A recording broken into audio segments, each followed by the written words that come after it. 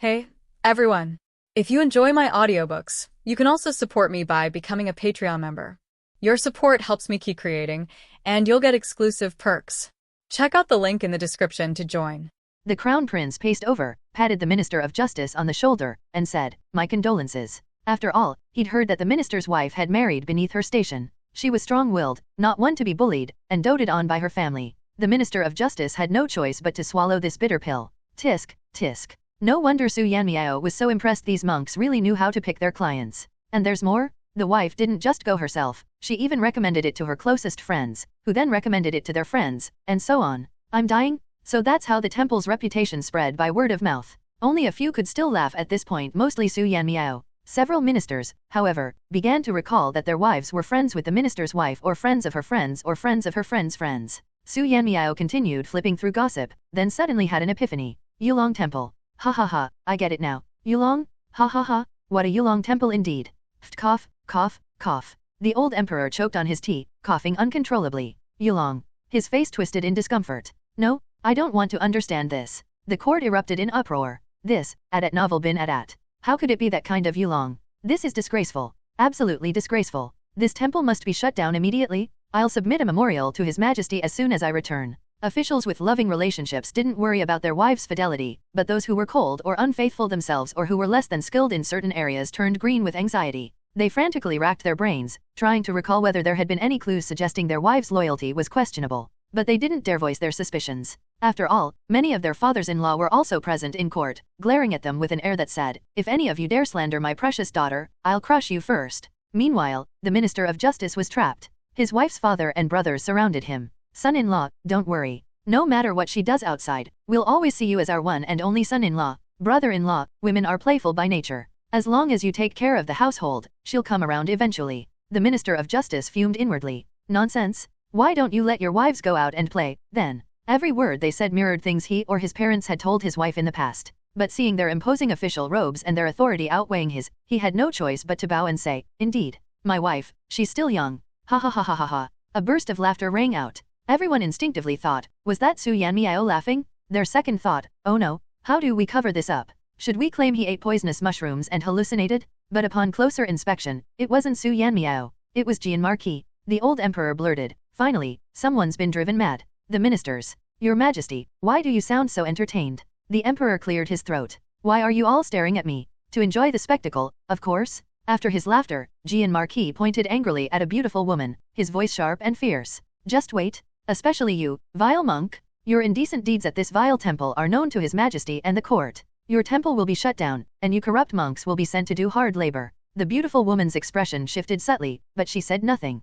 At that moment, the handsome abbot of Yulong Temple appeared. He first greeted the emperor. As he bowed, his flawless physique caught everyone's attention. The men in the court had complicated expressions, equal parts shock, admiration, and begrudging disdain that barely masked their jealousy. Only Su Yanmiao was unashamedly gushing. "Wow, look at that physique. No wonder he's in this line of work. He must train every day, so professional." The minister's emotions surged. "Traitor." Meanwhile, in a corner of the hall, several noble women, drawn by the commotion, stared unblinkingly at the abbot, reluctant to look away. Some who had never visited Yulong Temple before were filled with indignation. "This kind of amazing place? Why didn't anyone tell me about it? Do I look like I can't afford it?" The culture of Desya, influenced by the Hu people, was open and liberal. The concept of female chastity was generally not emphasized. Historical records like the Zhou Chronicles even described empress dowagers bored with palace life selecting handsome and talented male companions several times. In fact, one of the most shocking cases involved Empress Dowager Ling, who openly summoned officials into her chambers and even castrated handsome young men to serve in the palace.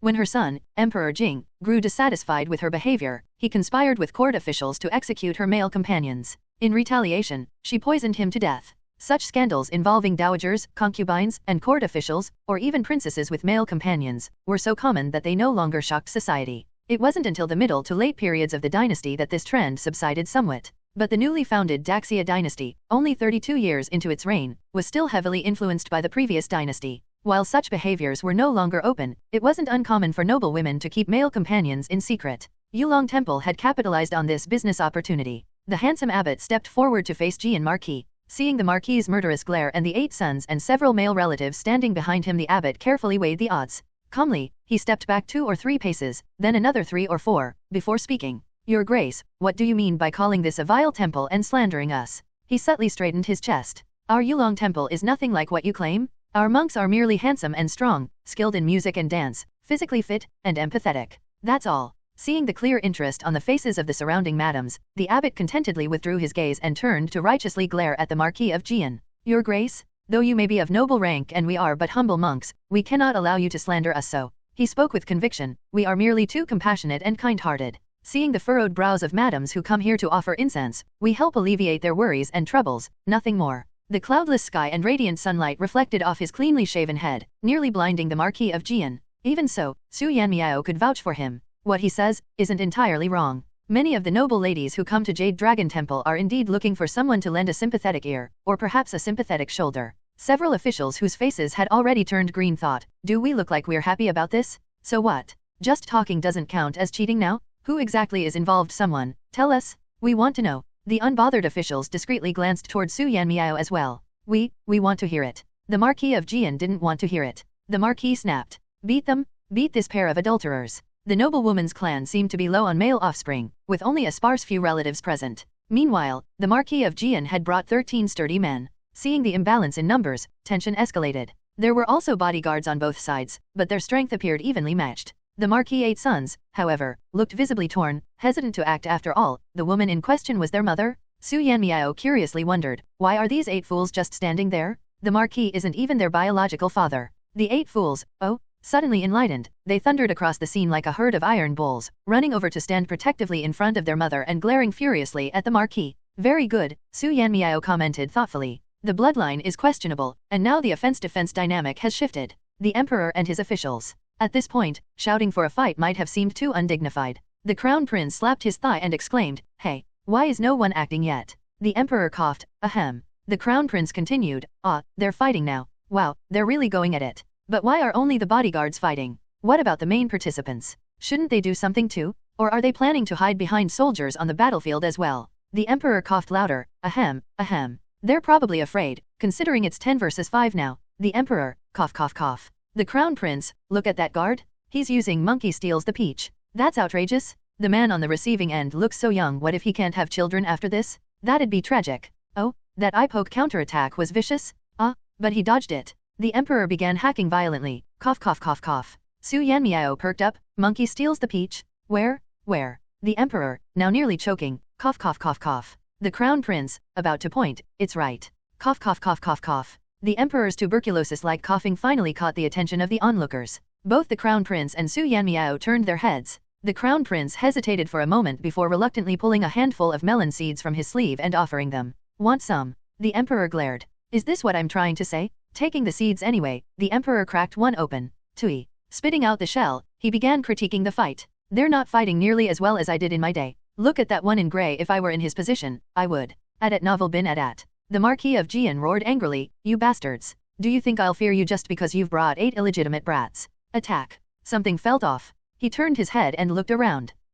Where is everyone? Why is the area around him so empty? Turning back, he saw that the brothers and cousins he had brought had all quietly stepped back, leaving a wide circle around him. The Marquis face turned dark. What are you doing? Attack. The brothers and cousins exchanged glances, then silently stepped back a few more paces. Are you joking? There are way too many strong men on the other side. The Marquis turned to his eldest brother, the only one who hadn't moved, and cried out in dismay, Big brother, you're my real brother. His eldest brother replied coldly, yes, I'm your real brother, not an idiot willing to die for you. The old emperor watched helplessly as his beloved ministers descended into chaos. Jian Marquis, what's wrong with you? Haven't exercised since you stopped going to war, have you? Getting dragged by your hair like this? Well, he's over 50, didn't sleep a wink last night, and clearly pushed himself too hard. It's normal for him to run out of strength. The old emperor. Unlike his wife, who's clearly much smarter. The emperor clicked his tongue, annoyed. Why stop now? Say more? Oh, and about Jian Marquis' older brother. What about him? The civil and military officials turned their confused gazes to the man. This was His Majesty's true trusted general, a blade-wielding warrior who could take on 8 opponents at once. Ugh, he's pretending to work hard but actually tripping up Jian Marquis on purpose. Jian Marquis' pupils trembled as he turned to look at his brother, disbelief etched across his face. Brother, you. Oh, makes sense now. Turns out he knows Jian Marquis once tried to seduce his wife but failed. The civil and military officials. Now this has our full attention? Details, please? Everyone crowded closer to the scene. Outside the circle, Ji Sui stood awkwardly. Noticing his unease, the Crown Prince, ever the enthusiast, grabbed him and dragged him forward. Come with me. Ji Sui, wait, no, not now, this is not the time for your kindness. Aya, Zanian, don't be so reserved. Let me tell you, when it comes to enjoying the spectacle, the front row is where it's at. You've never tried it? Once you do, you'll understand how exciting it is. The crown prince pulled him forward relentlessly. Ji Sui desperately tried to resist. Your Highness? I don't. Relax, you're just not used to our current atmosphere yet. Come, this prince will personally introduce you to the fun. Hold on, Your Highness. Ji Sui protested, unwilling to experience this so-called fun. Why is the crown prince so adept at this sort of thing? Could it be? Ji Sui squeezed his eyes shut in frustration. Su Yanmiao? As a prince who'd been taken to the battlefield at the age of 12 by his father, the crown prince had an insurmountable physical advantage over Ji Sui. Ji Sui, being a scholar who despised sweating, excelled only in the 6 arts of a gentleman related to propriety, music, calligraphy, and arithmetic, not in physical contests. So, when Ji Sui was forcibly dragged from the back of the crowd to the front row to enjoy the commotion, he was already drenched in sweat and his elegant robes crumpled like wilted greens. Despair overtook him. It's over. Sure enough, Su Yanmiao's inner thoughts filled the air with tension the next moment. The princess of Qinghe is a regular visitor to this Yulong temple. How could this be? Wasn't she supposed to be devoted to Ji Sui in a one-on-one love story? But yesterday, she specifically requested an act to be performed at the temple. Ji Sui, haha, must you spell it out this clearly? The crown prince, caught off guard by the unexpected revelation, nearly choked on this latest gossip. He wanted to comfort Ji Sui, but his shock and curiosity over this information got the better of him. The conflicted mix of disbelief and sympathy on his face, combined with a touch of admiration for Qinghe princess's audacity, made his expression look twisted beyond recognition. Meanwhile, the old emperor's expression was pure devastation. Qinghe? How could it be Qinghe? His face was flushed with rage at the thought of anyone daring to defame his daughter's reputation. Qinghe was his only virtuous, well-mannered legitimate daughter? Fortunately, Su Yanmiao was standing far enough away not to hear the emperor's outburst. This must be a misunderstanding. The old emperor refused to accept the reality. His daughter had always been gentle and sensible. Let me see. She played the role of an arrogant noblewoman opposite the prime minister. A prime minister wielding immense power. And they even added a frail top scholar son as a prop. The prime minister's beloved treasure. Oh, and this line? This one's a classic. Lord Prime Minister, you wouldn't want your son to find out about this, would you? Although the prime minister in question was nearing 80 and hardly wielding immense power, Prime Minister Do still felt his face turning green. He looked at Ji Sui and whispered, Ji Gong, listen to me, there's absolutely nothing between me and the princess. The newly appointed top scholar, who'd been mentioned as a prop in the drama. He glanced down at himself and sighed in relief. At least he wasn't frail. Hopefully, Ji Gong wouldn't take out his anger on him, right? And she also said, Lord Prime Minister, did you think of this day when you publicly humiliated me as unfit for marriage? The old emperor's vision darkened. Ji Sui raised a trembling hand to his forehead and swayed unsteadily. Officials agreed whether or not the top scholar was frail remained unclear, but Ji Sui's swaying just now certainly gave off that impression. As for Prime Minister Do, his face hadn't stopped turning greener.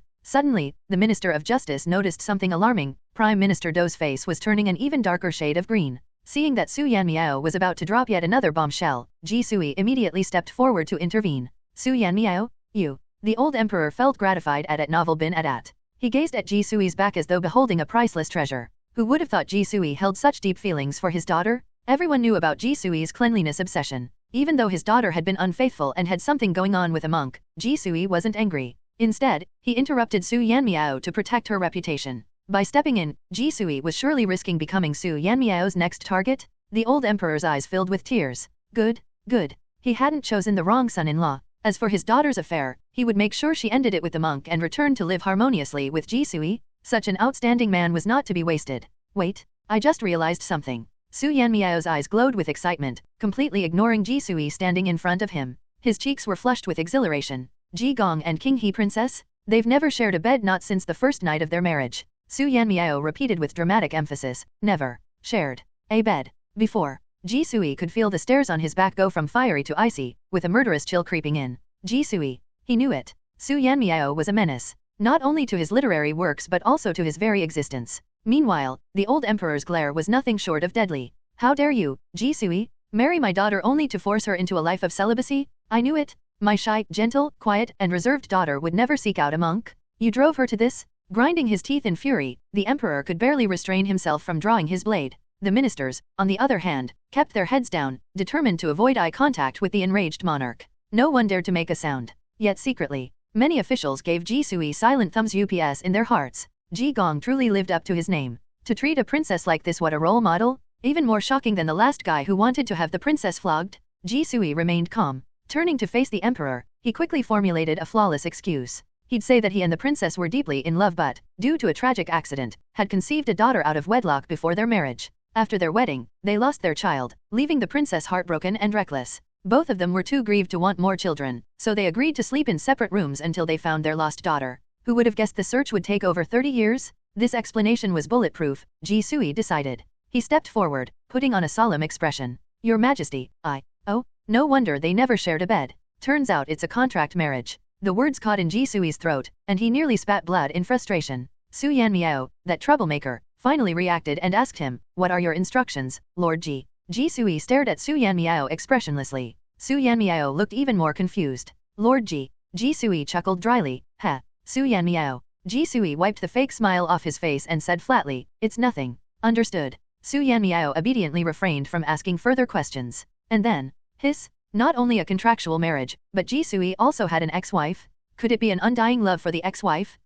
Wait, that's not it either. Su Yanmiao was still immersed in his gossiping frenzy. You're still digging? Ji Sui gritted his molars. Su Yanmiao, don't you have anything better to do than watch other people's drama? The emperor suddenly spoke up. Marquis Jianan, have you caused enough trouble? Cutting off Su Yanmiao's immersion in the drama. Su Yanmiao snapped back to reality, and his heart's voice abruptly ceased. No, the Minister of Justice blurted out anxiously. We haven't heard the whole story yet. After all, it doesn't make much of a difference for Marquis Jianan to wear a green hat for a few decades. But what's this about Ji Sui's ex-wife? We want to hear about it. And what's the deal between him and Princess King He? Why a contractual marriage? What exactly was in the contract? Your Majesty, if you don't want to hear it, we do. The Emperor sneered coldly. No, you don't want to hear it? He turned to the battlefield, now silent after his outburst, his anger pouring down like a storm. Look at yourselves. Fighting like common ruffians in full public view? Where is the decorum and dignity expected of high-ranking officials? The entire court was dead silent. Both sides of the scuffle hung their heads low, looking dejected, as they endured the Emperor's reprimand.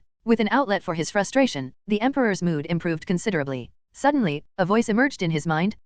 Wasn't this guy just enjoying the show a moment ago? Why the sudden rage? Could this be the legendary serving the Emperor is like tending a tiger?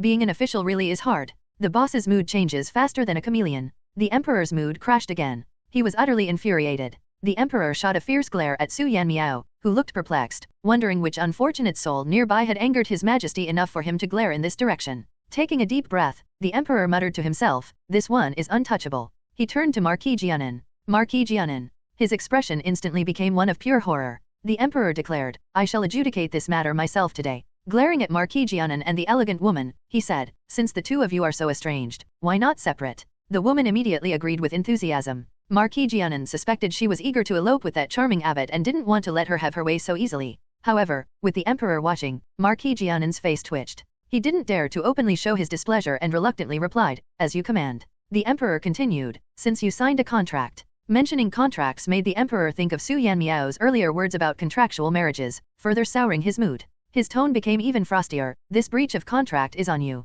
Therefore, this lady is not guilty of adultery. Do you understand? The woman promptly knelt and thanked him for his immense kindness. Marquis Jianan begrudgingly accepted the verdict. As for this Yulong, the Emperor paused, grinding his teeth, then skipped the subject entirely. You monks have seduced women without shame. According to the law, are they going to be executed immediately? Or what? By the way, the daughter of the censor-in-chief of the Metropolitan Court, ever since she chopped off her cheating ex-husband's hand and returned home, her killing aura has been intense. She often goes hunting and can fill an entire cart with prey. Later, she accidentally ended up at Yulong Temple, where a group of charming monks fawned over her to cheer her up. The censor-in-chief's eyes suddenly turned misty. No wonder my daughter has been so cheerful lately. It turns out her unyielding spirit has softened. The 69-year-old censor immediately stepped forward, trembling. Your Majesty? This old servant. He racked his brain for a reason and finally stammered. This old servant and the Wen family. Wen family, that's the one, the 75-year-old imperial attendant who still plays with young boys. We have deep ties. This old servant often visits Yulong Temple with him. That, a day of marriage, 100 days of grace. This old servant wishes to plead for clemency. The officials were awestruck. For the sake of his daughter's reputation, he was willing to ruin his own. A true sacrifice? The eldest Wen. You're so noble, so virtuous. You're pulling me into this for your daughter? Everyone had already forgotten about my 75-year-old scandal, and now you've brought it up again? Also, the Minister of War, whose wife loves spending afternoons at Yulong Temple sipping tea and listening to the monks serenade her with music. She stopped complaining about the minister's refusal to bathe. The Minister of War. Your Majesty. That roar sounded like it might tear his throat apart. The Minister of War shouted, Your Majesty, I believe these monks are simply running a business. It's all consensual? If brothels like the Southern Wind Pavilion and Hundred Flowers House are not punished, then why should this fraudulent temple be? Now that's a point. Because essentially, it's a brothel with male prostitute. Moreover, not everyone goes there just for physical indulgence. Some go to enjoy the performances, like in a theater. The Emperor. Honestly, he really wanted to ask how hard is it to take a bath? And, before Su Yanmiao could finish his thought, someone suddenly stepped forward. It was a senior academician of Huagai Hall, speaking earnestly, Your Majesty, the Minister of War's words are true. These monks run their temple honestly. If necessary, they can each be flogged 20 times, and Yulong Temple can be shut down. That should suffice. The Emperor, puzzled, asked, You neither have a sister nor a daughter. What's your interest in this matter? Well, holy crap. Ha ha ha ha ha ha, Adat novel bin Adat. Su Yanmiao's laughter suddenly erupted. What a character! Such peculiar tastes. Whenever his wives and concubines meet their lovers, he makes it as convenient as possible. He even takes joy in knowing they're with others. He deliberately marries or takes concubines who are already in love with someone else. No wonder he doesn't want these monks punished. The old emperor was speechless for a long time. What in the world is this? What kind of strange people are my ministers? Ever since Su Yanmiao came to court, everyone's behavior has become peculiar. First, it was a prince consort demanding to cane a princess to death, then a censor hiding in the deep mountains for days out of fear of his wife. The attendant of the crown prince, at the age of 75, was still exchanging secret love letters and even contracted a venereal disease. And now, someone who enjoys watching his wives and concubines have affairs has come forward. The old emperor couldn't comprehend it. His pupils quaked with disbelief. The official revealed to have a penchant for cuckoldry stood frozen for a long time, a very long time. Finally, he bowed to the emperor, retreated backward as if rewinding, and rejoined the ranks of officials. He raised his official tablet, his face serious, though faintly contemplative. Huh? What just happened?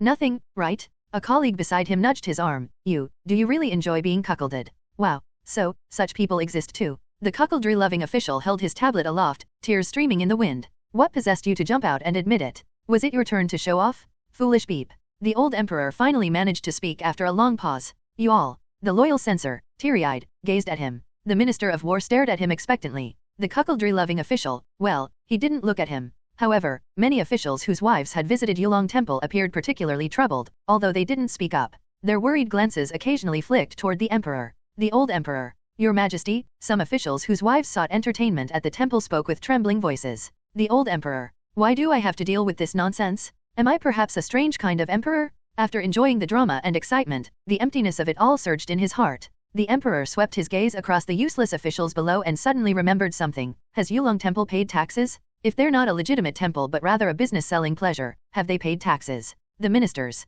Adat novel bin Adat. Your Majesty, isn't your focus a bit off? The Minister of Revenue looked pained. To answer Your Majesty, they have not. The emperor's face darkened. They didn't pay taxes, yet they run a secret brothel? Still provide services? Still operate? The emperor, evidently struck where it hurt most, became much more animated. Collect taxes? Make them pay back taxes? And order them to close? Such temples cannot exist in the Grand Xia. And? Ji Sui stepped forward and respectfully bowed. After the new year, you will take the position of inspecting censor and travel through the 9 provinces to inspect and clean up the temples. Su Yanmiao recalled that inspecting censors were somewhat akin to modern anti-corruption investigators or disciplinary officials. Normally, there were dedicated inspecting censors, but if the emperor deemed a matter significant, he would appoint a trusted high-ranking official with the title to handle the task. The old emperor's speech grew faster and more impassioned. Anyone found falsifying monk certificates, execute them. Becoming a monk required a certificate issued by the court. Legitimate Buddhist temples could own property, which was exempt from taxes. As a result, many chose to become monks.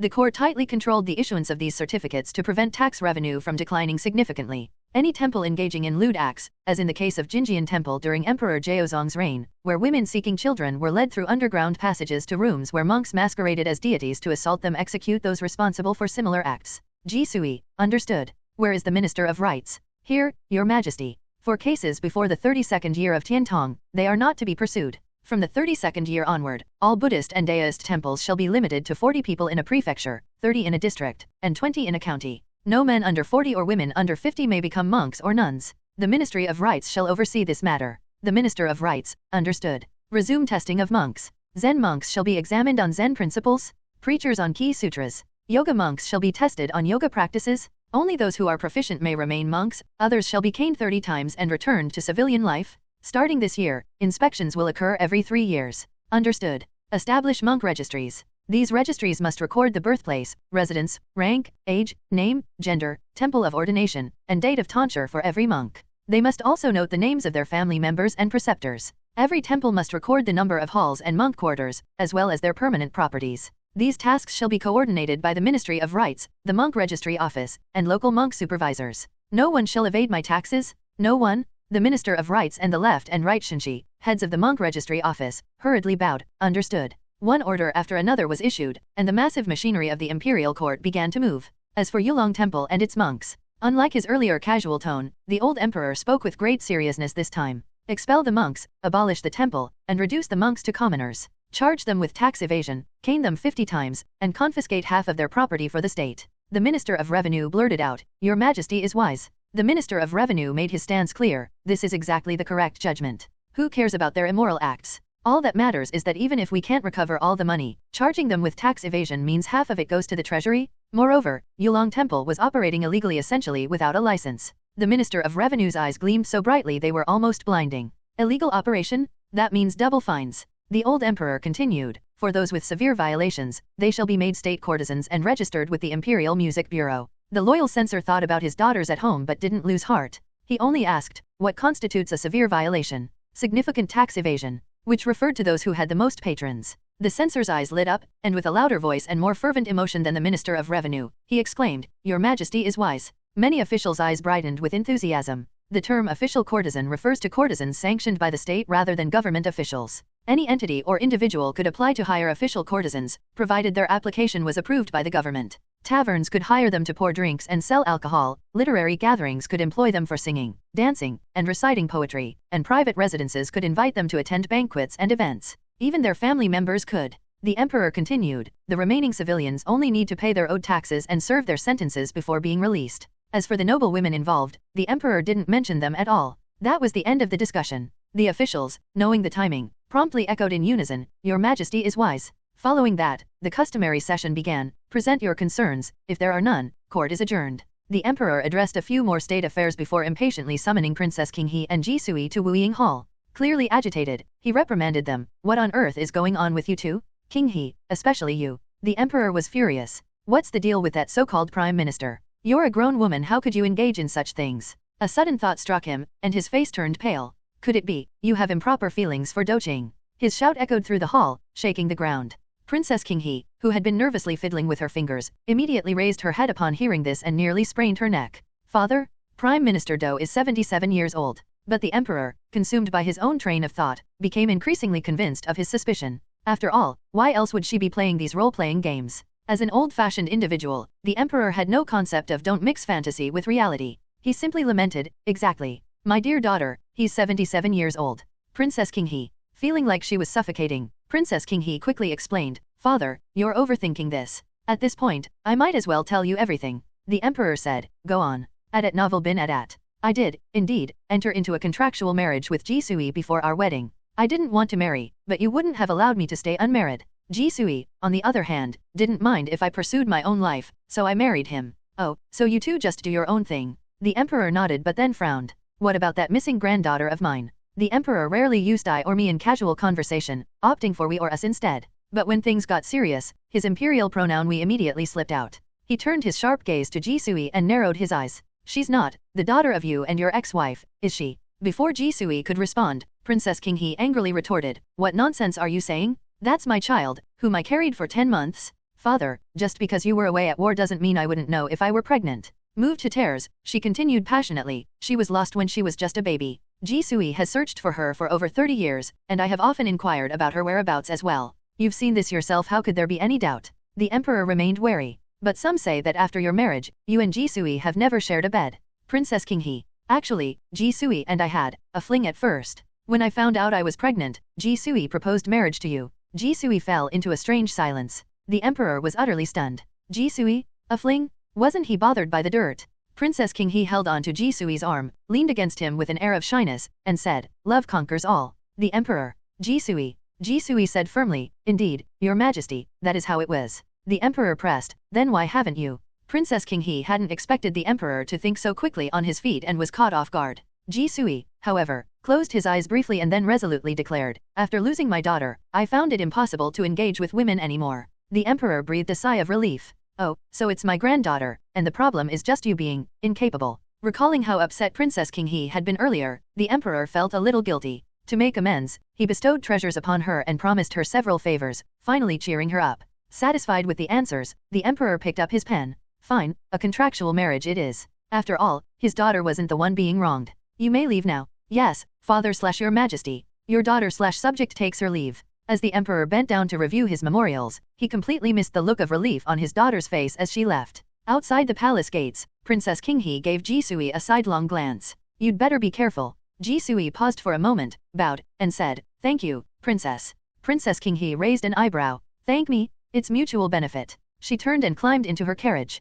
Without waiting for Ji Sui, the carriage began to roll away. Ji Sui suddenly stepped forward, lifted the curtain, and said, "I plan to request a transfer soon to serve as a magistrate in a remote region." He continued, "Once I've rescued Chi'er, I'll host a private banquet and invite Su Yan to discuss the matter of my daughter. Princess, could you avoid attending on that day?" Princess Qinghe looked at him curiously and nodded. The carriage moved slowly away. Ji Sui turned and returned to the palace. The emperor was surprised. "Why are you back?" Ji Sui said, "Your Majesty, do you recall Lessons for Women?" The emperor rubbed his pen contemplatively and suddenly exclaimed, "Ah, I knew I forgot something. The author of that book is still in the custody of the Imperial Guard." "That's not a concern, Your Majesty. But I must tell you." Yanmiao was stunned. "The young prince is being released." The Princess Xiangyang, who had come to show off, nodded vigorously, looking pleased with herself. "How about that? You've always been ahead of me in everything, but this time, you didn't know, did you?" Indeed, Yanmiao hadn't known. The gossip system was vast and overwhelming, and he couldn't catch every piece of news in time.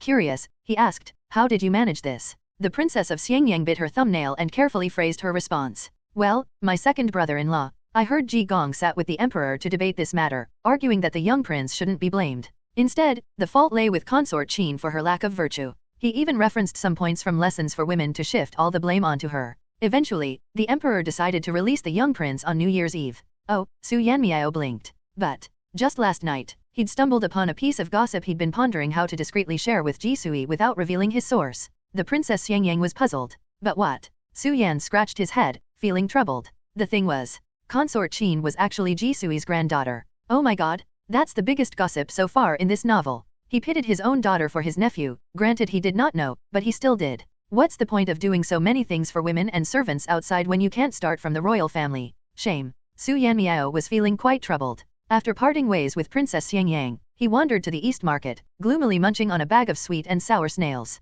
Delicious. As expected, eating brought him joy again. While devouring the snails, his mind wandered, his face lighting up with contentment. As for Ji Sui losing his daughter who left behind a granddaughter, it was something Su Yanmiao could accept. If worst came to worst, he could just write a note and toss it into Ji Sui's residence anonymously. "This pickled cabbage? I'll take a jar. These duck feet? A bag, please. And this roasted watermelon seeds? A pack. And that one too." By the time he was leaving the East Market, passers-by stared in concern at the young man struggling under a pile of purchases, a bag of sweet and sour snails still clamped between his teeth. Their main worry? That he'd trip and fall flat on his face. As he passed a cosmetics shop, a booming, familiar voice rang out, as if amplified. 6 boxes of Jade Blossom Face Powder, please. 6 boxes of Maiden Peach Blossom Powder. 6 sticks of Sandalwood Charcoal. And also, wait a second, why did that phrasing sound so familiar? Su Yanmiao poked his head into the shop and saw none other than the young prince himself. Perhaps sensing someone watching him, the crown prince turned around. He locked eyes with Su Yanmiao, who wore a strange, almost amused expression.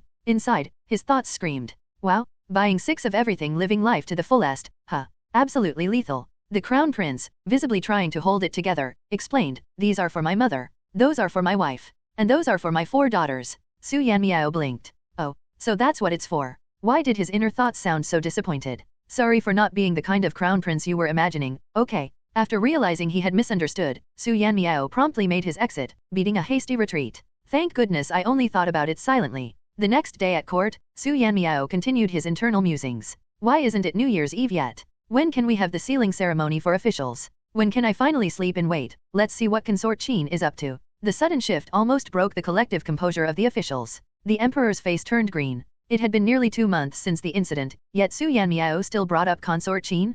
Couldn't he just forget about her already? The emperor himself had worked hard to put the whole cuckolded by his grandson ordeal out of his mind. The court officials nodded internally, vigorously. Forget about her? We don't want to die over this scandal involving the emperor's grandson and the consort. Also, was noble consort Qin even still alive? With no updates, many assumed the emperor had quietly executed her. Why did she throw herself down the stairs on purpose? Is she trying to miscarry? The Minister of Revenue yanked out a strand of his beard in shock, stealing a quick glance at the emperor's dais. He suspected that consort Qin was alive because she was still pregnant with the emperor's grandson's child. Even if it was an illegitimate child, the emperor valued his bloodline too much to act rashly, especially since it was the emperor's grandson's first offspring. But now, at novel bin at. The emperor stood abruptly. Once again, he left the court. Once again, abandoning the officials. Once again, dashing off urgently.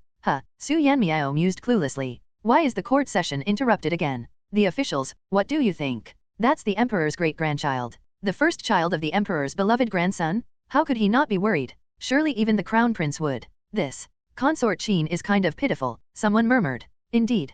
Prime Minister Do nodded slightly. She had been alive and well but now sought to end her pregnancy and life over rumors that she seduced the emperor's grandson and lacked virtue. If only my good-for-nothing son had properly compensated his savior, either with money or status, things wouldn't have escalated like this. The Minister of Rights nodded. True, if the emperor's grandson had conducted himself with propriety, this wouldn't have weight. What? Good-for-nothing son? The Prime Minister and 6 ministers all turned their heads in unison. Your Highness. The Crown Prince looked contemplative, even sympathetic toward consort Qin. When he noticed their shocked expressions, he seemed genuinely puzzled. What's with those looks? Your Highness. The Minister of Rights was struck like lightning. Your Highness, that's the emperor's grandson.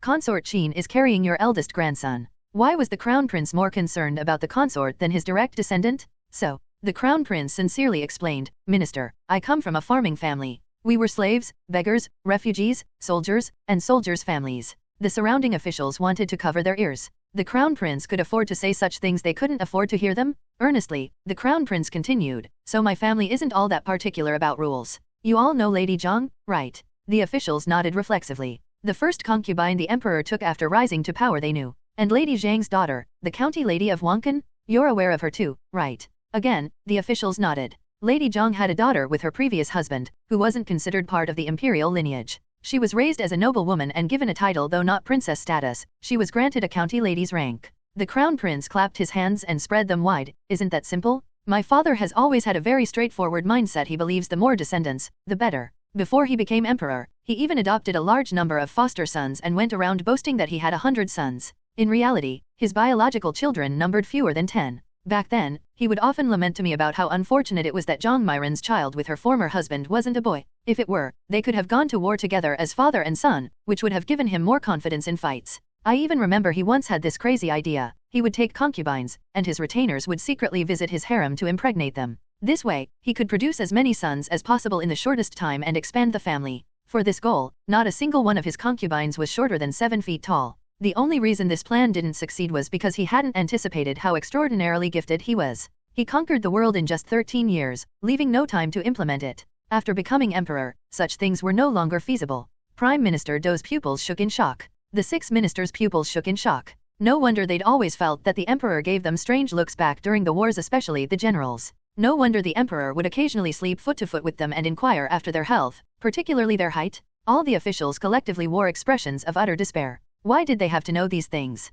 Crown Prince, couldn't you just keep these stories to yourself? The Crown Prince cast them a sidelong glance and shook his head. Why are you all so conservative? After shaking his head, he let out a long sigh, clearly frustrated by their outdated ways. So, from beginning to end, my father despised the crown grandson and consort Qin for cuckolding him. He was never angry about the issue of muddling the bloodline. Do you understand? In any case, even if this matter hadn't been exposed, consort Qin's child would have had no chance of inheriting the throne. As a simple farmer, my father was overjoyed at having more sons to work the fields, let alone the fact that this son carried his own blood. The 6 ministers nodded in a daze. Understood. But we didn't want to understand. The Crown Prince looked at the dumbfounded expressions of the high-ranking officials and suddenly felt a rush of satisfaction greater than ever before. It turned out that watching others lose their composure was an unparalleled joy. The Crown Prince smiled with restrained glee. So, there's nothing about the matter between consort Qin and the crown grandson that can shock me anymore. Wait. Consort Qin wanted to terminate the pregnancy because of the empress? What? The Crown Prince's pupils contracted, and the next second, he covered his mouth.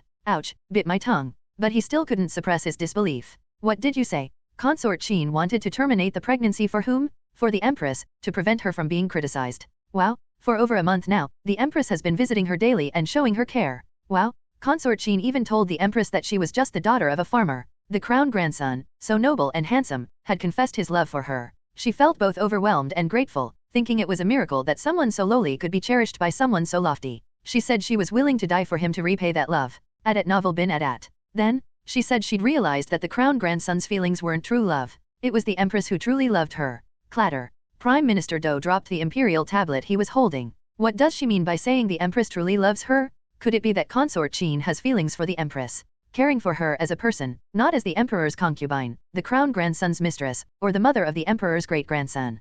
Prime Minister Do. He exhaled deeply and used his robe sleeve to wipe the sweat from his forehead. Su Yanmiao, could you stop pausing in your speech like that? A missing word here and there could scare people to death. At 77 years old, I can't take this kind of shock anymore. Phew. Several officials took deep breaths. That scared us too. We didn't even dare to breathe a moment ago. Rumors were spreading that she was unchanged, and although the empress had suppressed them quickly, a few whispers still reached her ears. Originally, she had thought to live on for the sake of the child in her womb. But she didn't want to tarnish the empress's reputation, the empress who had protected her, and cause people to call her naive or incompetent for sheltering a fallen woman. So, when no one was paying attention, she threw herself down the stairs. The blood pooled into a long trail. How tragic. Ji Sui's actions were truly vile. If he hadn't gone to the emperor with his lecture on lessons for women, none of this would have happened. It's so tragic that even eating melons doesn't feel enjoyable anymore. Sigh. Thank goodness she doesn't know what the crown grandson said to Ji Sui in prison. If she did, she might just jump into a lake after being saved by the imperial physician. What did the crown grandson say in prison? Although they knew they shouldn't be listening, curiosity got the better of them. The officials, just recovering from the Consort Qin and Empress revelation, couldn't help but want to dig their own graves again. One by one, they leaned forward, their curiosity piqued, ears perking up. Oh. Just as it was mentioned, his uncle slapped him across the face, a dramatic reversal of the emotional reunion when the uncle welcomed his nephew out of prison. The crown grandson was left dumbfounded, clutching his face in disbelief. Ha ha ha. But it's no wonder this crown grandson has the nerve to say anything. Tisk, tisk. I don't want to leave. Zhang is dead, I don't want to live anymore. Not wanting to live, yet he didn't starve himself or anything before, huh? And if I had known, I would have taken Zhang and rebelled against this court, abandoning my status as the crown grandson. We could have fled to Dali and lived as a pair of immortal lovers, envying neither gods nor kings. What? The officials widened their eyes in disbelief and exchanged glances. Was this supposed to be an expression of love? It sounded more like a death wish for the other party. Clatter. The Prime Minister Do, who had just picked up his fallen imperial tablet, slipped and dropped it again. This time, he bent over, frozen mid-motion, completely stunned. Old age had made him mishear things. He thought he heard something about rebelling against the court? That must have been a mistake, right?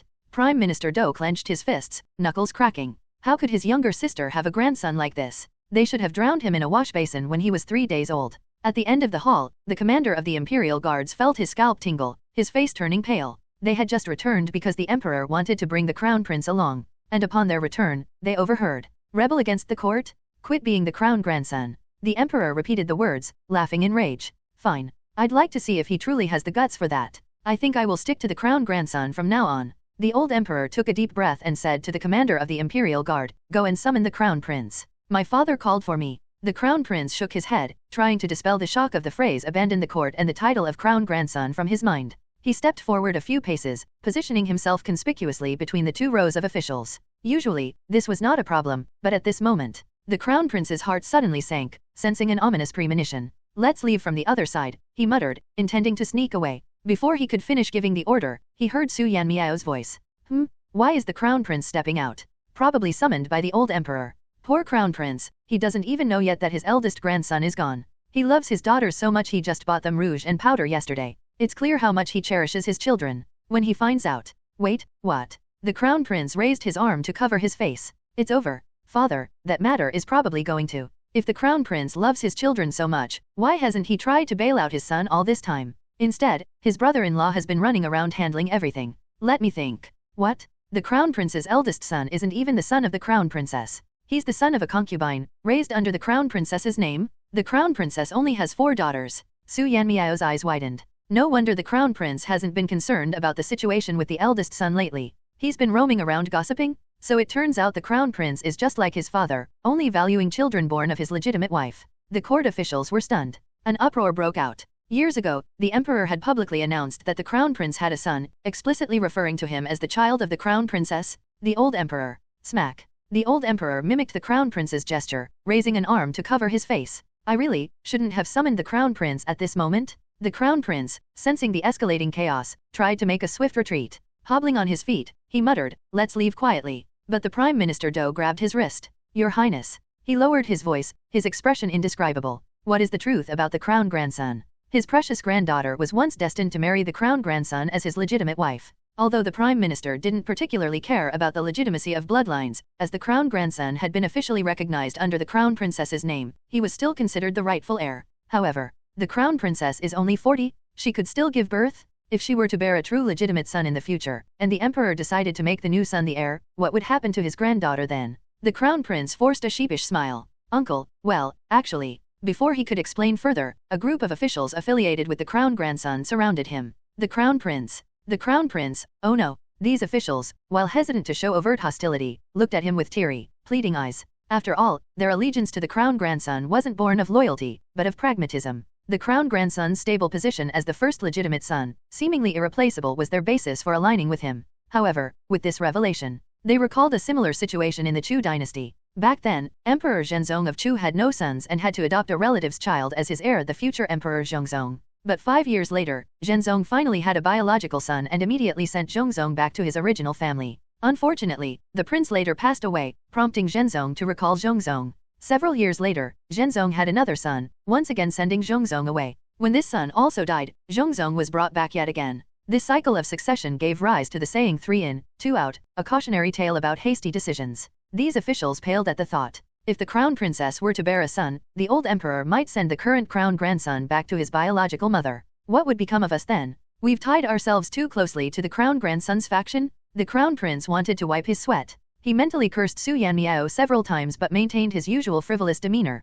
feigning nonchalance. "I understand your concerns. But think about it, if my wife and I were able to have more children, wouldn't we have done so by now? Moreover, the emperor has vowed not to repeat the mistakes of Emperor Zhenzong. Even if another son is born, as long as Crown Grandson behaves appropriately, his position as heir will remain secure. The emperor has given his word, backed by an imperial decree. If you doubt me, you can ask the emperor yourself. Where is the emperor? He's just..." The Crown Prince turned, only to find the imperial palanquin had disappeared down the corridor. The Crown Prince. A string of expletives nearly escaped his lips.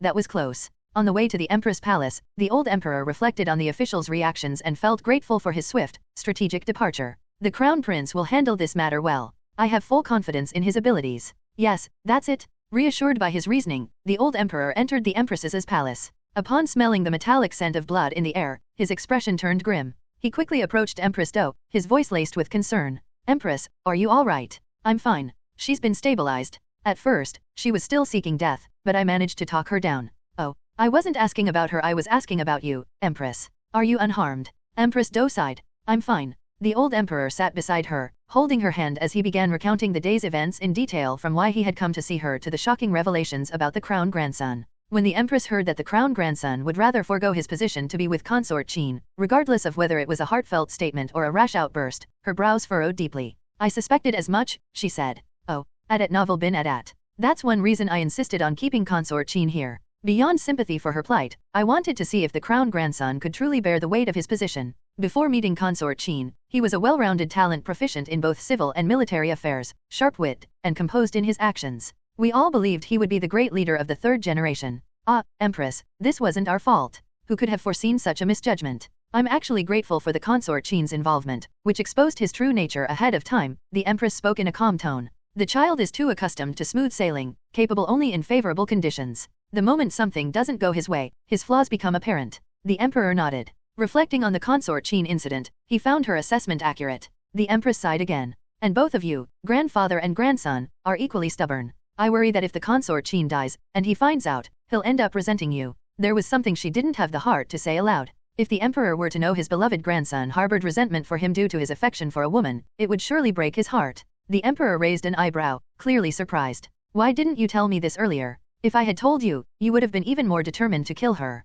"Who says so?" "Then tell me, what was your first thought when you heard the Crown Grandson declared he would renounce the court?" The Emperor didn't hesitate and thundered, "I'd like to see if he has the guts. Empress, I even thought it through. When the time comes, I'll have that Consort Qin dragged out and executed. I'd like to see if he'll dare to storm the execution grounds." The Empress didn't respond, merely giving him a long, silent look. The Emperor paused. "All right, fine. If you'd told me this earlier, I probably wouldn't have listened. Not only would he not have listened, but he would have been even more resolute in executing the consort Qin, just to test whether his grandson would truly resent him for it. His stubborn, contrarian nature was something the Empress had weathered for decades. She knew it all too well. Your Majesty, the Empress took his hand gently, speaking softly, if you want to test Qi Ger, I won't object. But as for the consort Qin, she's already had a brush with death today. I'd like her to fake her death and leave the palace. The Emperor deliberated for a moment. All right. Over a month later, his anger had subsided somewhat. I'll arrange for a death row inmate to impersonate her at the execution grounds. If his grandson cared enough to defy everything for her, then he'd better have the guts to intervene.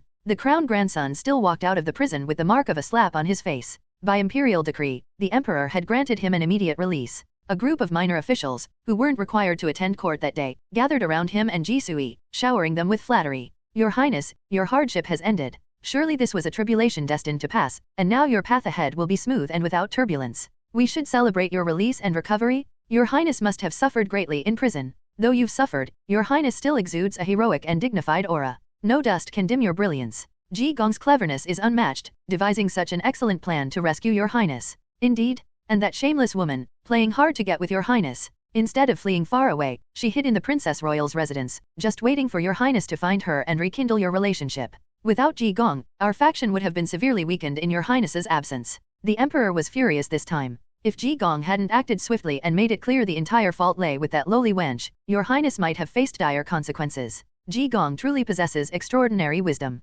Jisui accepted these compliments with a faint smile at the corners of his lips at Novel bin at. Then he caught sight of Su Yanmiao exiting the court, clearly deep in thought and oblivious to him. Unlucky. Still, with his nephew safely released, Jisui believed he could tolerate Su Yanmiao's presence. No matter what nonsense Su Yanmiao might be pondering. The court drama is way too messy. Let me sort this out. First, although the crown grandson is nominally the legitimate eldest grandson, he's actually not the princess consort's son, but rather a concubine-born child registered under her name. Jisui froze briefly and turned to glance at the crown grandson. The crown grandson had just mounted his horse. Noticing Jisui's gaze, he tilted his head in confusion. Uncle. He didn't resemble Jisui's sister much, though his features bore some resemblance to the crown prince. Jisui hadn't thought much of it before, but now, thinking of their years together, Jisui felt a moment of awkwardness before brushing it off. He truly regarded the crown grandson as a nephew, and his sister had always treated the boy as her own, even supplementing his needs with her dowry. As long as the bond existed, what did biological ties matter?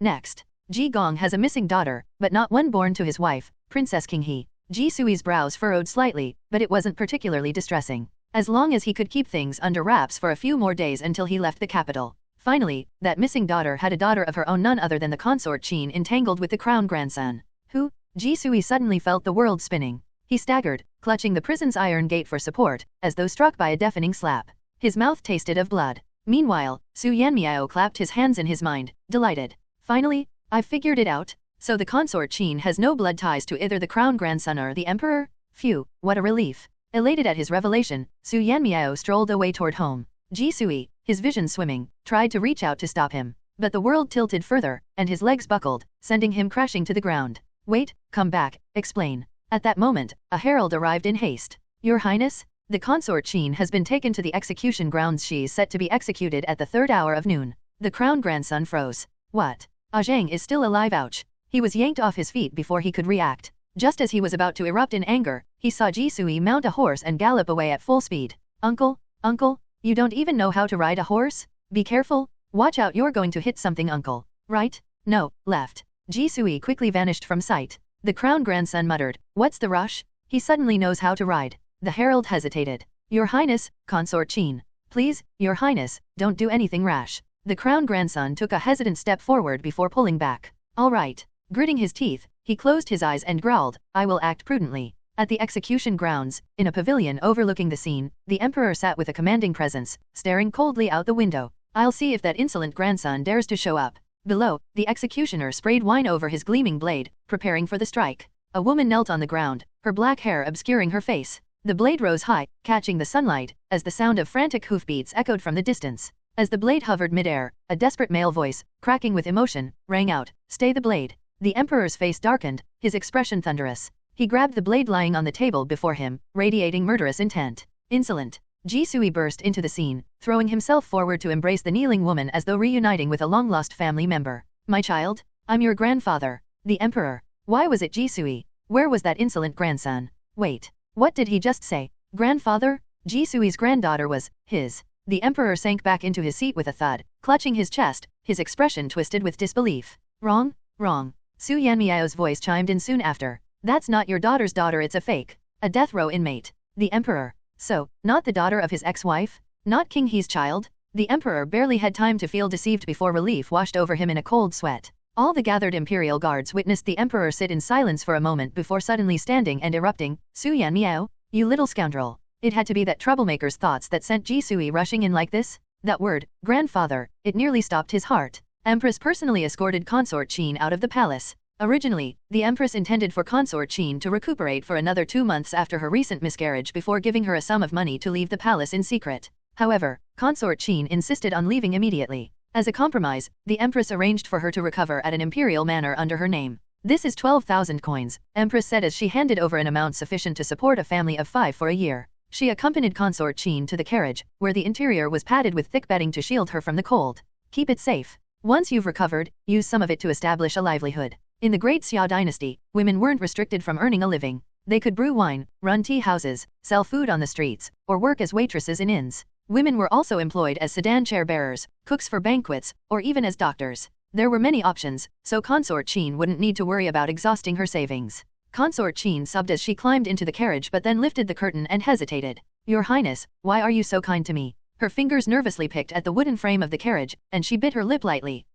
I've defied the principles of virtue and disrupted the palace order. Shouldn't I have been dragged out and beaten to death by now? Empress gently pulled her hand down and tucked her into the carriage, wrapping her in blankets. You mustn't catch a chill, she said before continuing. His Majesty recounted the scene to me, he said. The Emperor's account had been laced with anger and disdain, his tone dripping with scorn. They were cavorting in a cave, with all there you smell so good and your highness, don't do this. Disgusting, insincere flirting under the guise of protest. But what Empress saw was something different. You were shouting don't at the crown grandson. The Empress looked steadily at Consort Qin. You said, don't do this. Consort Qin trembled all over. Her voice quivered as well. What if I was being coy? The Empress's voice remained warm and composed. I cannot judge whether every woman who says don't is being coy, but I cannot allow a world where any woman who says don't is presumed to be inviting. This is the real Empress. Mother of the world. Tears streamed down Consort Qin's face at Novel bin Adat. She cried as she stammered, I'm sorry, your highness. I never intended to disrupt the palace. I know a bit of medicine, and when I entered the palace, His Majesty didn't force me. I was too cowardly to admit I wasn't a virgin. When he said he didn't care, I dared not refuse. After entering the palace, there was fish soup at lunch, and I felt nauseous, so I took my pulse and discovered I was pregnant. I didn't dare to tell anyone. I'm sorry, your highness. She knelt on the bedding and sobbed louder. The crown grandson barged in. I told him to leave, but he wouldn't. He dragged me to a rock garden. I said don't, but he thought I was playing hard to get. Then I thought, if he loves me so much, I might as well give him my life, but I couldn't bring myself to end it. Her voice cracked as she choked out, in the end, I was too scared to die. I just wanted to live, so I lied and said I was pregnant with the crown grandson's child. Your highness, I am no virtuous woman. I don't deserve your kindness. At that moment, I only thought of surviving, not dying for the crown grandson. How could a virtuous woman think only of self-preservation in such a moment? Consort Qin cried uncontrollably, feeling unworthy of the Empress's compassion. Then, a warm hand rested gently on her head, evoking memories of her late mother. She remembered her mother. As a child, she had little interest in silk flowers or hand drums and loved grasping her mother's fingers. Her mother would stroke her head in this same way, softly and lovingly. Words weren't needed. Consort Qin understood. Empress had never blamed her for revealing her pregnancy to save her life. Zhen, the Empress said softly, the Grand Princess will soon leave for her fief. She's mentioned several times how beautiful your dancing is. Would you be willing to accompany her after the new year to teach the princess's daughter how to dance? The stipend is 3,000 coins a month. Would you accept the protection of the princess's household? You saved that rebellious grandson, and he repaid kindness with cruelty. I cannot do the same. If you're unwilling, I'll assign a few of the Dou family guards to protect you. How about that? Qin Zhen smiled through her tears. Your highness, she said sincerely, I'd like to earn the stipend. She wanted to support herself. At the execution ground, Ji Sui was clutching the supposed granddaughter tightly, deeply moved. Dear child, I'm your grandfather. The female prisoner looked up cautiously. Grandfather. Ji Sui's heart ached even more. He hugged her tighter. Yes, I truly am your grandfather. I've been searching for your mother for over 30 years. The female prisoner, confused, mumbled, but my grandfather fell into a cesspit and drowned years ago. Ji Sui froze.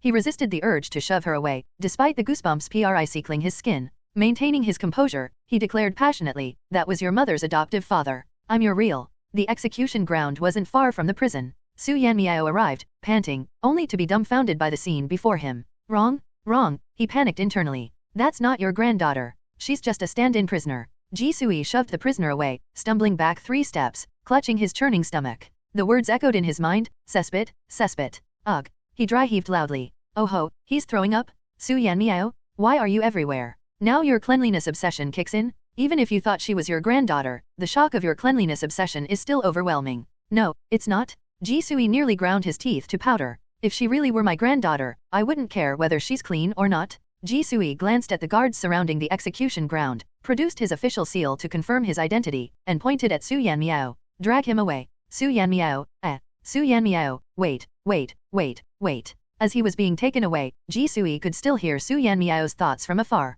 Fine, I get it. Magistrate Ji trying to save his granddaughter at the execution ground but still couldn't help vomiting. It's understandable that he wouldn't want a minor official like me to know. At novel bin at. Ji Sui, I really want to punch someone. That evening, Su Yanmiao heard the news. Ji Sui's granddaughter had still been executed. His attempt to disrupt the execution ground angered the emperor, who ordered him to divorce Princess King He. His position as left censor-in-chief was also revoked, an important role in Xia, as it was tradition for officials to hold this position before ascending to the chancellorship. Originally, with Prime Minister Dou's old age, Ji Sui was poised to become the next Prime Minister and be ennobled. Now, he was demoted to a provincial post in the countryside, with no telling when he might return to the capital. However, his assignment to inspect temples across the 9 provinces had not been revoked. This implied he might still return to the capital to report on the task's completion in the future. Su Yanmiao quickly checked his system, combing through the gossip until he found news about Consort Qin, letting out a sigh of relief. Thank goodness, the one executed was the condemned criminal set to die anyway. Consort Qin is fine. Huh? When did the emperor have the embroidered guard investigate Consort Qin's identity and tell Ji Sui about it? What about my note? Su Yanmiao suddenly panicked. I'd slipped it into Ji Sui's lockbox earlier. What if the embroidered guard finds me out? Rolling back and forth in bed. If I get caught, how should I explain my source? Can I just say I noticed the resemblance between Consort Qin and Ji Sui? Rolling back and forth. Oh no, Ji Sui is about to meet his granddaughter. Wait, why did the Empress summon Ji Sui first? Empress's palace. Ji Sui, I know you wish to ask about your daughter. Zhang has told me everything. Empress spoke directly. She is unsettled, let me explain it instead.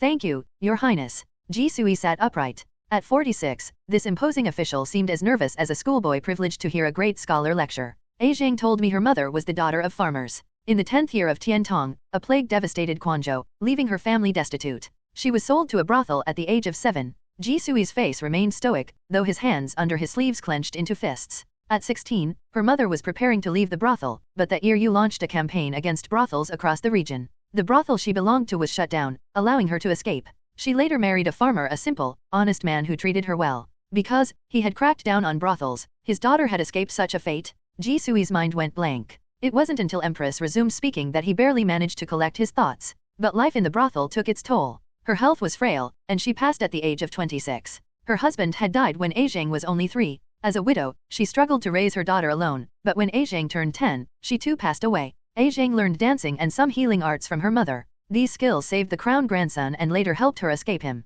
This cold and stern man, who was feared as a ruthless enforcer, despised by landlords, and regarded as a scholarly hope by the modern Confucianists, this imperial watchdog, this deputy chancellor, and grand academician of the Wenyuan pavilion sat stiffly on a cushion. Tears slowly streamed down his cheeks. He wept. Empress sighed softly. That child is currently recuperating at my estate. At the estate, a new maid helped Consort Qin dress. Envious and excited, the maid exclaimed, Miss, your grandfather is none other than the left censor-in-chief, deputy chancellor, grand academician of the Wenyuan pavilion, grand academician of the Wuying hall, and imperial tutor to the crown prince, the leader of the modern Confucianists. Consort Qin, however, remained calm. Her pale face betrayed her lingering weakness, and she spoke softly. The same Ji Sui who discusses women's virtues and precepts with the emperor. The maid, puzzled, said, I don't know about that, but there's no other Ji Sui in the court. That was when Ji Sui arrived. Filled with guilt and longing, grappling with unspeakable apprehension, he pushed open the door. The sight of the frail girl before him shattered all his carefully rehearsed words. His voice trembled as he said, Zhang,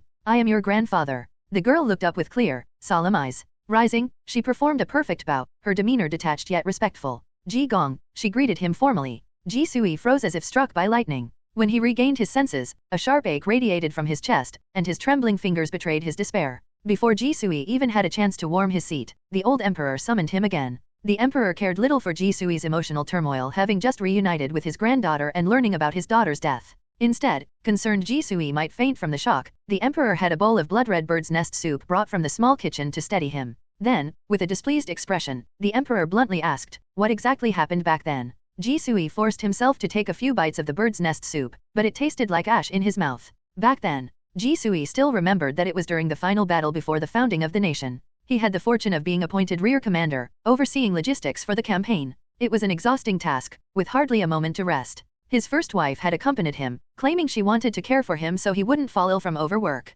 My wife stole intelligence I had kept in my study, including military deployment orders and the locations of our food supplies. The emperor frowned deeply, recalling fragments of the past. But at the time, Your Majesty, you are correct. The information she stole was deliberately discarded plans. I habitually keep the actual strategies in my mind, Ji Sui explained, his tone devoid of pride. Instead, sitting there, he seemed almost to punish himself by recounting the story. My wife was not the orphan she claimed to be. In reality, she was the daughter of the Grand Chancellor of the Zhou dynasty. Separated during the war, she later chose to steal intelligence to return to her homeland as an unswerving patriot. On the day Zhou fell, I went to see her. Right before my eyes, she took her own life to remain loyal to her country. Her blood had sprayed all over him, leaving him covered and sticky. He had felt unclean ever since, no matter how much he washed. Before that, she was with child. After returning home, the baby was taken away as soon as it was born. All I learned was that it was a girl. Ji Sui's voice trembled slightly as he concluded, that's how it was, Your Majesty. He hesitated, then knelt before the emperor, his forehead striking the ground with a loud thud.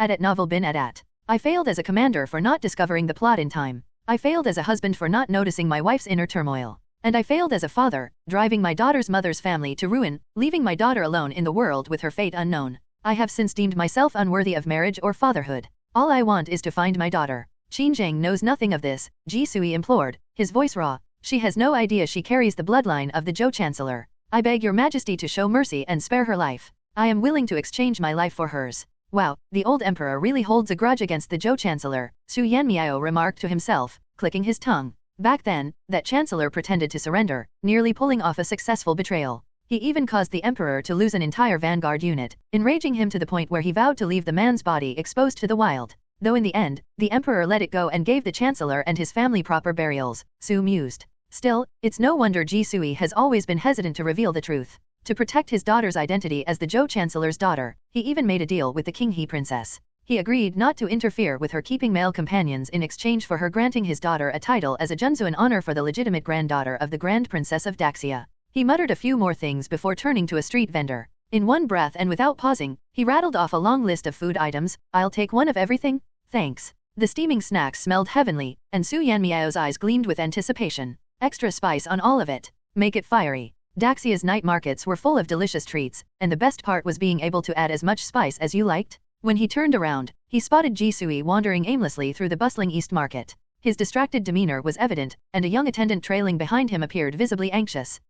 Su Yanmiao glanced between Ji Sui and the sizzling fried snacks, hesitating 3 or 4 times before finally stepping forward. Lord Ji. Ji Sui started at the sound, snapping out of his reverie to look at Su. It's you? Su Yanmiao blinked innocently. Ji Sui studied him for a moment, then abruptly asked, do you remember the Great Famine in Henan 2 years ago? Su's eyes flickered briefly. 2 years ago? He hadn't even transmigrated then. Of course I remember such a major disaster, Su declared, feigning certainty. Ji Sui fell silent. He doesn't know. Now that Ji Sui was no longer a court official, he could no longer hear Su Yanmiao's thoughts and thus couldn't fathom his ignorance. After a pause, Ji Sui began, when I was overseeing relief efforts, I discovered collusion between local officials and those in the Ministry of Revenue. They embezzled grain meant for disaster relief, which prevented us from addressing the drought in time. That failure led to the famine, even to the point of cannibalism. Su Yanmiao was stunned. Why, are you telling me this? Ji Sui hesitated, carefully choosing his words. Now that I am no longer in office, I wish to present the evidence I've gathered. However, I fear interference from others.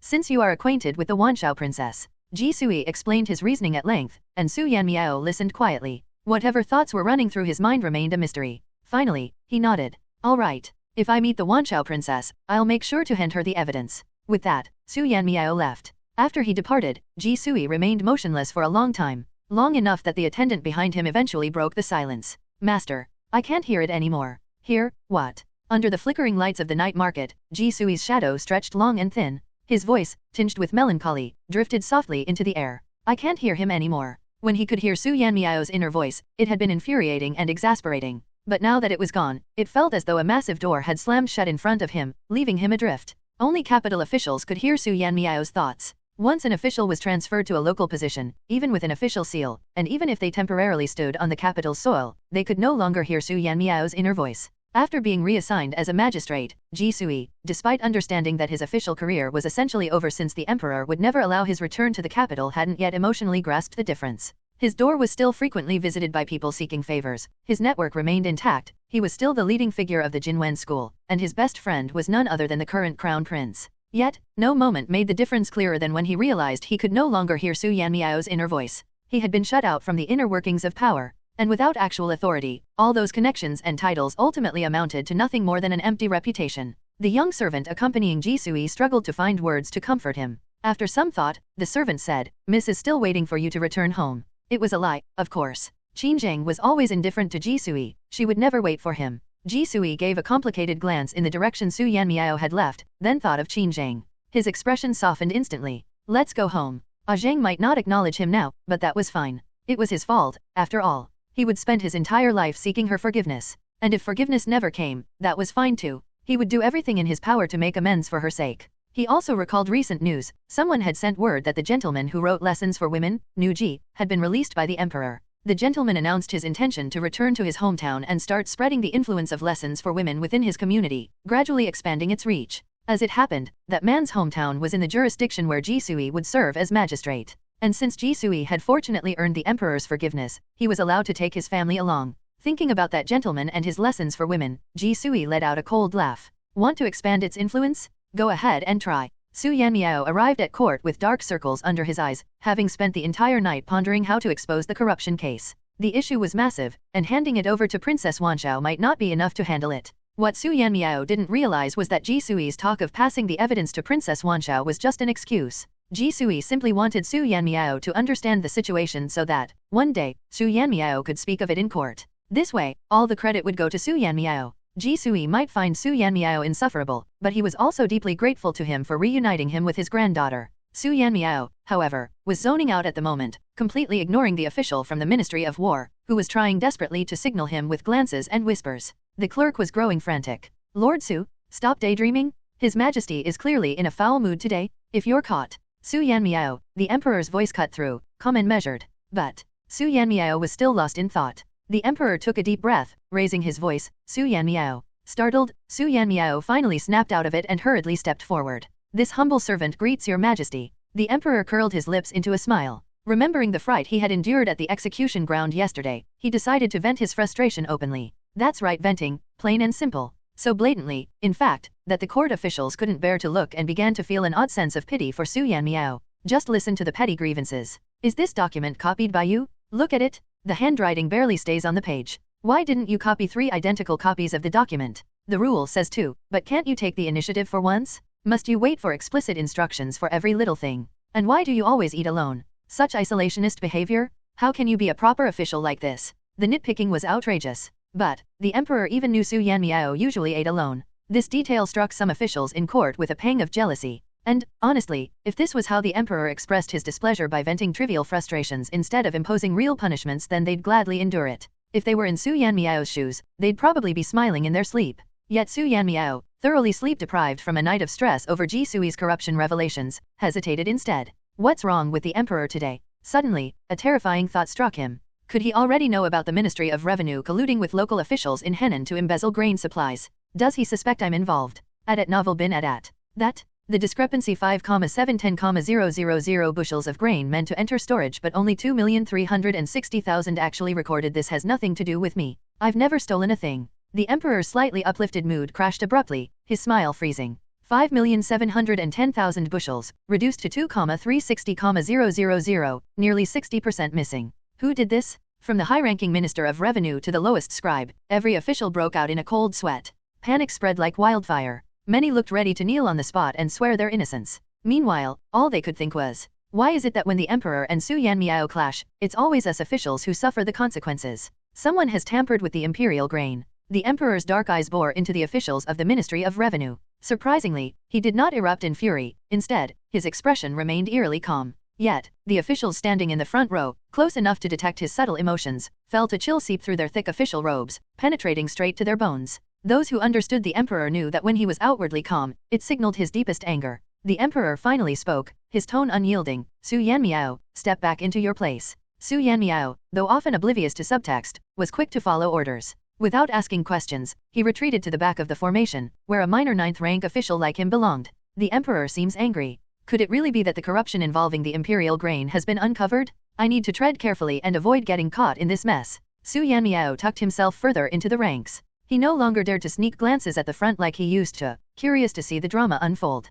But that Vice Minister of Revenue. The Ministry of Revenue had 2 vice ministers. Feeling the emperor's gaze upon them, both were utterly stricken, as if waking from a nightmare. Their hearts raced as they lamented their fate. Which vice minister is it? Speak clearly. The left vice minister's forehead was drenched in sweat, his face pale as paper. The oppressive atmosphere weighed heavily in the hall, as though the very walls were about to crumble under its force. The right vice minister trembled violently, terrified of being implicated, his expression riddled with unease. 10,000 mu of imperial farmland, and the emperor himself ordered that taxes be halved after the disaster. Tisk, tisk. Who would have thought that the right vice minister, Yang Cheng, would collect the full tax anyway? And yet he had the audacity to leave 4/10 of it behind for the court. At novel bin at. The court fell into an oppressive silence. The right vice minister, who had been clinging to a thread of hope, suddenly stumbled forward, crawling and kowtowing violently. Your Majesty, this humble servant. I am guilty. The man stammered, unable to form a coherent sentence. The left vice minister, meanwhile, nearly collapsed from sheer relief, drenched in sweat. He knew he hadn't embezzled any funds, but in the bureaucratic world of collusion and guilt by association, no one was ever truly safe. Finally, the right vice minister found his voice. Your Majesty. He moved forward on his knees, weeping bitterly. It was but a moment of foolishness. The emperor's response was chillingly terse. You seemed pretty clear-headed when you committed the crime. It's only now that you're panicking. Su Yanmiao heard the commotion ahead and felt a rising urge to peek. No, Su Yanmiao, control yourself. Don't provoke the emperor's wrath. He sternly reminded himself, withdrawing further and flipping through previous corruption cases on his system interface to pass the time. Wow, at least the man left behind 4/10 of the taxes for the court. What a disgrace. What does it mean to beg while kneeling? His inner commentary was so vividly expressive that those who could hear his thoughts might have mistaken him for someone intent on utterly destroying the right vice minister. The right vice minister, already in turmoil, panicked even more. Your Majesty? No, it's not true. I didn't mean that. This humble servant never intended such disrespect. He had only wanted to skim some money, not bring disaster upon himself. The Minister of Revenue glared at him in frustration. In this bureaucratic world, nearly everyone embezzled a little here and there. But 6/10? Were you afraid the emperor wouldn't notice? The emperor's gaze bore into the vice minister, his fingers drumming rhythmically on the dragon head armrest. Each tap reverberated like an ominous toll in the Hall of Judgment. And the Auditor General. The Auditor General, tasked with verifying the empire's fiscal and grain accounts, broke out in a cold sweat when Su Yanmiao's thoughts turned toward him. Without waiting for further accusations, he dropped to his knees with a loud thud. Your Majesty. He crawled forward, his forehead pressed to the cold stone floor. His body trembled, and his back ached from the force of his kowtowing. Wow, he really pocketed a lot of bribes while helping balance the books. Let's see. 200 bolts of fine silk, 30 bolts of satin, and silver worth 1,000,000 taels. The Auditor General froze, feeling utterly exposed. So much money? I've never even seen that much in my life. The man began to kowtow furiously, gritting his teeth in frustration. Your Majesty, this humble servant has sinned greatly. Your Majesty, I am guilty. Wow. Su Yanmiao's thoughts only grew more enthusiastic. They've really been creative in coming up with ways to skim money? It's no wonder they got caught. How exhausting it must have been for the Auditor General to cover up these accounts. The Emperor chuckled coldly. Only the commander of the Imperial Guards, standing nearby, heard his murmured words. Creative accounting, indeed. Let's see just how clever they've been. Shipping costs alone 100 wen for water transport, 300 wen for land transport. And the food and lodging for the workers and animals? The peasants have to pay that too. Another 100 wen? What were they eating? Gold. And warehouse management fees? Another 100 wen? Even the baskets and barrels for transporting the money, both 100 wen each? Do you really need 2 containers just to hold cash? How absurd. Oh, and it gets worse.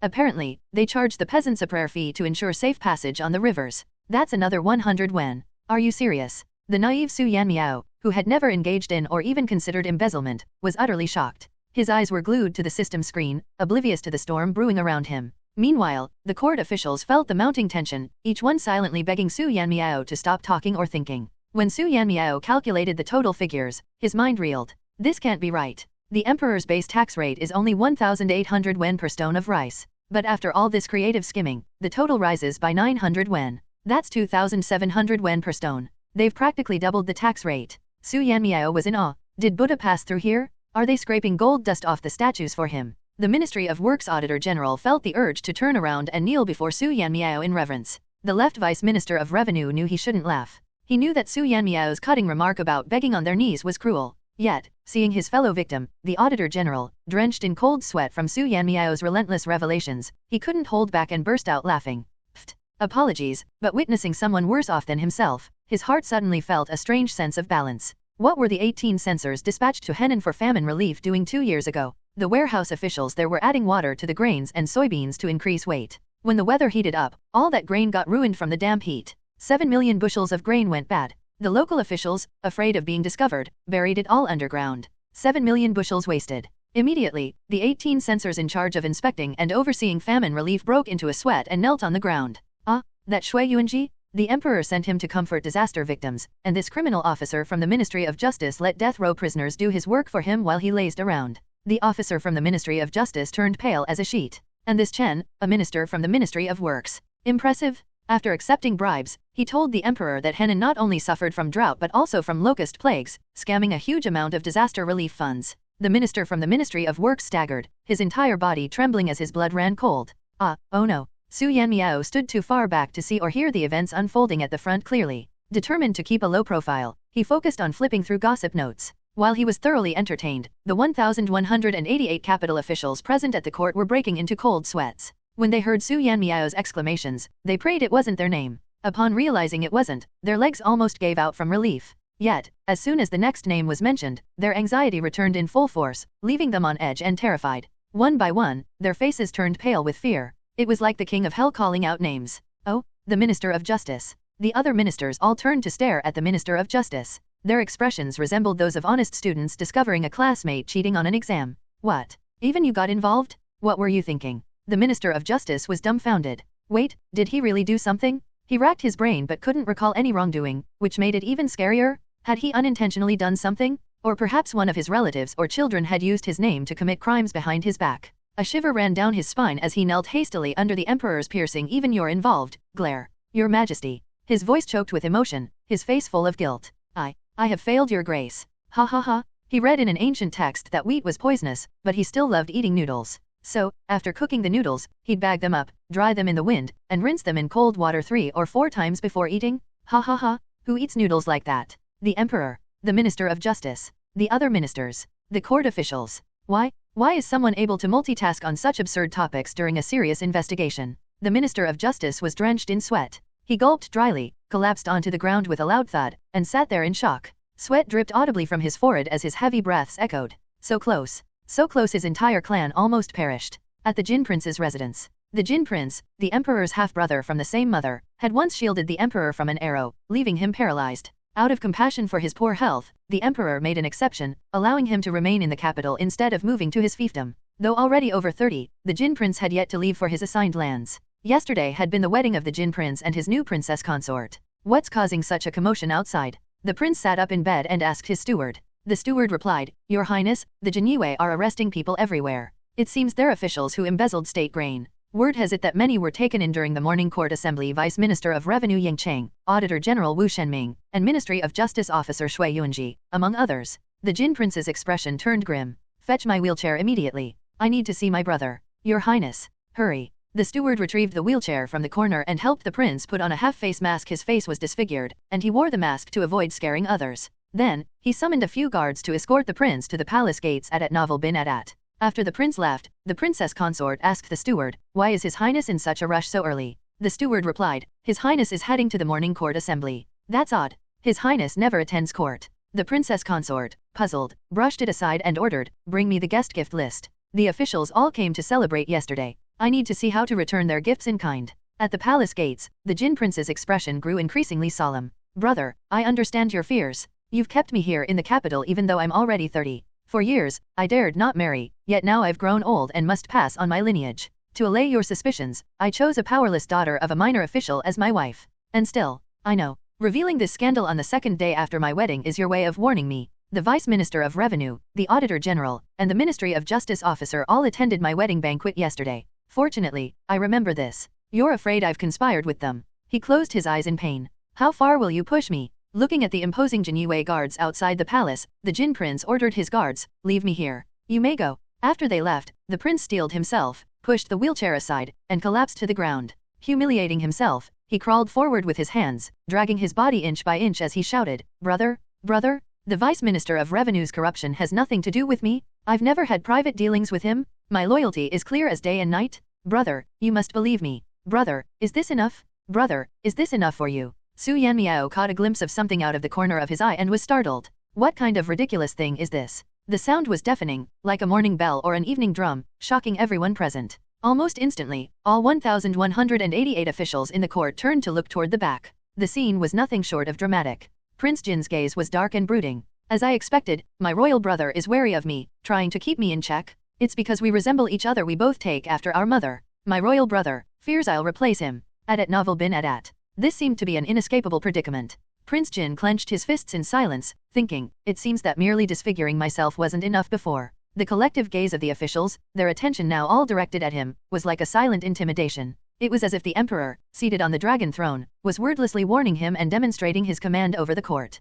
Prince Jin said nothing, but inwardly, he sneered coldly. "Royal brother, as you wish, your younger brother shall crawl." Thus, the emperor watched as a shadowy, twisted figure slowly crawled toward him, inch by inch. The emperor, what is this absurd sight? The Jinyue, imperial guards, surrounded Prince Jin but, mindful of his princely status, didn't dare to act without orders. All they could do was awkwardly follow alongside him, watching him crawl inch by inch. The emperor, "Help Prince Jin up and bring him to me." Curious, Su Yanmiao poked his head out to get a better look. He had never before seen such a strange sight in ancient times. "Who is that?" he whispered to a low-ranking official from the Ministry of War. The official whispered back, "That's Prince Jin. No idea what he's doing here." The Jinyue lifted Prince Jin back onto his wheelchair and slowly pushed him toward the golden platform. "Oh, that guy secretly knows the heir of Jibei Prince? But the heir isn't here today. Wait, who's the heir of Jibei Prince again? Oh, that's the one with the belt decorated with 7 pearls, the pearls that were taken from places where people defecated.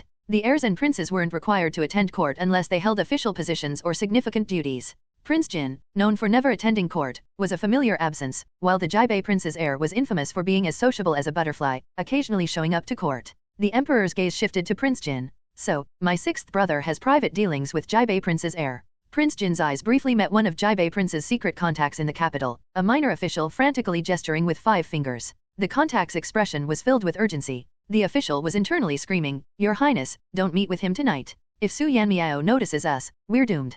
Prince Jin remained outwardly composed. 5 fingers. Understood. The meeting with Jibei Prince's heir at the 3rd watch of the night would now be moved to the 5th. Prince Jin nodded subtly at the contact, signaling his understanding of the true intentions behind Jibei Prince's actions. 5 watches, to discuss important matters. "Ah, the heir of Jibei Prince is still lying in the courtesan's bed. Huh, that big dipper belt with the 7 pearls? He gave it to Prince Jin. And Prince Jin often fiddles with it. But it's filthy, Prince Jin. You keep touching it and don't even wash your hands." Suddenly, several people directed their gazes at Prince Jin, specifically at his hands. "Prince Jin, what's wrong with his hands?" From the golden platform, the emperor coughed and said, "6th brother, perhaps you should wash your hands before continuing. I'll even lend you my golden basin." "A golden basin? Golden basin hand washing?" Prince Jin's pupils shook slightly. Did his royal brother already know everything? Was everything within his grasp? The intricacy of his schemes was terrifying. No, Prince Jin had to eliminate the emperor's suspicions. "Royal brother, I've been wronged, royal brother." The emperor sometimes wondered what sins he had committed in his past life to deserve being surrounded by people like this.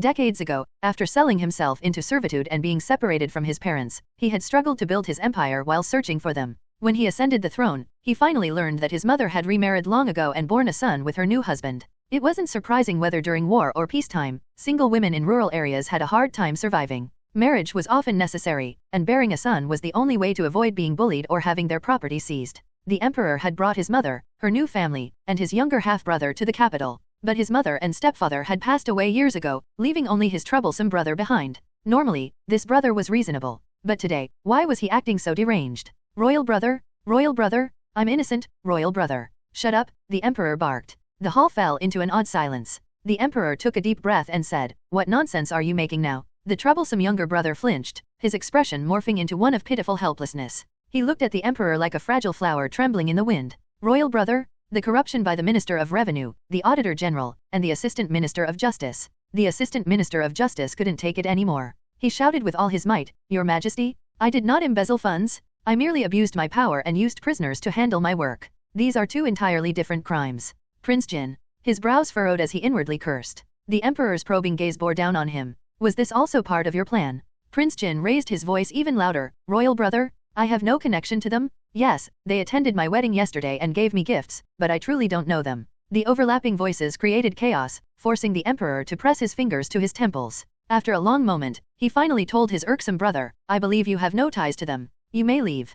Prince Jin, sensing an opportunity to retreat, bowed low in his wheelchair. Thank you for trusting me, royal brother. Why did he even come here? Just to make an appearance.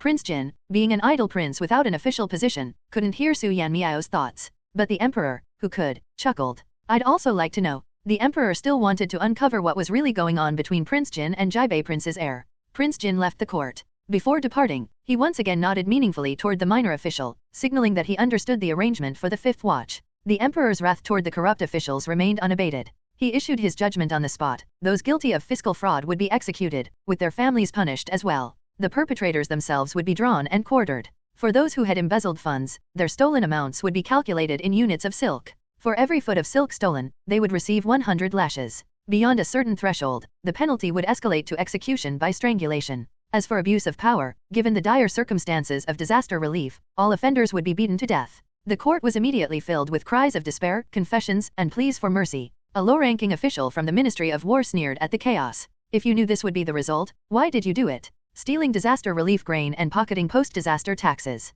Serves you right. Su Yanmiao nodded vigorously. Exactly.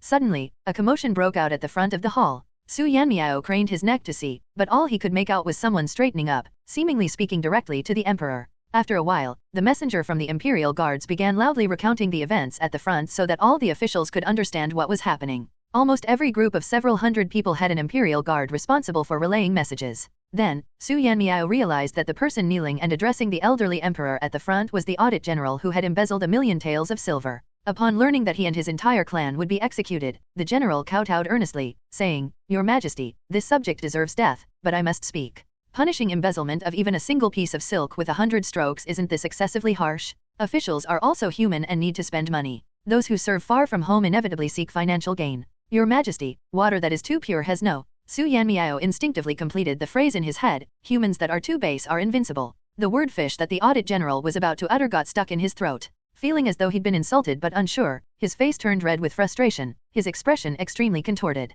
The elderly emperor looked down at him from above, like a hawk watching a rabbit. Continue. I'm listening. The audit general clenched his teeth, secretly cursing Su Yanmiao, then kowtowed heavily again before straightening up and loudly continuing, a single piece of silk costs 10 coins. Punishing an embezzlement of just 10 coins with 100 strokes frightens all officials. I implore your majesty to reconsider. Before he could finish, Su Yanmiao's annoying voice interrupted. What's wrong with 10 coins? 10 coins can buy a dough of rice, enough for one person to eat for 2 days. How could someone be so infuriating? The audit general's face went blank, and his trembling hands seemed ready to form fists. The elderly emperor gave a slight nodding.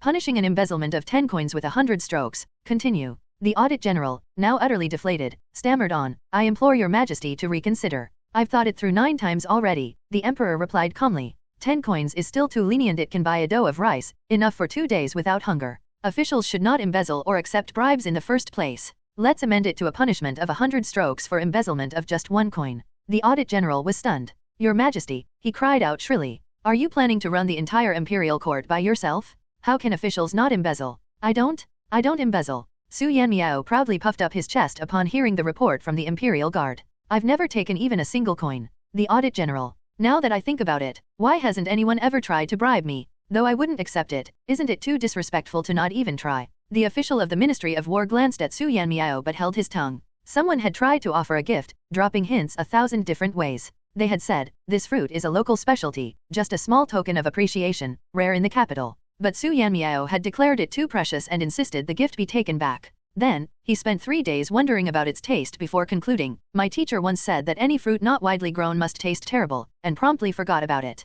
And because of that, he had annoyed his colleague for 3 full days. Suddenly, the elderly emperor called out, Su Yanmiao. This time, Su Yanmiao didn't space out. He jogged forward to stand in the middle of the 2 rows of officials and saluted. Your servant greets your majesty. The emperor, the imperial guards tell me you've never embezzled. What? Why does the imperial guard share everything? And now, using me as a comparison, isn't the emperor leaving me for dead? Su Yanmiao internally muttered a string of complaints but kept his head slightly bowed and hands clasped respectfully. Replying to your majesty, this subject has indeed never embezzled. Take me and the others to your home for a look. Su Yanmiao's eyes widened. What? 1,000 people are all going to my house? The emperor clarified. Only those guilty of embezzlement and all officials ranked 4th grade and above from each department. Su Yanmiao quickly saluted. Understood. On the way, Su Yanmiao was visibly distracted, his thoughts scattered. What do I do? What do I do? Why does the emperor suddenly want to visit my house? I just moved to a new place, a big, spacious, luxurious house. What if there's a misunderstanding? Prime Minister Do suddenly felt a chill down his spine. Su Yanmiao, you. Listening to his thoughts, could it be that he had embezzled? Su Yanmiao turned to him. Prime Minister. Calm down, Su Yanmiao. It's fine, this shouldn't be a big deal. At novel bin at. No, it's a huge deal. The 6 ministers of the imperial departments collectively felt their hearts sink. Clearly, the emperor intended to prove that honest officials existed, invalidating any claim of harsh treatment. But if Su Yanmiao turned out to be corrupt as well? They glanced at the emperor, who had remained calm throughout. A more shocking thought struck them. Could it be that the emperor was determined to declare Su Yanmiao a paragon of integrity, no matter what? Was this not just about setting an example but also about protecting him at all costs? Prime Minister Do fell into silence. He admitted, he felt a twinge of jealousy. We've arrived. Su Yanmiao's voice called out.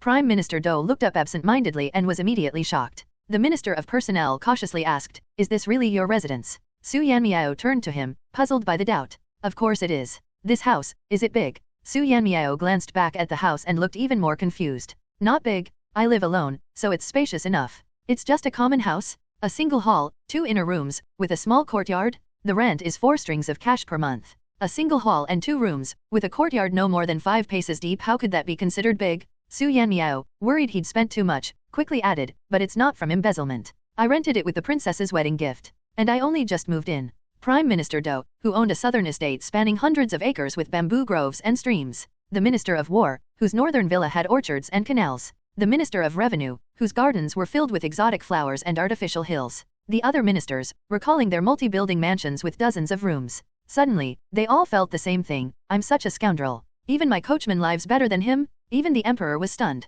He believed Su Yanmiao wasn't corrupt, but really? Not even a small token from his subordinates? Nothing at all. Su Yanmiao opened the door. The audit general broke down. Impossible? Absolutely impossible. Hey, don't snatch my keys. Su Yanmiao exclaimed as the general pushed past him. The courtyard was barren. Exotic flowers, who has time for gardening? Hiring help is expensive. Rock gardens, with such limited space, where would I even put one? The general pushed open the main bedroom door, then emerged moments later in utter despair before barging into the side room and the hall. The emperor peeked into the main room. A rattan bed. It's from the second-hand market, not, the East Market. Very cheap, Su Yanmiao explained. Seeing everyone staring at him, he blinked in confusion before nodding earnestly. It's true, very cheap. Other officials present. Wonderful. It seems this man not only refrains from taking bribes or receiving gifts, but he's likely never even been involved with women. Whether he's visited a brothel or not is uncertain, but he's definitely never hosted one at his own home. After all, with that rickety vine bed of his, it wouldn't withstand 2 people.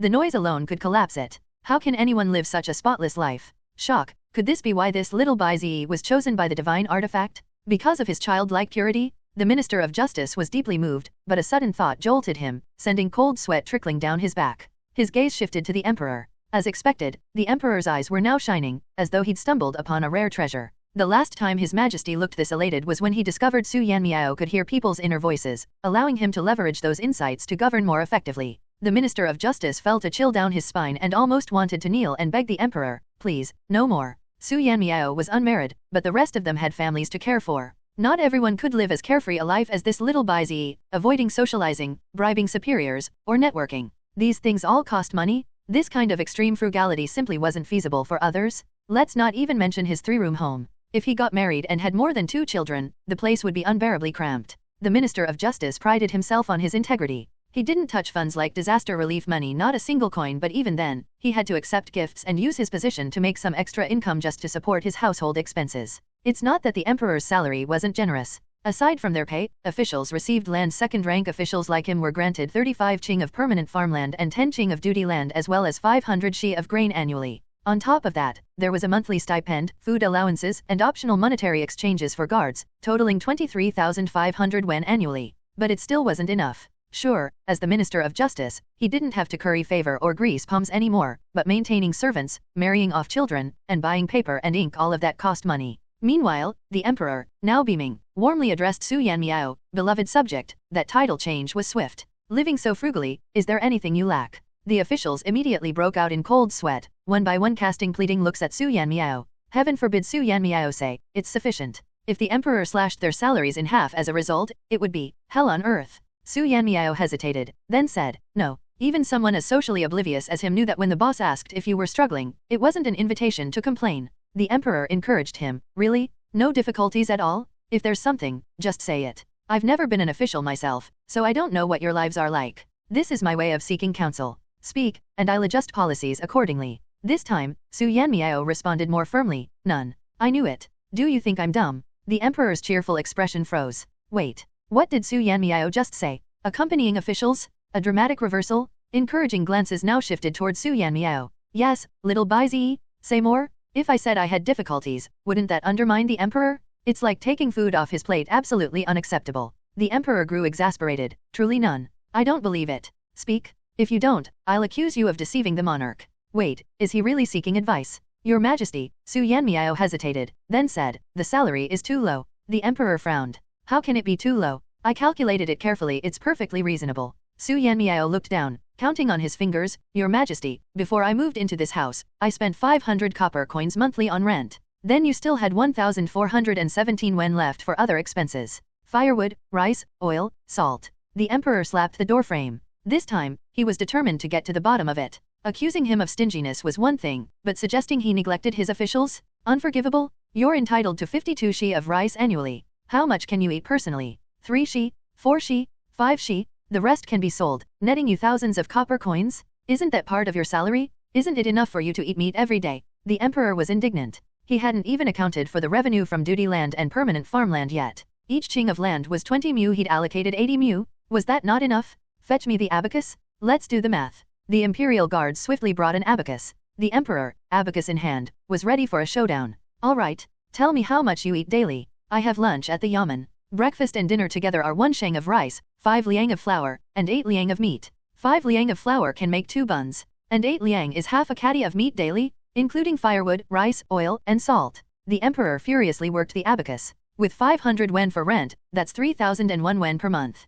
How is it not enough? The court provides you with rice and 4 ching of land. Any shortfall can be covered by your harvest, right? After finishing his calculations, the emperor felt quite pleased with himself. He even played a small trick, treating the 2 bun-like portions of flour as plain steamed buns, though he knew they were actually stuffed buns. Su Yanmiao, there's also water usage and nightly lamp oil expenses. Fine, I'll add those in. The abacus beads clattered. 30 buckets of water, and oil for lighting until midnight. That's just 75 wen monthly. Su Yanmiao, stare. Every little bit adds up. I'm still short 809 wen monthly. The emperor bristled. How is there a deficit? Didn't I account for land revenue? Do you not know how much a mu of land yields? Su Yanmiao replied instantly, after all, this was his salary. 3 shi. Fine. After deducting seeds, operational costs, and taxes, you're left with 2 shi. Add the summer and autumn harvests, and you earn nearly 400 wen. 4 ching of land yields 12,800 wen annually. At novel bin at. Su Yanmiao counted on his fingers, but I have to rent oxen, prepare tools, and lease land to tenants.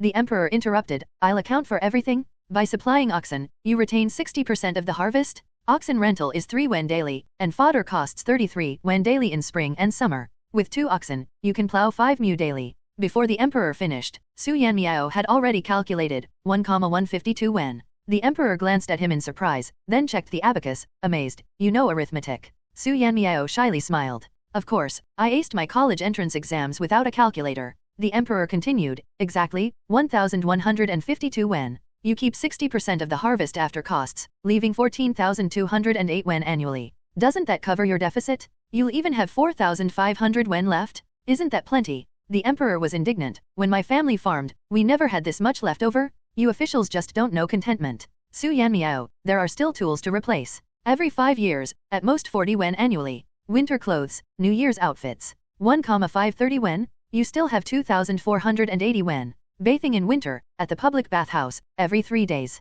Entire winter, barely 300 wen. The emperor concluded, triumphant, see, 2,180 wen left. I've done the math, your expenses are fully covered. This is why I say it's sufficient. Su Yanmiao looked at the emperor again. Your Majesty is right. Sure, it's enough for one person. But if I marry and have kids, I'll have to beg for food. Accompanying officials, wah. Little Bai Zi, well said. No wonder you're a divine beast understanding the common people's hardships. Sob sob sob. The emperor, embarrassed and angry, retorted, bathing every 3 days in winter? Why are you, a man, so particular? Can't you just go once every 10 days? Would going less often kill you? And meat? Is that something a minor 9th rank official like you should eat every day? Every meal? Doesn't the government canteen provide enough meat for lunch? Why are you still buying more meat at home? Su Yanmiao, Your Majesty is correct. But the food in the canteen is really terrible. The emperor, and about renting oxen. Why must you borrow from the government? Can't you ask that friend of yours in the Ministry of War, that, Lian something?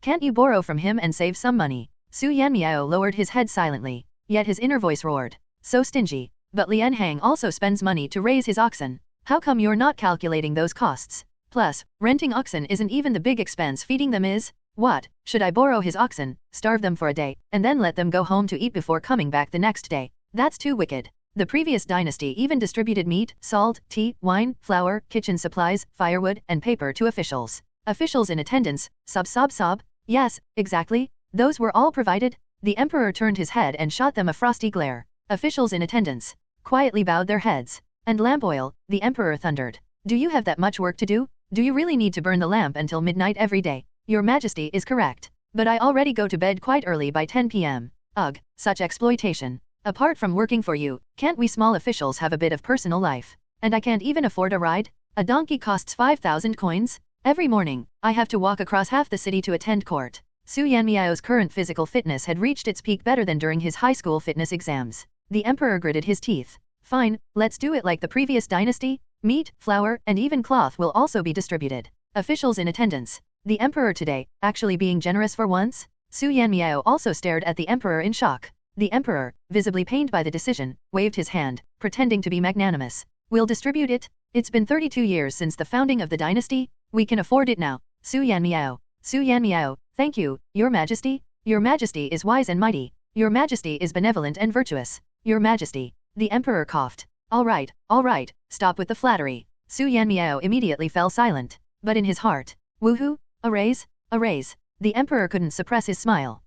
Why does this feel so good? But then, the emperor turned to the accompanying officials, his expression suddenly icy. The money has been granted. If there's any corruption from now on, don't blame me for being ruthless. The officials hurriedly bowed in unison. Understood. The emperor continued, and learned from Su Yanmiao. Look at him, no need for a large house or many servants. Just enough to get by. Of course, Su Yanmiao's lifestyle is a bit extravagant. Eating meat every day, how could his salary support that? Officials in attendance. Yes, the emperor, and Su Yanmiao's official duties are flawless. Not corrupt, frugal in conduct, and diligent in work. The emperor turned to Su Yanmiao, growing more satisfied the longer he looked. Learn from him, all of you. Officials in attendance. Yes. The emperor. All right, let's head back. Zzz. The emperor froze. That sound. Zzz. Master. Zzz. Finally connected. Zzz. System. Zzz. Zzz. Another string of strange noises, but finally, a connection. Zzz. Host, I've finally. Zzz.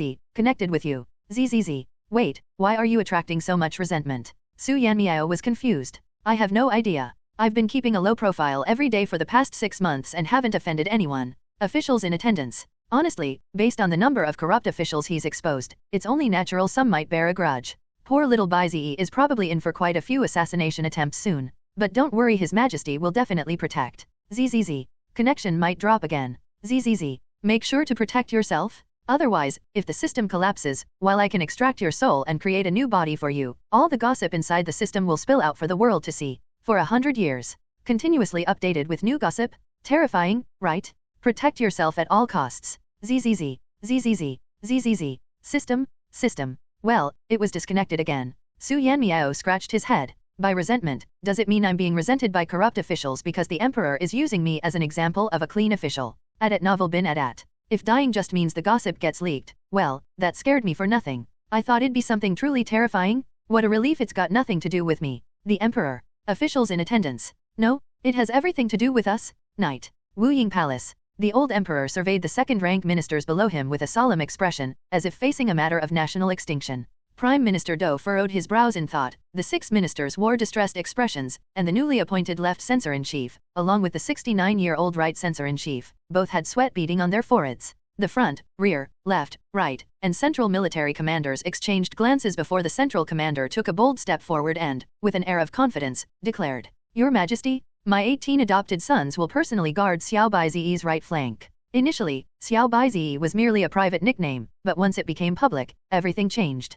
My 18 adopted sons, each over 9 feet tall, are extraordinarily brave. The eldest possesses the strength of 9 bulls and 2 tigers, with excellent martial prowess. I will ensure they protect Xiao Baizi's safety at all costs. The front military commander stood abruptly, snorting, "I don't know all the details, but my 49 household guards are stationed right next to Baizi's residence. They're elite soldiers, and anyone who wants to harm him will have to get past them first. Each one is skilled in riding and archery. I've even equipped them with firearms. Anyone who dares attack Baizi will be riddled like a beehive." At Novel bin Adat. The Minister of Revenue wasted no time. The residence near Xiao Baizi's home must be relocated. The Ministry of Revenue will cover the expenses. The Minister of Works smiled and said, "We won't touch Xiao Baizi's house, but we can renovate, reinforce, and fortify the surrounding properties. This matter is the responsibility of the Ministry of Works." But the Minister of Works trailed off, looking at the Emperor, signaling that the next steps depended on his decision. The Emperor leaned over a map of the capital laid out before him, tracing a line with his finger. This entire area complete reconstruction.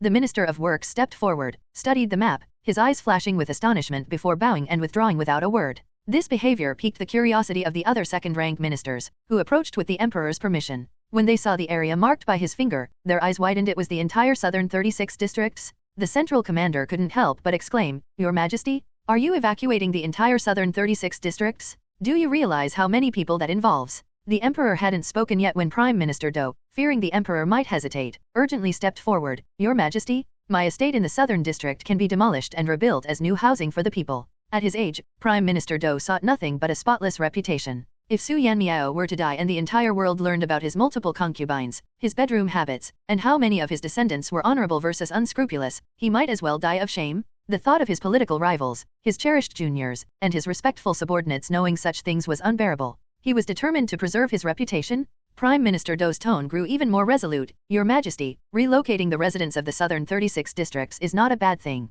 The area is old and in need of repair. My estate spans hundreds of acres and can be demolished to provide new, spacious housing for the displaced residents. If the Ministry of Revenue lacks funds, I'm willing to donate. This relocation project must proceed. Anyone who tries to obstruct it will face his wrath." The Minister of War became equally impassioned. "Your Majesty, I request that 20 of my household guards be stationed around Xiao Baizi's home, standing vigil day and night. We swear to protect his safety at all costs." The Minister of Works raised his voice, "Your Majesty, I propose leveling the entire southern 36 districts for reconstruction. We can't risk Xiao Baizi stumbling and injuring himself. If he were to." The Minister of Personnel cut him off sharply, "Shut up, don't jinx it." The Minister of Works quickly backtracked, Yes, I was wrong. That doesn't count." The left commander stepped forward, "Your Majesty, I believe mere household guards and servants aren't enough. Let me personally move next door to him. If anything happens, I'll be the first to die in his place." Outside the palace, other officials were also in an uproar. Everyone had secrets they couldn't afford to be exposed. Even if their lives weren't at stake, their reputations certainly were. Upon hearing the Emperor's intention to relocate the southern 36 districts, they unanimously submitted petitions in support, even offering to donate funds to ensure its success. Some families volunteered their household guards or sons to reside in the area. These individuals, skilled in riding, shooting, and armed with muskets, swore to protect Xiao Baizi with their lives. Any corrupt officials or enemies plotting against Su Yanmiao would have to face this formidable defense first. They vowed that not even a hair on Su Yanmiao's head would be harmed before they all perished. Meanwhile, Yongchang Marquis, a veteran of the Emperor's conquests, began preparing to relocate with his 80 adopted sons. "Whoever harms Xiao Baizi is my enemy. Anyone daring to use underhanded tactics will have to step over my dead body first." In the midst of this commotion, the Ministry of Works began urgent preparations, aiming to relocate all residents of the southern 36 districts except Su Yanmiao as quickly as possible. Until then, the 36 households surrounding Su Yanmiao's home had already been replaced, with generous compensation provided for their relocation. The Emperor also stationed numerous imperial guards and soldiers among them, creating a mixed presence to prevent anyone from exploiting the situation to stage a rebellion in the capital. The southern 36 districts will retain its name for now, the Emperor decreed. Once the new area is completed, it will be renamed Liuqing District, the Clear Reputation District. This decision was final. Turning to Empress Do, the Emperor recounted the situation with lingering fear. "I suspected this might happen but didn't expect it to escalate like this. Thank heavens I didn't truly imprison or kill him back then. Otherwise, it would have been a disaster. Everyone's secrets would have been exposed, and life would have become unbearably stifling. Empress Dou listened quietly as the emperor shifted topics, summoning several prepared portraits. Empress, look at these illegitimate sons of Xian'er. Which one do you like best? Whichever you choose, I'll make him the crown prince. Pointing to the portraits, the emperor began introducing them one by one. This is Xian'er's eldest illegitimate son. The imperial guards investigated him and found. This is Xian'er's third son. This is Xian'er's fourth son, and here's the fifth son. This child is only 7 years old, but don't underestimate him because of his age. A few days ago, while traveling with the guards, they encountered mountain bandits from Yi tribes. This child grabbed his bamboo sword, stepped out of the carriage, and scolded them. The might of China is here. How dare you barbarians not flee? The old emperor had given up on the current heir apparent after all. His crown prince was adamant about not letting the crown princess give birth to a fifth child due to her complications during childbirth. Since he couldn't hope for a legitimate grandson, any other son would do for succession. Thinking of this, the emperor felt distressed. You tell me, how could Xian'er say something like I don't want to be crown prince so casually? And now he says it doesn't matter if his wife has more children or not. He's the firstborn. Who am I supposed to pass this empire I worked so hard to build to, if not him? The Empress Dowager Dou sighed. Back in the day, poverty forced me to have a child at the age of 14. It damaged my body, but worse, it made Xian'er frail and sickly from birth. Although martial arts have strengthened him enough to run and jump, he's still fundamentally weak. Xian'er fears that if he ascends the throne and dies unexpectedly, it will bring disaster upon Xia. The old emperor's hands rested on his knees, trembling uncontrollably. The crown prince was known to fall ill easily in winter, and he was often exempted from attending court during the season. 2 years ago, he caught a winter sickness that lasted 2 months, only recovering in the spring. He often suffered from a lack of appetite, throat pain, or stomach aches. When the pain flared up, his stomach would feel cold. These ailments had become routine for the crown prince. The most alarming incident occurred in the 17th year of Emperor Tiantong's reign when the crown prince was inspecting the population registry in Lining County. Midway through the inspection, he suddenly vomited blood and collapsed. Guards rushed him back to the capital. The hall was silent, with only the sound of heavy breathing. After a long pause, Empress Dou spoke softly. Xian'er has long said that his health is not suited for the role of crown prince. It has always been us who forced him to stay in the position, raising the crown grandson to stabilize his status. The old emperor clenched his trembling hand into a fist. So what if we're forcing him? I'll force him anyway. If the crown prince is weak, I'll assign more palace attendants to him. I'll even create an inner cabinet for the Eastern Palace to handle official duties on his behalf. All the crown prince needs to do is give his seal of approval. As for the crown grandson, once Xian'er ascends the throne, the grandson will become the crown prince. It's only natural for him to assist with state affairs. He quickly regained his resolve. The throne belongs to Xian'er, and no one else can take it. As for the troublesome crown grandson, the emperor had a plan. Before deciding on a new heir, he would observe him for a few more days to see if anyone else dared to stir up trouble. If they did, he'd deal with them all at once. With that, there was no need to throw the crown grandson into the dungeons to hone his temperament again at Novel bin Adat. But the emperor regretted not throwing that troublesome boy back into the dungeons when he had the chance. On New Year's Eve, also called year-end, the emperor hosted a banquet for the court officials and celebrated the night with them. The ministers, in turn, were not allowed to return home to celebrate with their families. Palace attendants stacked piles of firewood, millet stalks, and pine branches into a bonfire.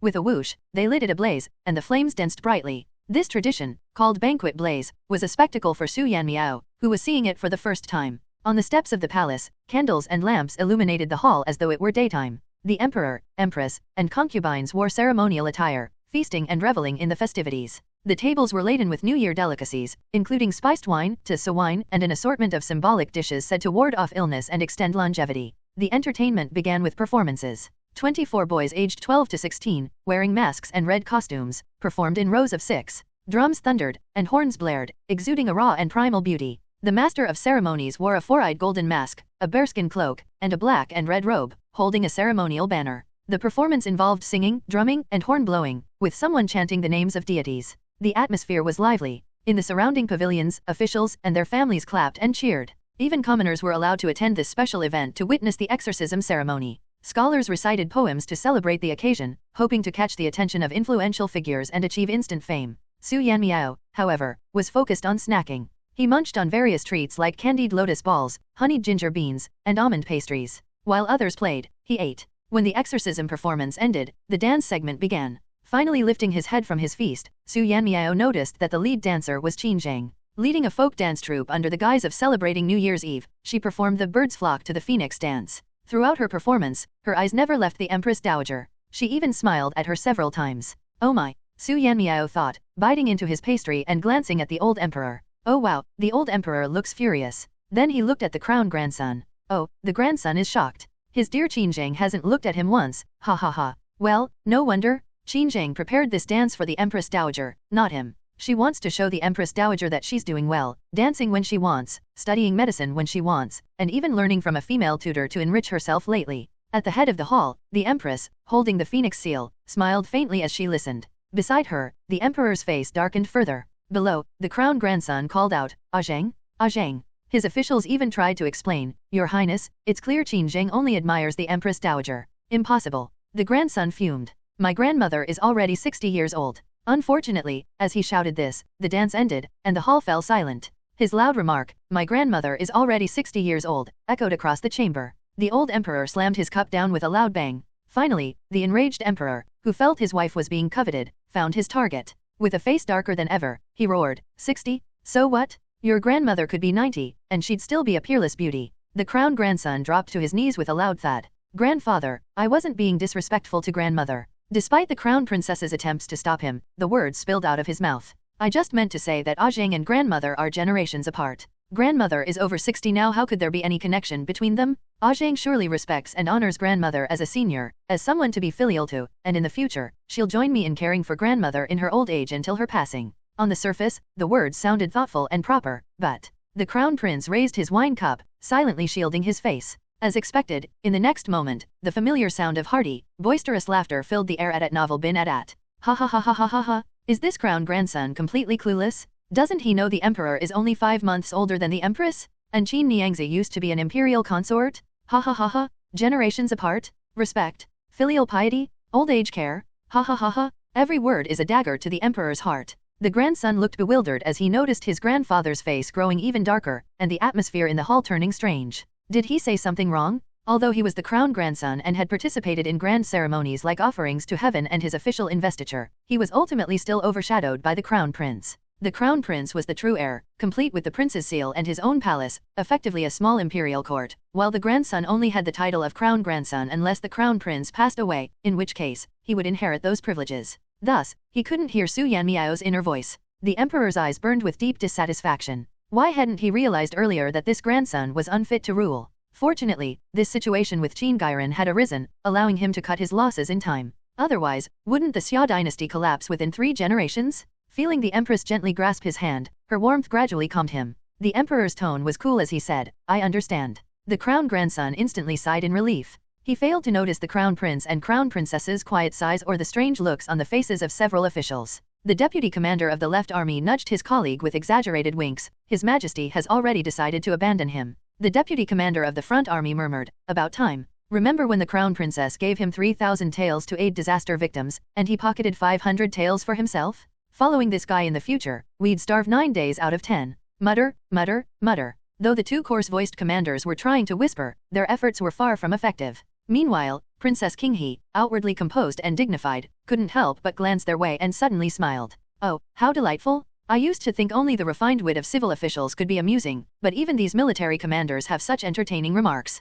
With the New Year's festivities loosening father's watchful eye, I must arrange to indulge in some role-playing games tomorrow. The emperor, noticing his second daughter's gentle smile, suddenly felt a wave of comfort. Ah, my girl. Daughters are still the best, so much less trouble. He leaned toward the empress, whispering, didn't I tell you that our second daughter must have just been going through a phase? Look at her now, so virtuous, so graceful. I knew I couldn't possibly raise anything less than an exemplary child. The Empress Dowager. Honestly, she had long been aware of their children's true natures. The only one in denial about their peculiarities was their father, who stubbornly refused to admit they had inherited his more eccentric traits. Su Yanmiao wiped his mouth and, taking advantage of his seat in the back, crouched low as he quietly slipped away to use the latrine. He had barely left for a cup of tea's time when a young eunuch rushed over to the crown grandson, whispering in his ear. The grandson's voice rose in excited disbelief. Is that true? The eunuch nodded lightly. The crown grandson let out a gleeful ha. Finally, he's left the hall. Straightening his back with exaggerated seriousness, he announced loudly, Your Majesty, I have something to report. The deputy commander of the front army audibly sucked in a breath, leaning toward the deputy commander of the left army. I've never admired anyone, but I have to hand it to the crown grandson. Does he still not realize what he's done wrong? And he keeps making waves. Even little Baizi has gone quiet, but he's still oblivious. The emperor eyed his grandson, his mood surprisingly calm, and magnanimously decided to grant him a chance to speak. What is it? Like a crimson velvet curtain rising on a grand stage, with drums rolling in the background, the grandson declared boldly, "Your Majesty, I submit an accusation. An outside official has trespassed into the harem. By convention, all women in the palace, whether or not they shared the emperor's bed, were considered his. Even rumors of a eunuch engaging in an affair with a palace woman could provoke imperial wrath, let alone an outside official entering the harem. Trespassing was indeed a grave offense." With this explosive accusation, many in the hall visibly paled. On this joyful occasion, when even little Bai wasn't causing trouble, why bring this up now? Couldn't it wait until after the new year? Why risk angering the emperor, forcing everyone to spend their New Year's Eve pleading and apologizing? What do you gain from this? Moreover, you, someone who's personally been involved in palace scandals, daring to accuse others of misconduct? The emperor fell silent for a moment before asking, "Who?" The grandson took a deep breath and projected his voice. "The Ministry of Personnel. Help? Save me? Don't come any closer." Ah! The anguished cries in the hearts of officials were nearly deafening. This time, the inner voices weren't just loud, they were ear-piercing, as if intent on shattering eardrums. Even compared to the last outburst at Yulong Temple, the inner cries were louder. If Yulong Temple's incident echoed from the mountains back to the temple gates, this time, it reverberated through the entire imperial city. The grandson finished his accusation. The ninth official, Su Yanmiao. From the prime minister down to low-ranking officials, faces turned ghostly pale. Several individuals wavered on their feet, some outright fainting in shock. The deputy commander of the front army glanced anxiously toward the exit, clearly itching to run out. If only he knew where Su Yanmiao was, he would have dashed out already. Turning back, he saw the smug satisfaction barely concealed on the grandson's face. Crack. The jade wine cup in the emperor's hand splintered into tiny cracks. This fool? This traitor? Suddenly, someone stood up. Gao Qishan, with a loud bang. It was Princess Xiangyang slamming the table, her eyes practically ablaze. Su Yanmiao could never have barged into the inner palace. He's more interested in slightly bland pastries than he could ever be in the inner palace. Where have you taken him? The crown grandson folded his arms, his tone dripping with sarcasm, and, "You're right. Maybe he's not interested in the palace itself, but what about the palace's woe?" Before he could finish, a cup of wine was splashed right onto his face. The crown grandson let out a startled cry and turned to see it was Princess Wanshao. It was her first time doing such a thing, and her hand gripping the cup had turned white with tension. Yet her expression was filled with disgust. Shameless. The crown grandson wiped the wine off his face and looked toward the silent emperor nearby. He pleaded urgently, "Grandfather, believe me, Su Yanmiao really did force his way into the palace. Several people tried to stop him, but couldn't. It was only because a young eunuch happened to see it that I found out." The emperor's face darkened. "Where?" The crown grandson, trembling with excitement, said, "Grandfather, let me take you." The emperor, "Fine. Help, help, help. Is anyone nearby? Help, help, help. Where is this place?" The emperor quickened his pace. "My dear minister, wait for me." The other officials all stood up, their steps quick and purposeful. Princess Xiangyang, lifting her elaborate court dress, charged ahead like a raging bull.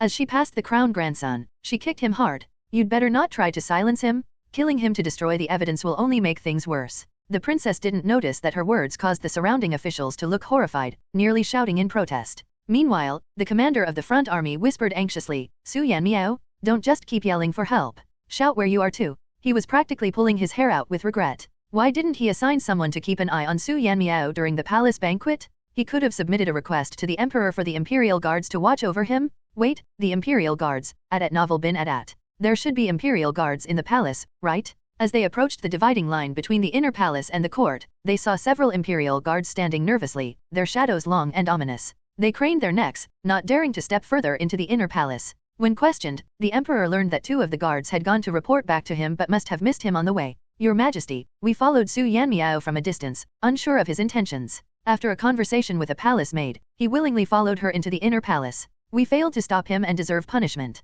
The imperial guards were livid at the crown grandson. If it weren't for his meddling, would this blame have fallen on them? But the crown grandson remained oblivious, urging the emperor with desperation. "Grandfather, I know where he went. Let me lead the way." The emperor nodded. "Run." The crown grandson, "Huh." The emperor's tone was cold. "Faster." The emperor added ominously, "If anything happens to Su Yanmiao, you'll spend the rest of your life in labor camps. Execution? That'd be too easy on this troublesome grandson." The crown grandson, "What? Why is this happening?" The crown grandson ran at the front, followed by a massive entourage of officials and servants. He gritted his teeth. How could it come to this? He had targeted Su Yanmiao because his men discovered a note stuck in his uncle's door lock. The note revealed that Zhang was his uncle's granddaughter. Because of that note, his uncle attempted to storm the execution ground. If his uncle hadn't done that, he wouldn't have been demoted to a provincial position, and his faction wouldn't have crumbled. It was all Su Yanmiao's fault. "Why you? Stop it." Su Yanmiao clutched his waistband tightly, his face flushed as he whispered nervously, terrified of attracting attention that might harm the palace maid before him.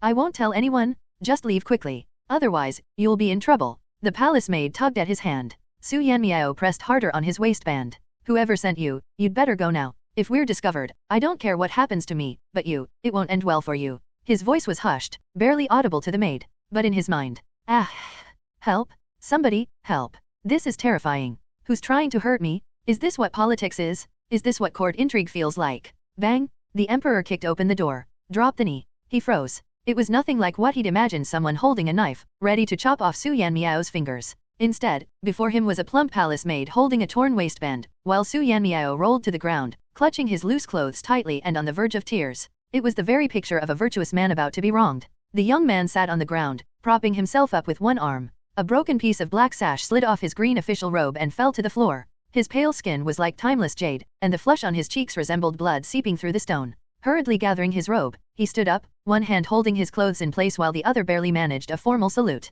Your Majesty, greetings. He added earnestly, Your Majesty, I am innocent. Su Yanmiao's features were strikingly attractive, so much so that even without evidence, even without him being the extraordinary Bai Zi, the emperor's first reaction was, Beloved official, I believe you. Affairs? Defiling the harem? Impossible? Surely, it was because he was too handsome, provoking envy and being framed. The crown grandson had not initially intended to employ such crude methods. But no matter how sophisticated his plans, they required willing participants. What baffled him was this: every time he instructed his subordinate officials to impeach a mere 9th-grade minor official, they either refused outright, feigned illness, or put on airs of righteousness, claiming the court should not resort to such underhanded means and should instead rely on the superiority of policies to crush the opposition. The crown grandson. Was it them who had the problem, or was it him? With no help from officials, he had to resort to the palace's young maids and eunuchs. After all, he was still the crown grandson. The maid in question, fiercely loyal to him, immediately knelt and kowtowed as soon as the emperor appeared, tears brimming in her eyes. Your Majesty,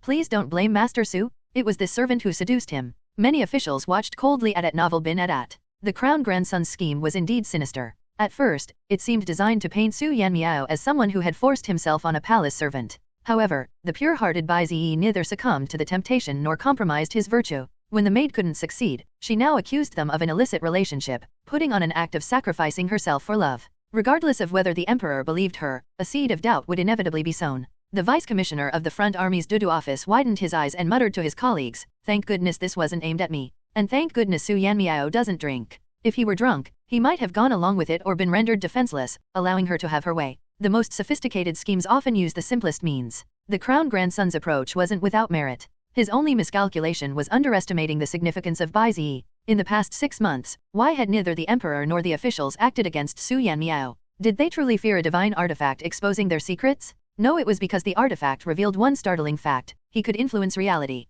ZZZ.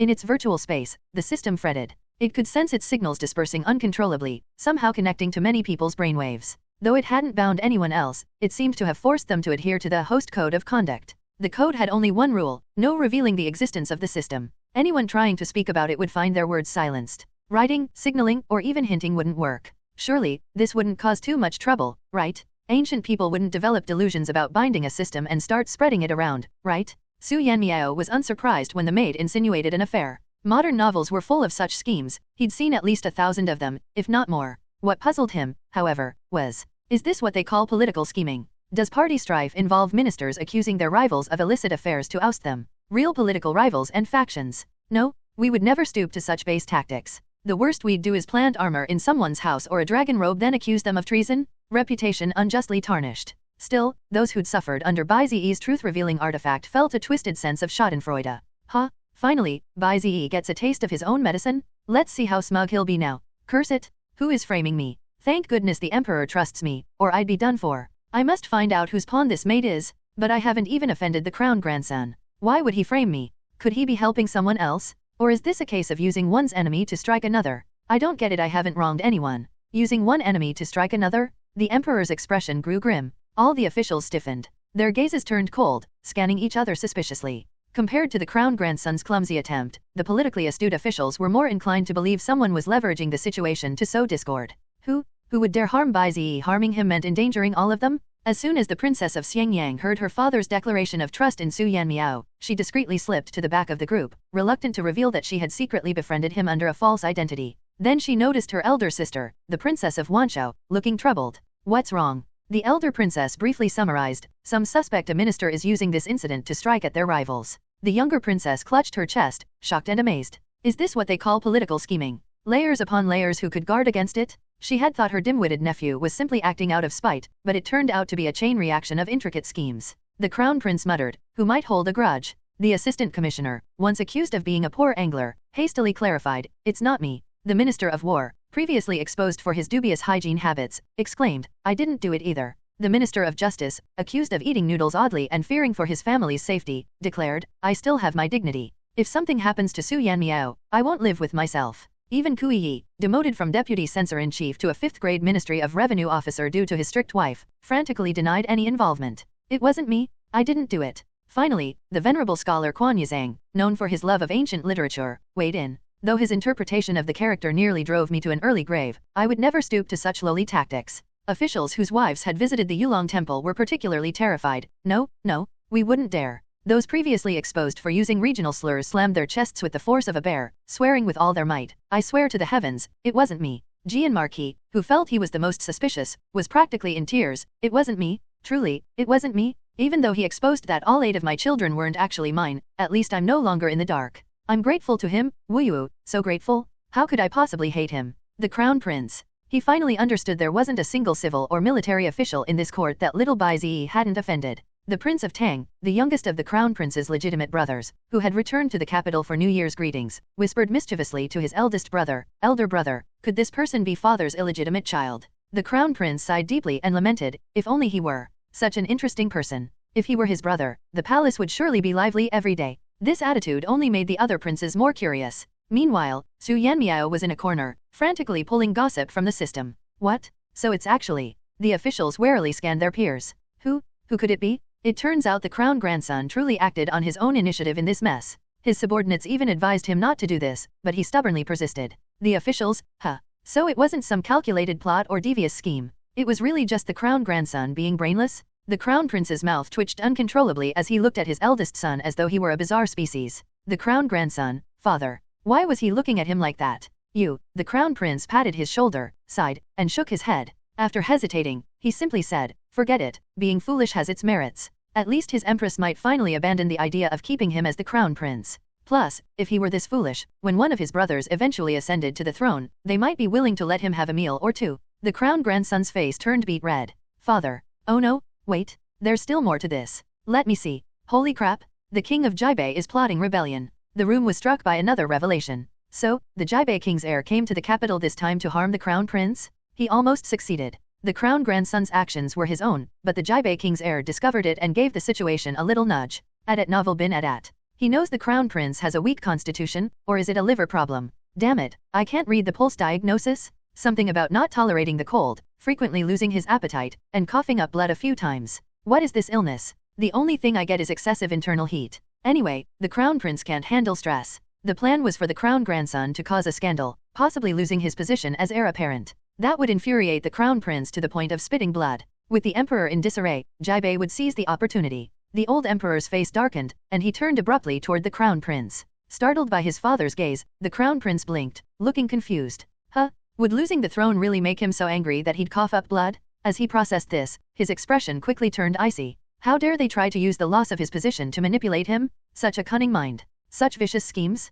The Jibei king has been preparing for this for years, hoping to provoke the crown prince into spitting blood and even dying. They've tried several times to anger him before, but the crown prince just wouldn't budge. They even spread rumors that he was cursed to be childless, thinking this might displease the emperor and empress enough to consider another heir. The crown prince, annoyed, suggested to Lady Wang of the palace that she dance in the snow to catch the emperor's attention. He also taught another consort, Lady Duan, to wake up at the crack of dawn to lift weights, claiming the emperor admired strength. This led to the emergence of a peculiar trend in the palace. Some consorts began loudly reciting palace rules by the Tei Pond, claiming diligence. Others proposed eating garlic 3 times a day to share common tastes with the emperor. Some simply gave up and embraced hobbies like shuttlecock, croquet, or drama performances. The old emperor, tears welling up in his tiger-like eyes, thought, no wonder the imperial harem has been so strange these past years. Had the palace not been so peculiar, would he have been so eager to bring Qin Zhen into the palace after just one meeting? A normal, soft-spoken woman who could dance. So what if she'd had a previous relationship?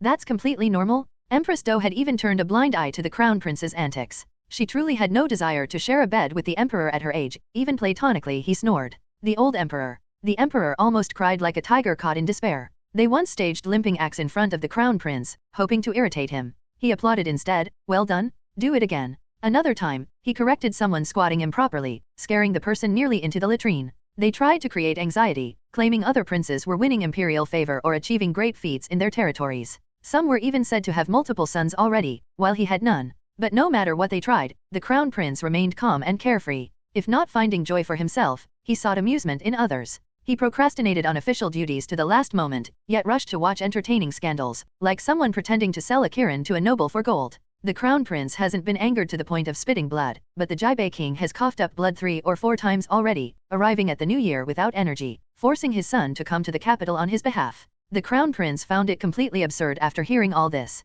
Why blame me for having a big heart? And how does the Jibai king get so angry over this that he spits blood? Besides, I don't even want to be emperor anymore. My health is so poor that I don't know when I might drop dead. Am I not allowed to indulge in things I enjoy before that happens? With this thought, the crown prince felt a newfound confidence. Even when faced with the minister's strange gazes, he remained calm. Not just calm, but even a bit gleeful. Surely, seeing him in this lazy state, the ministers would be terribly disappointed and would try to find a way to replace him as the crown prince, right? Yes, once he was entirely stripped of his title, he wouldn't have to work anymore. Then, he could move next door to Su Yanmiao and watch the drama unfold every day. The emperor immediately saw through the crown prince's thoughts and let out a tisk in irritation. He turned his gaze toward the foolish-looking crown grandson and felt his temper flare up again, but it wouldn't do to erupt in the harem. To the wooing hall. The tone was light but carried no room for rejection. Guards, bind the crown grandson. Escort the 2 princesses back first. I refuse. Princess Yangyang stomped her boot. Raised in indulgence, the child stared defiantly and declared loudly, 5th sister holds an official post.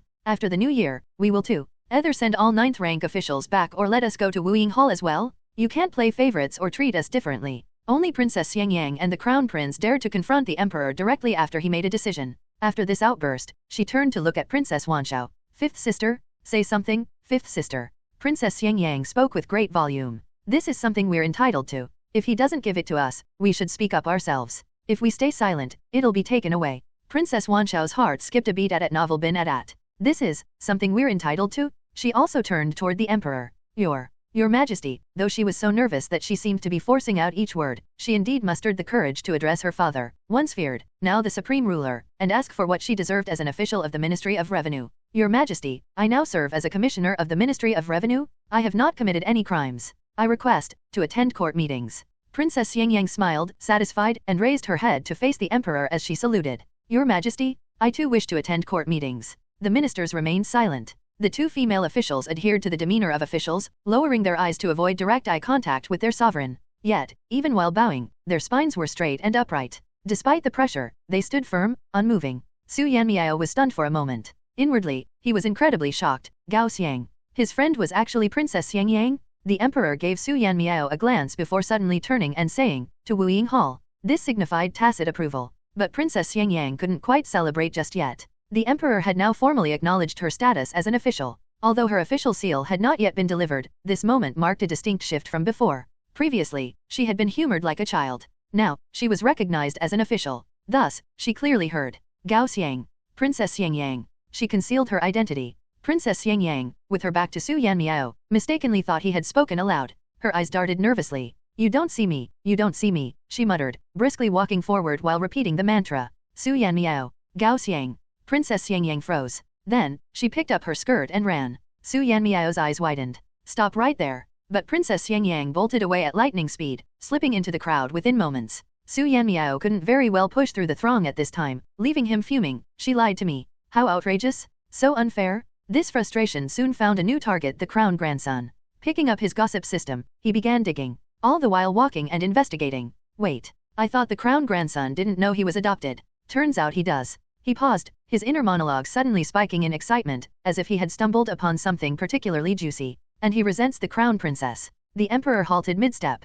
The crown prince halted mid-step. Even the other officials paused subtly. The minister of revenue licked his lips, moistening them, and turned to the minister of justice beside him. I remember the crown princess always treating the crown grandson very well, didn't she? So well that for over a decade, no one suspected the crown grandson wasn't her biological child. The Minister of Justice immediately chimed in, not just well, exceptionally well. She even used her own dowry for the crown grandson. Take the 3,000 taels of disaster relief funds, for instance. That was money the crown princess entrusted to the crown grandson, but for his dignity, she publicly claimed it was his. But the crown grandson resents the crown princess? The two ministers exchanged glances, and in each other's eyes, they saw the same conclusion. Oh, there's definitely some drama here. More, tell us more. The other officials shared the same silent excitement. In truth, being an official could be rather boring. Day after day of handling paperwork or dealing with political adversaries. Even entertainment could grow dull over decades. And digging up scandals? That usually targeted those who were arrogant or misbehaved, aiming to unseat them. But nothing compared to the juicy revelations brought by Su Yanmiao's inner voice.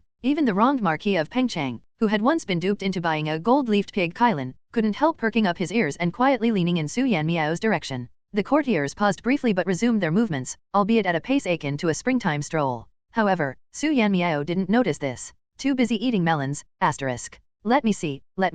The gossip system couldn't hear what others were thinking but could pick up what they said aloud, not every word, but anything related to gossip, at novel bin at. Ungrateful wretch. He thinks the crown princess giving him 3,000 taels for disaster relief was deliberately meant to offend the emperor. Huh? What kind of logic is that? The commander of the embroidered uniform guard pondered this, trying to force his common sense to fit the situation. Could it be that the crown princess, outwardly perfect toward the crown grandson, was secretly planning to destroy him with flattery? Hiss. Who would have thought? Then again, it didn't seem likely. But if Su Yanmiao calls him an ungrateful wretch, there's a chance Su Yanmiao is mistaken too. At that moment, the emperor suddenly recalled something and urgently summoned someone, Mao Zhang. The commander immediately stepped forward. Your Majesty. The emperor gave his orders, personally take people to investigate King Jiabei and his heir. Find evidence of their treason. The commander. Honestly, I'd rather hear more about this drama. I really want to know whether the crown princess was secretly tormenting the crown grandson, or if he truly is an ungrateful wretch. But orders are orders. The commander quickly complied, resisting the urge to look back as he left to carry out the task. Drat, but I really want to know what's going on.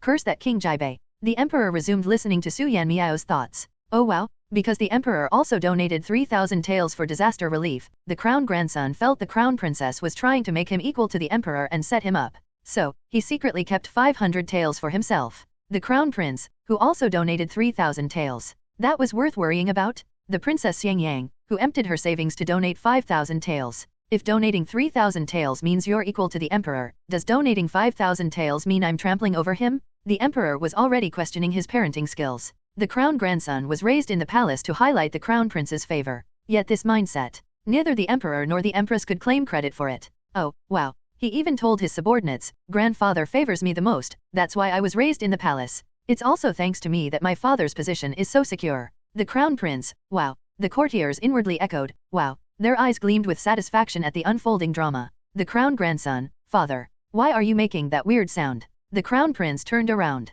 You should call me that more often. The crown grandson. The crown prince spoke sincerely, after today, you might not get another chance. He wasn't going to let someone who resented the crown princess stay in the eastern palace. The crown grandson looked utterly baffled, clueless as to what was happening, and why he was being excluded from it all. At the Wuying Hall, the emperor convened an impromptu court meeting. Officials stood in their ranks, while Su Yanmiao, the palace maid, and the crown grandson stood in the center, awaiting questioning. Though it was called a questioning, the omnipresent embroidered uniform guards whispered a few words to the emperor, who immediately revealed the truth. Gao Qishan, what grievance do you hold against Su Yanmiao to concoct such a venomous plot to frame him on New Year's Eve? The emperor's decree was final, the matter was settled. The palace maid gazed at the crown grandson with dazed longing, but the one she served never spared her a glance. Instead, he stepped forward, outraged. Grandfather, why are you so protective of this person? The courtiers, well, of course, it's because. Is it because of his looks? I get it now. Did he seduce you with his beauty? The courtiers, huh. Their eyes instinctively turned toward Su Yanmiao's face, then couldn't help but agree.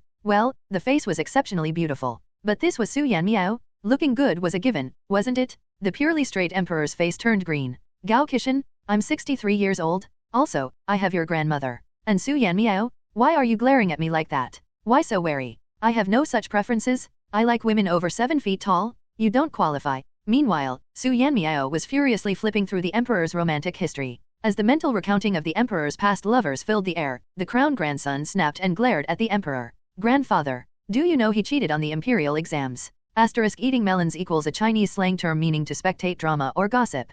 The crown grandson thought that exposing the scandal of examination fraud would shock everyone. However, Su Yanmiao was panicking, flipping through the emperor's romantic history in his mind, worried he'd stumble upon scandalous stories about the emperor and other men. The ministers were half awestruck, half terrified, fearing they might not live through the night. The emperor, meanwhile, was in pain, desperate for a way to silence the voice in his head. The crown grandson? What did he say again? The crown grandson himself, what is wrong with all of you? This is about examination fraud? Can't you show some respect for the gravity of such a crime? Throughout history, cases of examination fraud have always led to numerous deaths, with even chief examiners being imprisoned.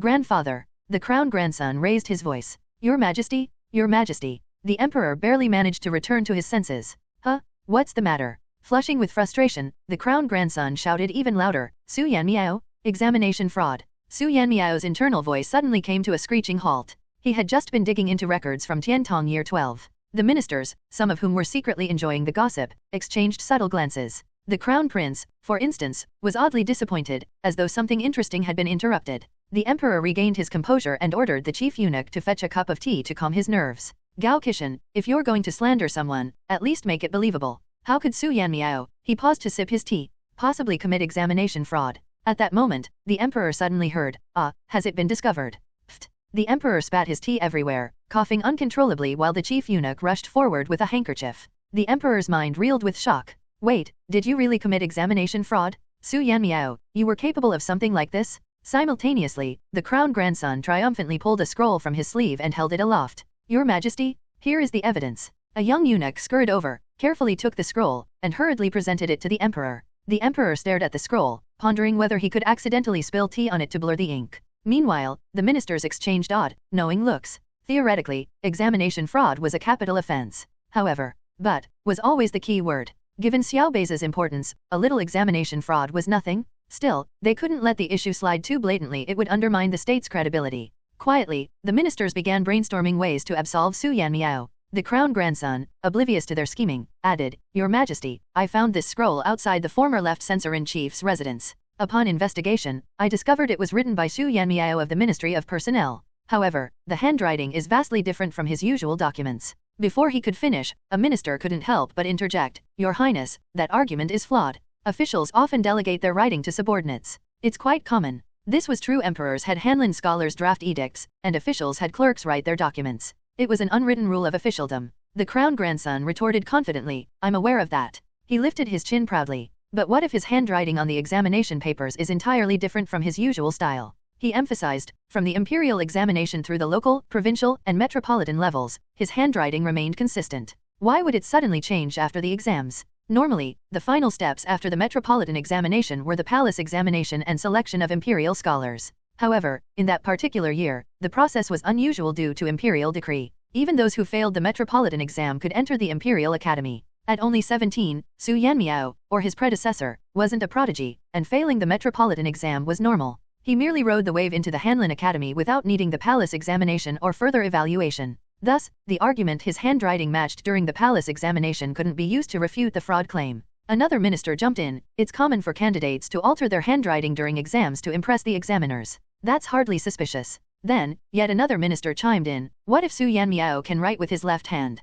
The crown grandson had anticipated resistance. After all, no one would willingly admit to examination fraud. He lacked irrefutable evidence and was relying on the emperor's disposition and circumstantial reasoning to ruin Su Yanmiao. In modern terms, it was like trying to convict someone without video evidence, DNA, or fingerprints, relying instead on a chain of circumstantial evidence. The crown grandson's plan was to first provoke the emperor's disgust by insinuating Su Yanmiao had caused chaos in the inner court. Then, he would bring up the examination fraud to reinforce the emperor's negative perception of Su Yanmiao. Even with weak evidence, this bias would make it difficult for Su Yanmiao to escape unscathed. But the crown grandson hadn't expected so much resistance. At Novel bin at. Su Yanmiao was just a lowly 9th rank official? Why were officials stepping up one after another to defend him? Su Yanmiao himself hadn't even responded yet. This is. Su Yanmiao felt a headache coming on. He had ended up in the original host's body because of a deal with a system which, according to the system, was a legitimate company that didn't engage in coercion. The original host had first been recommended for the scholar degree, then failed the provincial exam but benefited from policy changes that allowed him to enter the Imperial Academy. From there, he had incredible luck, landing a vacancy in the Ministry of Personnel as a junior official in the capital. Staying in the capital was much better than the typical fates of failed candidates, who often ended up as assistants, county magistrates, or school teachers. All this happened within 6 months, each stroke of luck more exciting than the last, so much so that the original host literally died of overexcitement. Overwhelmed by resentment, he had attracted the system, which then struck a deal. I worked hard for years to pass the imperial exams and finally got a central government post. Then I died? It's not fair. Though reviving him wasn't an option, the original host had begged Su Yanmiao to at least keep the position for a while, otherwise, his death would feel meaningless. How should I explain this? Say I was previously in a dazed state, acting unconsciously, but suddenly had a moment of clarity that changed my handwriting, habits, and even speech patterns? Would anyone even believe such an absurd story? The ministers of Desya. We'd believe it? Please, just say it. Give us a chance to believe you. We're already prepared to believe it. The crown grandson had been passionately shouting, then have Su Yanmiao write something right now? We'll know immediately. If he can replicate the same handwriting, then it's clear I made a false accusation. I've also collected samples of his recent handwriting with his right hand, and it matches the writing on the note. And, the crown grandson's voice grew even more impassioned. He can't even recite when friends come from afar, is it not a joy, correctly? He recited it as when friends come from afar, they must be annihilated. How could someone like that pass the imperial exams, the provincial exams, or the metropolitan exams? He must have used a substitute to take the exams. This information had been inadvertently discovered by the crown grandson through a conversation between Quan Yizhang and another person about Su Yanmiao. After all, there were no cameras in the imperial examination halls, so as far as he was concerned, claiming it was a case of substitution was as good as fact. I'm done for. Su Yanmiao thought bleakly. The 4 books and 5 classics? He genuinely couldn't recite them. And ever since becoming a clerk, his work didn't require such knowledge. Otherwise, he would have already tackled it with the same determination he once had for his university entrance exams. There's no way to explain this, looks like I'm dead meat. No? The old emperor and the court officials collectively gasped in shock. If you die, how will we survive? The Minister of Works, on the verge of a heart attack, immediately stood up. Your Highness, the crown grandson, do you have evidence of this alleged substitution? Please do not falsely accuse a good man. The crown grandson's eyes nearly bulged out of his head. What kind of connections does this Su Yanmiao have? He wasn't surprised that officials involved in the examination process would defend him, they had a vested interest. But you, a Minister of Works, a second-rank official, stepping up for a 9th-rank petty clerk? Quan Yizhang seemed to notice the crown grandson's bewildered expression. With a measured movement, he slowly rose from his seat, a privilege granted by the emperor due to his age and status. He typically didn't involve himself in governmental affairs, serving instead as a figurehead, symbolizing the court's respect for talent, even those loyal to the previous dynasty. The crown grandson had no choice but to bow respectfully to the elder statesman. Quan Yizhang ignored him entirely, turning instead to the emperor and bowing lightly. Your Majesty, I have spent some time with Su Yanmiao, and he is not the kind of person who would engage in examination fraud. Strictly speaking, even if he hadn't heard Su Yanmiao's thoughts, Quan Yizhang didn't believe that someone as pure-hearted as Su Yanmiao could commit examination fraud. The man didn't even know how to exploit his position for personal gain. Su Yanmiao was stunned. Then, suddenly, sniff sniff sniff, there really are good people in this world? It turns out all that talk about political faction struggles and court intrigue recorded in history books is exaggerated. Most officials are willing to stand up for what's right. Indeed, court officials involved in endless political struggles and factional infighting exchanged guilty, shifty glances. For a moment, the court was enveloped in an awkward silence. But the crown grandson pulled them back to the topic at hand. Of course I have evidence. He didn't. But as he had said before, there were no cameras in the imperial examination halls. The crown grandson declared resolutely. 3 days before the imperial examination, Su Yanmiao secretly met with the chief examiner, Assistant Minister Hebai of the Ministry of Rights. Because of this, the assistant minister turned a blind eye to the substitution. Assistant Minister Hebai nearly fainted on the spot. He had never even met Su Yanmiao. Before hearing his thoughts today, he didn't even know who Su Yanmiao was. He only ever had secret meetings with high-ranking officials. The crown grandson was trying to ruin him. An accusation like turning a blind eye to fraud could easily lead to demotion or even execution. Unfazed, the crown grandson continued, and furthermore, the crown grandson proceeded to implicate a slew of other officials in the supposed conspiracy, showing no regard for the consequences to their lives. Su Yanmiao gazed at them with sympathy. Sorry, but I can't even save myself right now. Flipping through his gossip system, Su Yanmiao sighed deeply. He had the dirt to refute the crown grandson's claims, but he couldn't explain how he got the information at Novel bin Adat. 3 days before the examination, I secretly met with the chief examiner? Impossible. That night, Assistant Minister Hebai dressed as a woman and stayed overnight at the general's residence, and the two of them what? The officials collectively lost their composure, their eyes lighting up with the spark of juicy gossip. And? Assistant Minister Hebai cross-dressing? So scandalous? Could it be that the two were having an affair? The general stiffened, desperately trying to interrupt Su Yanmiao's thoughts. Your Majesty, while it's true that the evidence of examination fraud is damning, I believe there is more to this matter and that it should be thoroughly reinvestigated, especially since Su Yanmiao's attire is impeccable. How could someone so meticulous about their appearance tarnish their own reputation? The crown grandson's face turned a shade greener than the emperor's had when his bed habits were exposed earlier. Such an absurd excuse, how could you say it with a straight face? Su Yanmiao's inner voice finally stilled. He changed his tune. Thank you, General. You're a good person. The general nodded vigorously. Yes, I'm a good person. As for my affairs with Assistant Minister Hebai, let's let them remain buried forever.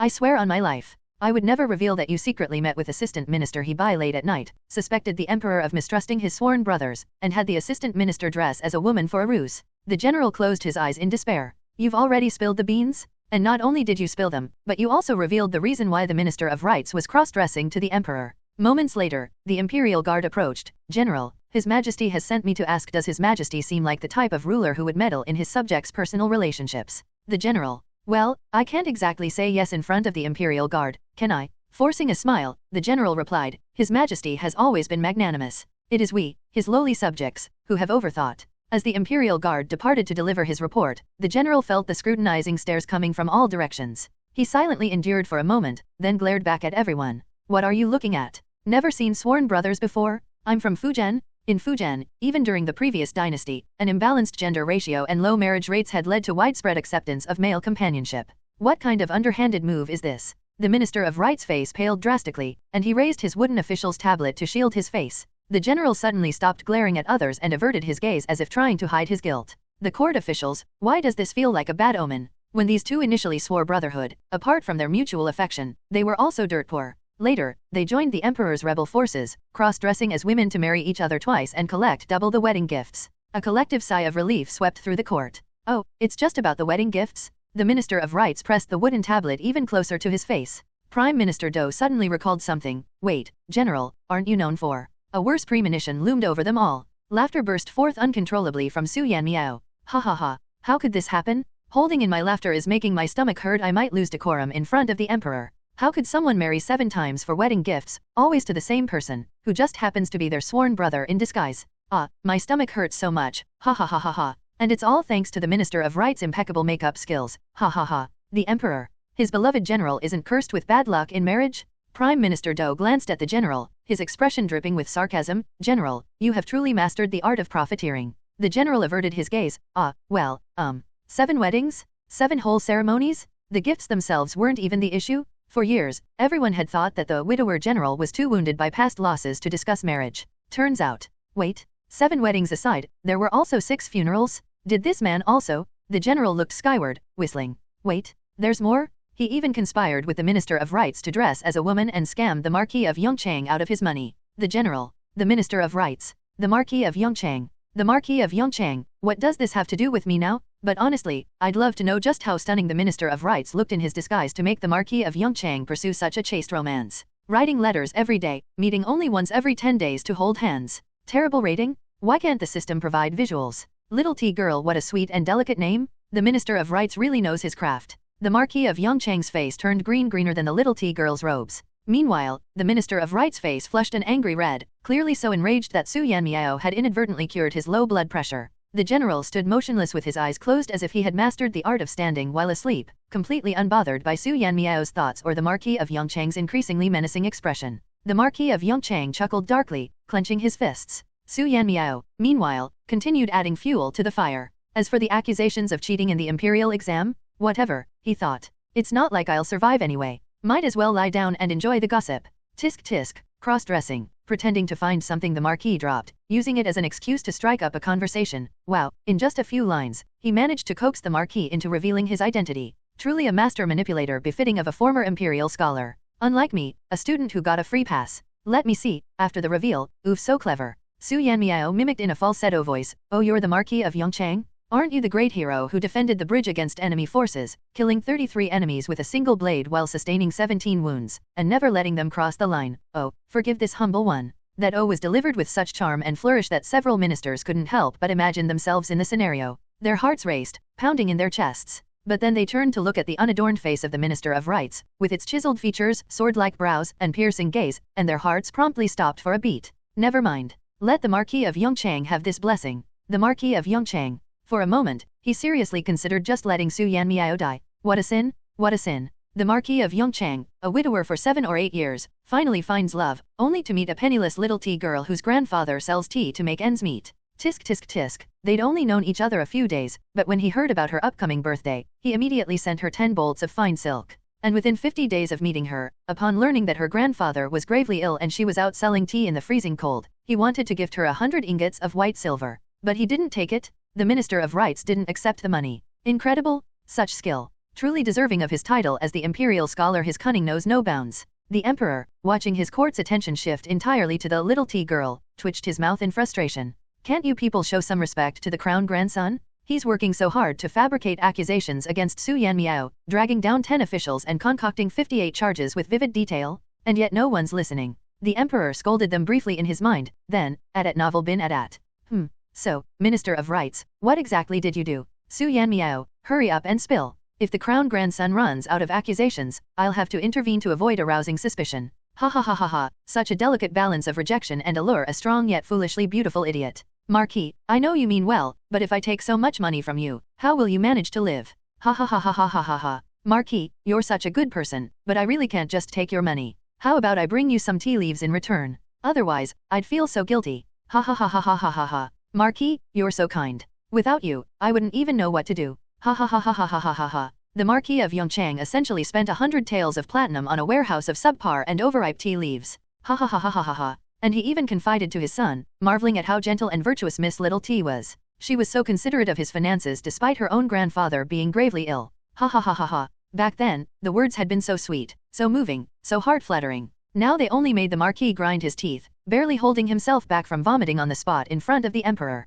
By now, the Marquis had pieced it together. The Minister of Rights and the general were close friends, and the general, wasn't he the one who had stolen several of his military accolades in the past? Was this revenge? The general, anyone who tries to steal credit from me deserves to rot in hell. No one is allowed to take credit for my accomplishments. Meanwhile, the other officials present were utterly stunned. How could the Minister of Rights be so skilled? How could he so perfectly balance innocence with coquettish charm, and with such subtle allure, swindle away 100 taels of platinum? Oh, and likely even more, considering the 10 bolts of fine silk and who knows how much else the Marquis must have handed over. If their internal thoughts could be visualized, the court would resemble a sea in turmoil, with crashing waves and roaring thunder. This wasn't just an eye-opener, it felt like a spiritual awakening. The emperor, perhaps it's better to avoid any future romantic entanglements altogether. Not only might you risk unknowingly betting what turns out to be a blood relative, but you could also end up with one of your own ministers instead. Truly terrifying. The emperor shuddered at the thought of taking a young lady to bed, only for her to suddenly exclaim in a gruff voice, "Your Majesty, don't?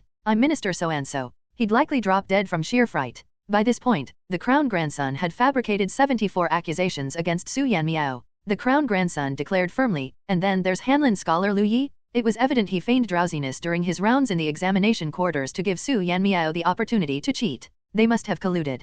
Hanlin scholar Lu Yi was utterly dumbfounded. What grudge did the crown grandson hold against him to accuse him so viciously? He had indeed been tired, but only because, well, let's not talk about why. The point was, he hadn't actually fallen asleep or neglected his duties, let alone assisted in cheating. And why drag him into this mess? The Marquis of Yongchang, the Minister of Rights, and the general were already wallowing in embarrassment. Claiming Hanlin scholar Lu pretended to yawn and act drowsy just to give me time to cheat? On the night before the exams, he was in a pigsty tending to a sow who wouldn't be tired after that? And yet, he never fell asleep on duty and diligently patrolled the examination quarters. Hanlin scholar Lu Yi turned pale and rushed forward to exclaim, "Your Majesty, I agree with the general. Lord Su could never have cheated in the exams. He even drank purified water before the exam because he believed only kind-hearted people could consume such a pure substance. How could someone so kind ever engage in malpractice?" The crown grandson was livid. Lu Yi speaking up wasn't surprising, given that he'd already been implicated, but this was the reasoning he came up with? Was he mocking him? And on top of that, he managed to use the opportunity to praise Su Yanmiao's virtue? Was there no justice left in the world?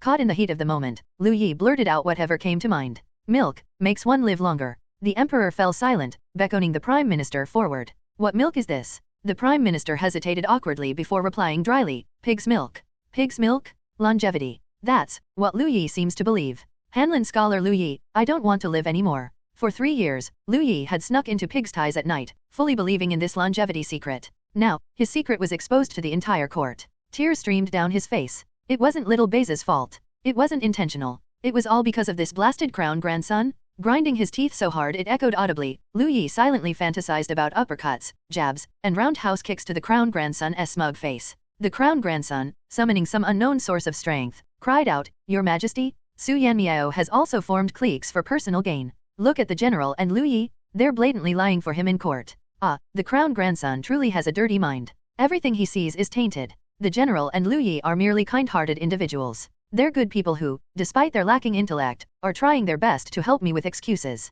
The general and Lu Yi, why does it feel like we just got insulted? But there's no turning the tide now. Sigh, such a pity. I didn't even get to finish the drama I was following. Last night, the emperor angered the empress and was kicked out of the palace. I didn't get to see the resolution. He seemed determined to smear ink on his face today and pretend to be a cat to win her back. At novel bin at. Bang! The emperor slammed the table, cutting off the incessant stream of thoughts. I believe Su Yanmiao did not cheat in the imperial examinations. He is acquitted of all charges. What cat? Never happened? The court officials hastily echoed, terrified that any delay might allow Su Yanmiao to reveal more gossip. Yes, acquitted of all charges. His Majesty is wise. Your Majesty, let's adjourn quickly and let Lord Su rest. He must be exhausted from standing all this time. The crown grandson? He wanted to question the sanity of the entire court. Had Su Yanmiao drugged them all? Su Yanmiao experienced the warmth of the bureaucracy. The crown grandson experienced the darkness of the bureaucracy. Both had bright futures ahead. I object. The crown grandson's eyes were bloodshot, and he gritted his teeth.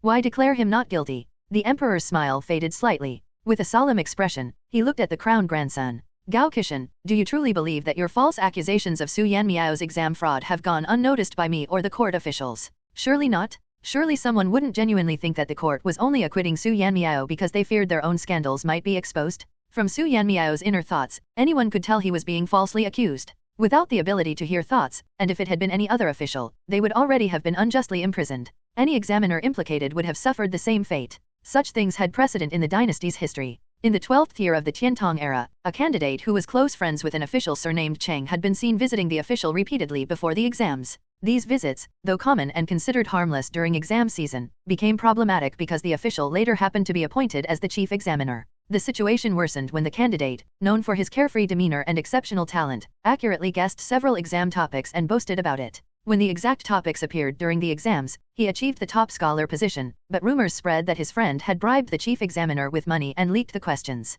The friend was imprisoned, and the candidate was implicated as well. Despite their adamant denials during multiple interrogations, both were stripped of their titles. The chief examiner involved was also arrested and eventually dismissed. The emperor glanced at the crown grandson. You claim that Su Yanmiao met with the Minister of Rights that night. The Minister of Rights, now with a serious expression, bowed respectfully and then turned to the crown grandson. Your Highness, please clarify. On which night are you alleging that I met with Su Yanmiao? The crown grandson declared. Of course, it was at your own residence. The Minister of Rights fixed the prince with a cold stare. But that night, I was staying at the general's residence due to some business matters. Everyone in the household can attest to this. Your sudden accusation does not allow me to collude with the general's servants, long-term or short-term workers. A simple summons will confirm the truth. The emperor ordered the imperial guards to go to the general's residence to investigate. After some time, the guards returned with testimonies at novel bin at. This time, they provided formal statements gathered from the residence's staff. Your Majesty, we've collected testimonies. The workers confirmed that the general indeed hosted someone that evening. They arrived at dusk and didn't leave until dawn. Around the hour of 7 to 9 p.m., a meal was prepared, featuring several dishes that the Minister of Rights particularly enjoys, ones he also favors during palace banquets. Later that night, several calls for water were made near the sleeping quarters. The crown grandson, momentarily confused, asked, "What do you mean by several calls for water?" "Yeah, what do you mean?" "Ha ha ha ha. That's not important," the Minister of Rights interjected swiftly. "I implore your Majesty to make a judgment. I was not at my residence that night and was engaged elsewhere. How could I have met Su Yanmiao? Couldn't the general have been involved as well?" the crown grandson suggested, undeterred by the rising tide against him. The general chuckled. "That night, I was sharing a bed with the Minister of Rights. I didn't have time to meet anyone else." Given the rumors that had already spread through the court, the general saw no harm in being blunt. For other accusations, the crown grandson might have been able to twist the narrative, but with this one, the crown grandson closed his eyes briefly. "Perhaps the three of you were meeting together." The emperor frowned. "Gao Qishan, don't be ridiculous." He added, "There's no need to investigate further. With one false accusation exposed, it's clear you've been making baseless claims." Desperate, the crown grandson retorted, "But Su Yanmiao truly cannot replicate the writing he produced during the exams. I only ask one question, why can't he write it again?" The emperor replied coolly, "Who says he can't? Though I didn't cheat, I really can't replicate it. Ignoring Su Yanmiao's internal protests, the emperor whispered some instructions. Shortly after, the imperial guards brought in a desk, a low stool, and writing materials. To ensure transparency, they held up the blank paper and displayed it to everyone, including the crown grandson, before handing it to Su Yanmiao. The general's face showed a flicker of surprise. He whispered, "What is His Majesty thinking? How could Su Yanmiao possibly write it? He only recently emerged from the mystery of the womb." The mystery of the womb referred to a spiritual belief just as bodhisattvas or arhats lost memories of their past lives during reincarnation. Mortals believed those born with extraordinary destinies might experience a temporary fog over their abilities and knowledge after birth. The Minister of Rites murmured thoughtfully, "His Majesty is greedy. He wants the auspiciousness of Bai Zi and his reputation intact. He must have tampered with the paper beforehand." Meanwhile, Su Yanmiao gripped the brush tightly, his wrist tense. The crown grandson watched him intently, brimming with confidence. If he could have written identical characters before, he would have already proven his innocence. The crown grandson stood at a distance from Su Yanmiao's desk. As his view was suddenly blocked by the back of a Jinyiwei guard, he frowned in confusion, about to reprimand them, but the guard swiftly stepped aside. A moment later, an inkstone was added to the desk. It had simply been placed there. Su Yanmiao, however, had clearly seen what happened. In that instant, the Jinyiwei had sprayed something onto the paper, and immediately, faint blue-purple characters emerged on the surface. To fabricate charges, no excuse is hard to find. The characters were faint but legible, their brushstrokes matching the original. Su Yanmiao's pupils contracted sharply. Is this a starch iodine reaction? This is cheating in plain sight. The emperor sipped his tea, his expression calm and unreadable. If the crown grandson and the people wanted the truth, then he would give them a truth. The crown grandson and the gathered officials watched Su Yanmiao as he hesitated for a moment, seemingly lost in thought, before picking up his brush.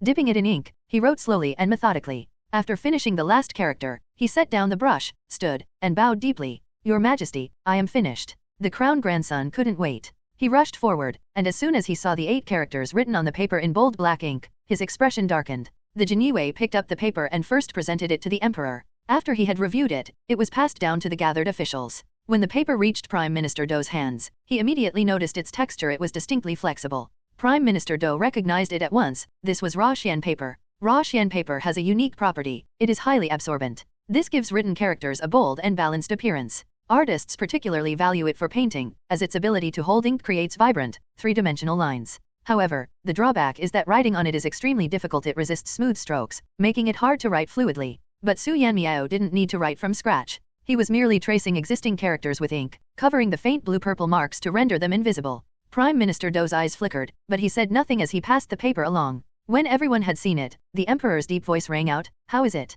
Does it match the writing from the examination?" The officials responded in unison, "It is identical. This is impossible." The unexpected turn of events left the crown grandson utterly shaken. "How can this be? How?" "Enough of your outbursts," the emperor roared, cutting him off at novel bin at. The emperor stood, his gaze sharp, and began to recite, "Crown grandson Gao Qishan is a petty and base individual. He lacks the vision of a virtuous ruler and is neither a follower of righteous conduct nor a competent administrator. He is deceitful in court and licentious in the palace, slandering upright ministers and polluting the inner sanctum. Effective immediately, he is stripped of his title as crown grandson, demoted to commoner status, and exiled to Yunnan. Draft the edict and make it known across the realm." The tone of his voice brooked no argument. The Secretariat drafted the decree, the 6 ministries cited relevant laws and precedents, the Hanlin Academy reviewed the document for errors and taboos, and the Grand Secretariat finalized and approved it. From the Ministry of Justice to the imperial household, every department stamped their approval, layer upon layer of bureaucracy completing the process without a single objection. Not one official raised concerns about the potential instability of deposing the heir apparent.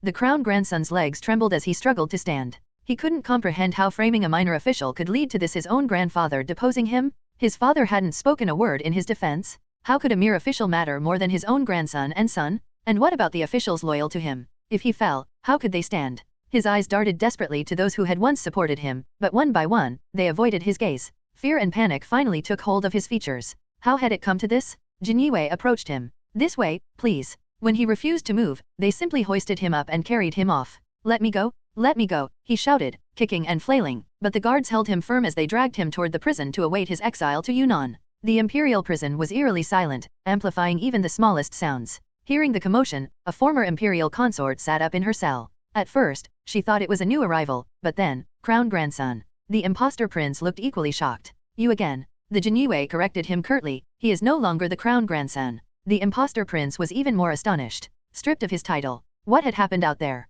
Meanwhile, the emperor beckoned Su Yanmiao forward, his tone warm. "Were you frightened? Not scared out of your wits, I hope? No racing heartbeat, no fear of sudden death? Su Yanmiao felt deeply moved. Thank you, Your Majesty, for trusting in me. The Emperor grasped Su Yanmiao's hands tightly. No need for such formality, you alone are worth 1,000 soldiers and 10,000 horses. Memories flashed through the Emperor's mind, the scandal in Shandong, the uncovered embezzlement of disaster relief funds, the forewarning of rebellion in Nanyu, the mysterious new crops from overseas, the recent purge of corrupt officials. The Emperor's grip tightened, his voice soft and dripping with affection. My dear Minister, once the New Year Court Assembly is over, let us take the civil and military officials, along with the returning inspectors, on a tour of the 9 provinces. The elderly emperor walked out of Wuying Hall with an expressionless face, followed by a group of officials who were also trying their best to suppress their expressions. In his mind, the events of the 12th year of Tiantong kept replaying in a vivid and endless loop, with new details constantly emerging. Closing his eyes tightly, the emperor took a deep breath, but he could not expel the lingering voice from his head.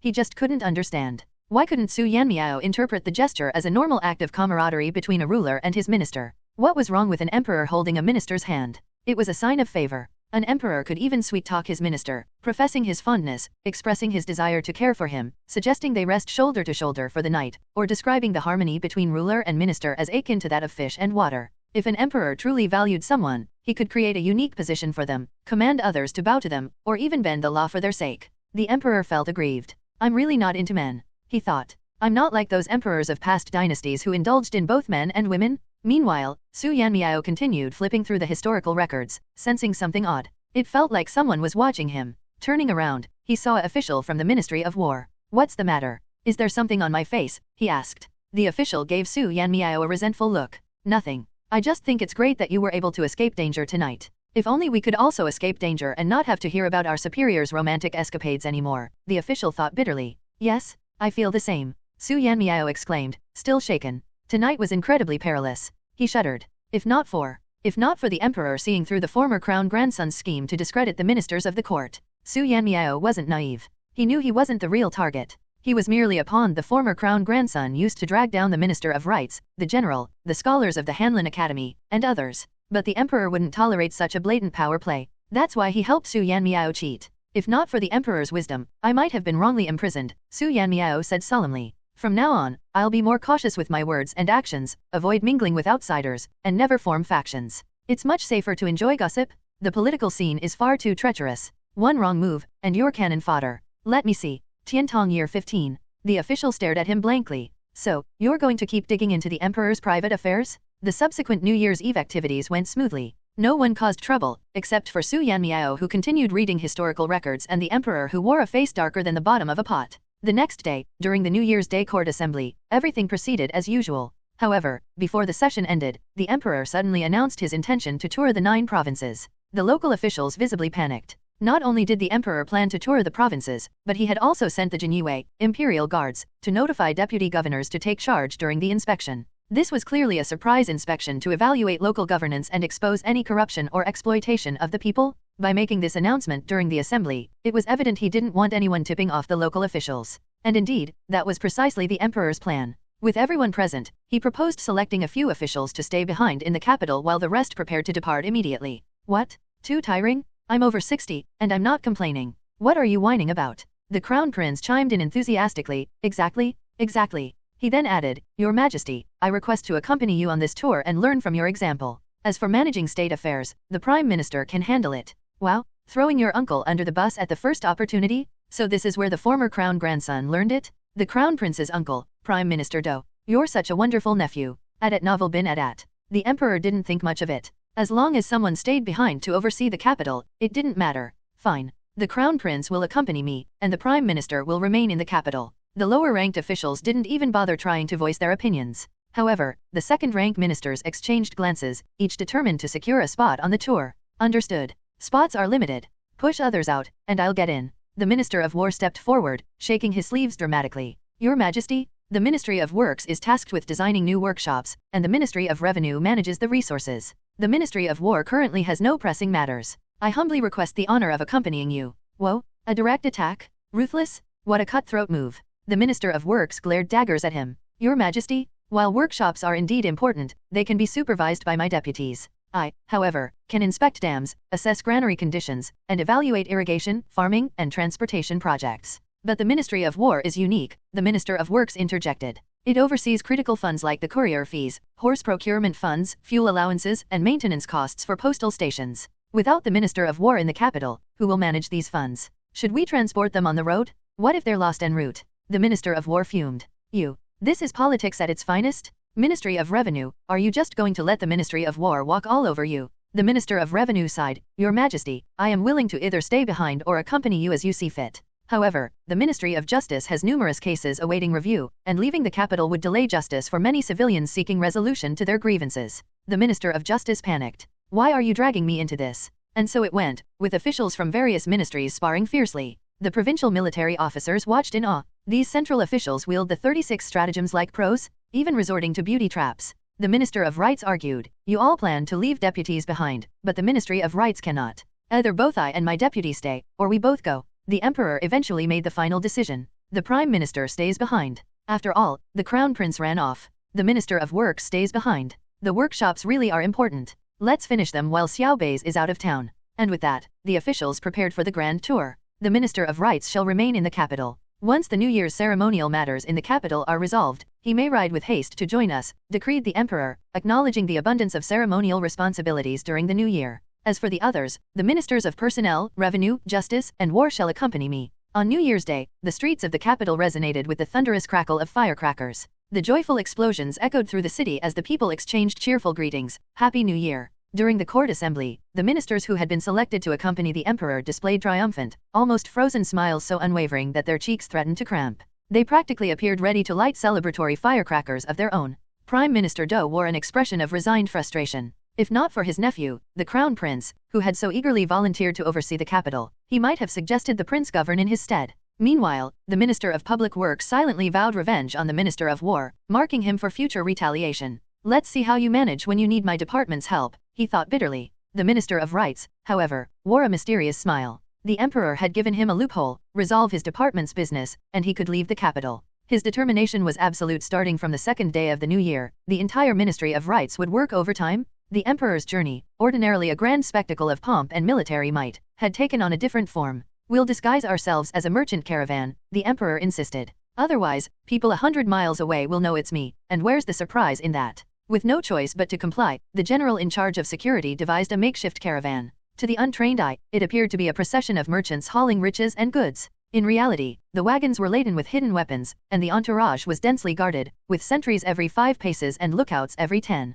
The merchants could transform into a deadly fighting force at a moment's notice. The caravan moved steadily, crossing the Luo River before boarding boats to reach Yanxi County by evening. Disembarking, they rested for the night. The Emperor, seated atop a wagon, summoned Xiao Luoshui to his side. I hear you spent the past 2 months living, eating, and sleeping on the river, even steering boats at times. Xiao Luoshui knelt before him. Your Majesty, you once declared that if I found grain crops across the sea, you would confer a noble title upon me. Does that promise still hold? The Emperor nodded, realizing she couldn't see his gesture, and clarified, the word of the Son of Heaven is law. Her eyes burned with determination. Your Majesty, Luoshui is ready. The court had prepared a fleet of treasure ships and assembled skilled navigators. Xiao Luoshui's task was simple yet harrowing: survive the voyage, reach the distant lands, and return with crops like potatoes, corn, or sweet potatoes to enrich the empire's agriculture. The Emperor, smiling, handed her a specially crafted official seal. You will descend the Great River, pass through Kaifeng, Suzhou, and Jinan, and reach Bohai. 300 ships await you there, prepared for your command.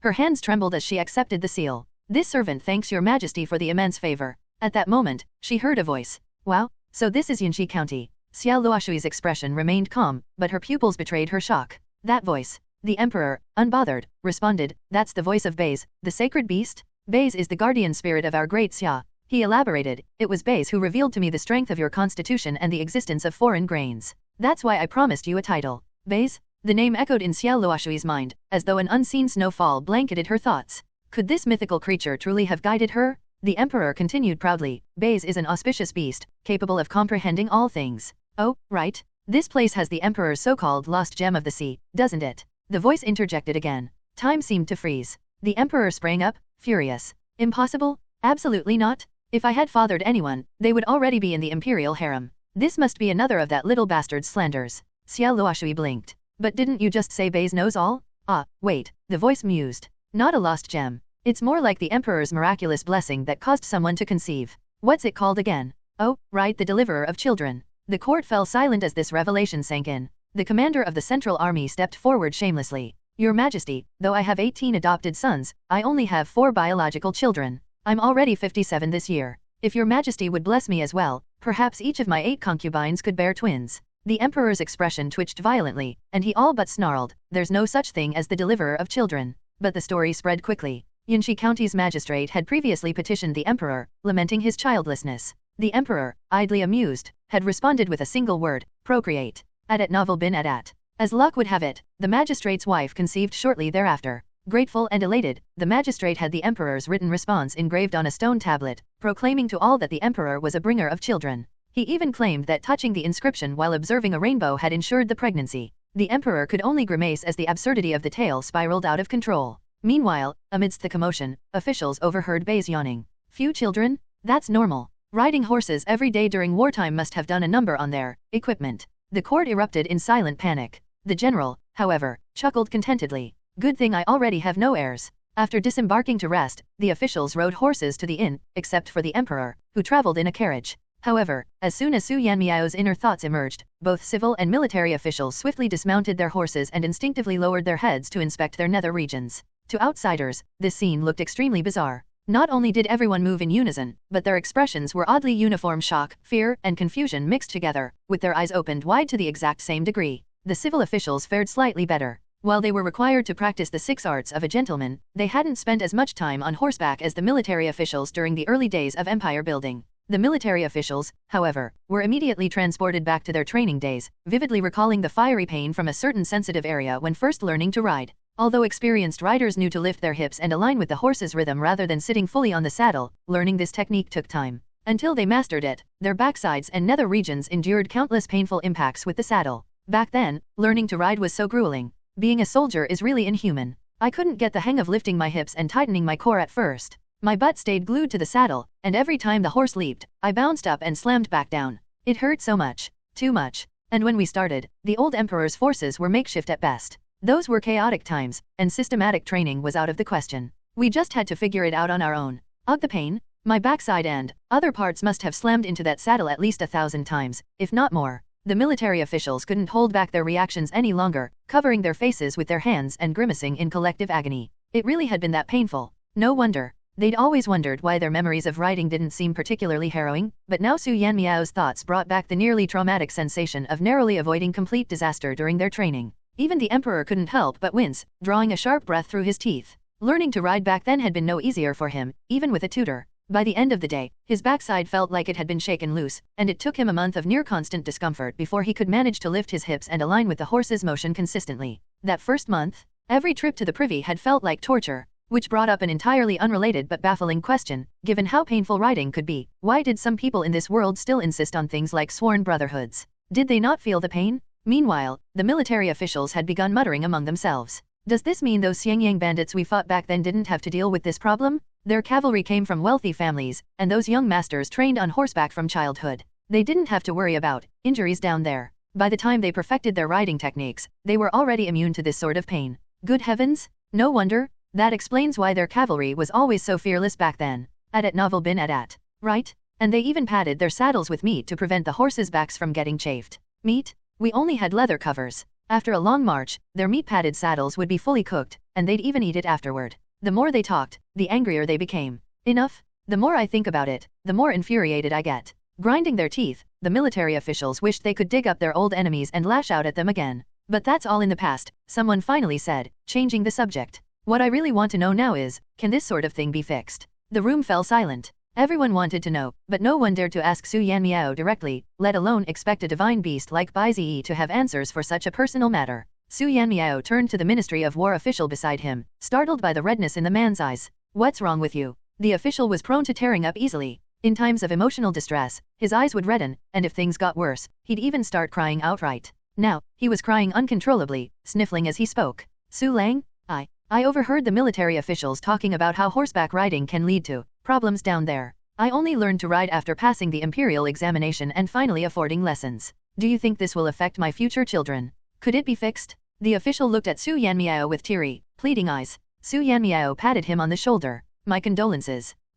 I really don't know if this can be fixed. Maybe they should see a doctor? Writing lessons affecting fertility isn't exactly something I can solve. Should I ask the system? I asked. No solution. Figures. Right, this is an information-based system, not a miracle-working one. Asking it to solve a medical issue is like asking a rain god to clear the skies. Before the official could faint from sheer despair, distant shouts rang out apparently. Several people had already collapsed. What's going on? Su Yanmiao asked, confused. The official sighed deeply. Su Lang, you really have no idea how much strain you're putting on everyone's hearts. If this keeps up, instead of dying young, I suspect we'll all live much longer. Because all this emotional roller coasting must be strengthening our cardiovascular systems. That evening, the officials were granted free time to relax. Except for the magistrate of Yanxi County. Strange? Why did the old emperor suddenly summon someone over? He looked rather grim. Did something happen? This thought lingered in Su Yanmiao's mind for less than 10 seconds before being replaced by another. That birth character stone tablet dedicated to the old emperor as the goddess of childbirth. I want to see it. Su Yanmiao couldn't bother with eating anymore. He bought 2 flat breads on the road and headed straight for the county's famous landmark. Halfway there, he ran into the old emperor himself. This is awkward. Noticing the emperor's dark expression, Su Yanmiao pretended as if nothing unusual was going on, trying to play it off. What brings you here, your majesty? Su Yan Miao. The emperor's voice oozed through clenched teeth, each word dripping with displeasure. And what brings you here? With an innocent face, Su Yanmiao replied, Oh, I'm just out for a casual stroll. The emperor let out a sarcastic chuckle. This road only leads to the birth character stone tablet. You must have done your homework in advance. Otherwise, you wouldn't be heading here immediately after disembarking. Su Yanmiao assumed the emperor meant he'd done some pre-trip sightseeing research. But then the emperor spoke again, his voice heavy with resentment. You finished today's official duties and still found time to wander around? Can't you read the room? Look at your superiors, the ministers and vice ministers. Do you see them idling around like you? And why are you so concerned with the goddess of childbirth? You're not even married. Is this any of your business? Under the proverbial roof, Su Yanmiao quietly bowed his head. Your words are wise, your majesty. In the background, street sounds filled the air, hawkers selling candied hawthorns, tavern owners calling out to customers, flower peddlers balancing baskets, dog sellers tugging leashes, fortune tellers selling divinations, and street artists sketching portraits. The lively atmosphere only underscored the emperor's rising frustration. This many commoners believed in the emperor as a goddess of childbirth, and his face grew even darker. But what does that have to do with me? I didn't start this rumor. Why take it out on me? What a Scrooge. Even during the New Year holiday, he won't let people have fun. It's only the second day of the new year. Also, look at the salaries of ministers, vice ministers, and clerks. I'm earning peanuts and you expect me to do $1 million job? That's just unreasonable. Why can't I be curious about the goddess of childbirth just because I'm unmarried? Isn't he mad because he's been made into one? Besides, I'm not the only one here. Take the Minister of Personnel, my boss. Isn't he over there disguised as a candied hawthorn seller to visit the birth character tablet? The old emperor froze, his dark expression hardening as he turned his gaze to the hawthorn seller standing with his back to him. The Minister of Personnel. The seller stiffly turned around, holding up a stick of candied hawthorns with forced enthusiasm. Would the gentleman like some candied hawthorn? The emperor and the Minister of War brought a basket of flowers to sell, even sticking flowers in his own hair to avoid detection by you. The emperor's gaze shifted to the flower seller at Novel bin Adat. The Minister of War. Lowering his head, 3 flowers fell from his hair to the ground, leaving only the one pinned behind his ear swaying in the breeze. Oh, look. The Minister of Justice is multi-talented. He's even doing face readings. Who would have guessed? The Minister of Justice, packing up his fortune-telling stall and preparing to flee, hurriedly grabbed a banner reading "Not accurate, no charge," to cover his face. As Su Yanmiao pointed them out one by one, it became apparent that nearly 90% of the accompanying officials were there. The birth character stone tablet was always a popular site for commoners to worship and burn incense, but tonight's unusually large crowd was undoubtedly thanks to these officials. The old emperor was so furious he almost laughed. All of you, come out. One by one, the guilty officials sheepishly stepped forward. The emperor found some comfort in noticing a few high-ranking officials absent. You all should learn from Qin Guan. He's never been overly curious about unnecessary things. Qin Guan, the Grand General, was his prime example. Not curious. Yongchang Marquis snorted. That's only because he doesn't need the goddess of childbirth. Su Yanmiao looked around but didn't see the Grand General anywhere. Strange. Could it really be that same-sex relationships don't require children? But that doesn't make sense. I'm not in a same-sex relationship, and I don't need children either. Yet I'm very curious about the stone tablet. Wait, is that? Oh, my god. He disguised himself as a beggar? No wonder even the emperor's sharp eyes didn't spot him. In the corner, a figure crawled along the ground, appearing lame. Just as they were about to slip away unnoticed, they silently turned around and crawled back, dragging a leg as they approached the emperor. From their battered bowl, they carefully retrieved their sole earnings for the evening, a single copper coin, and placed it by the emperor's boot. The emperor. He had one question on his mind. Why are all my ministers so eccentric? Yeah, why are they so eccentric? I laughed so hard when I tried to imagine this scene. Ha ha ha ha ha. Do I look like someone who needs a single copper coin? The old emperor raised his foot and kicked the general. It wasn't hard, but the general deliberately fell, flamboyantly performing a comedic stunt to amuse the emperor. The old emperor turned his head, only to see Su Yanmiao's clear eyes filled with astonishment. At least, the old emperor opened his mouth, then closed it, and after a moment, he tried again. At least the crown prince didn't come. Su Yanmiao blinked. Ah, the crown prince? I almost forgot about him. Seeing that Su Yanmiao was about to communicate with the divine artifact again, the old emperor's face turned emotionless. Enough. I don't want to know where the crown prince is or who he's pretending to be right now. He patted Su Yanmiao on the shoulder with a strained smile. What are you standing there for? Didn't you want to see it? Today, I'll let you have your fill. The county magistrate of Yanxi, who had been silently following the old emperor with his head down, nearly dropped his jaw. He had already been shocked once earlier while watching the peculiar antics of the capital's officials.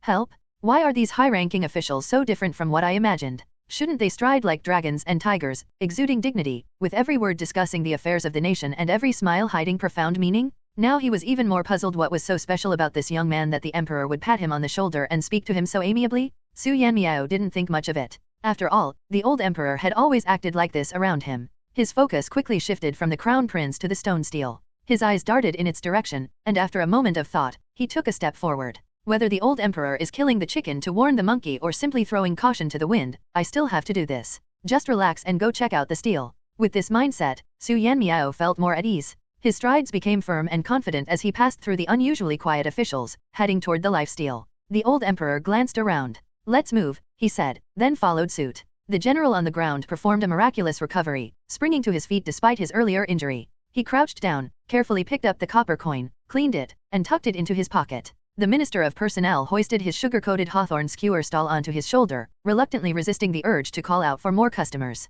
The Minister of War casually removed the flower tucked behind his ear and placed it back into the flower basket. He carried the basket on his arm and continued walking. It hadn't been easy to gather this many flowers during the second day of the Lunar New Year. The Minister of Justice rolled up the banner from his fortune-telling stall and gazed pensively at the bamboo chair. After a moment of thought, he decided to leave it there. If it was still there when they returned, he'd take it. If not, so be it. The other officials also put away their tricks and obediently followed the emperor. Then, in front of the life stele, they saw a man pacing around, poking and prodding at the stele. Can this really make someone miraculously conceive? I don't believe it. Let me poke it again. Poke it again. Standing beside him was the crown prince's personal attendant, as rigid and serious as always. Though he was clearly anxious, he didn't know how to stop his master and could only dryly call out, "My lord." The crown prince didn't even turn his head. "Ah, don't call me. I'm studying how this Guanyin statue grants children. Have you figured it out?" "Not yet. But the calligraphy on this stele is pretty good." The crown prince suddenly noticed his usually wooden and hierarchical attendant tugging at his sleeve with an unusual boldness.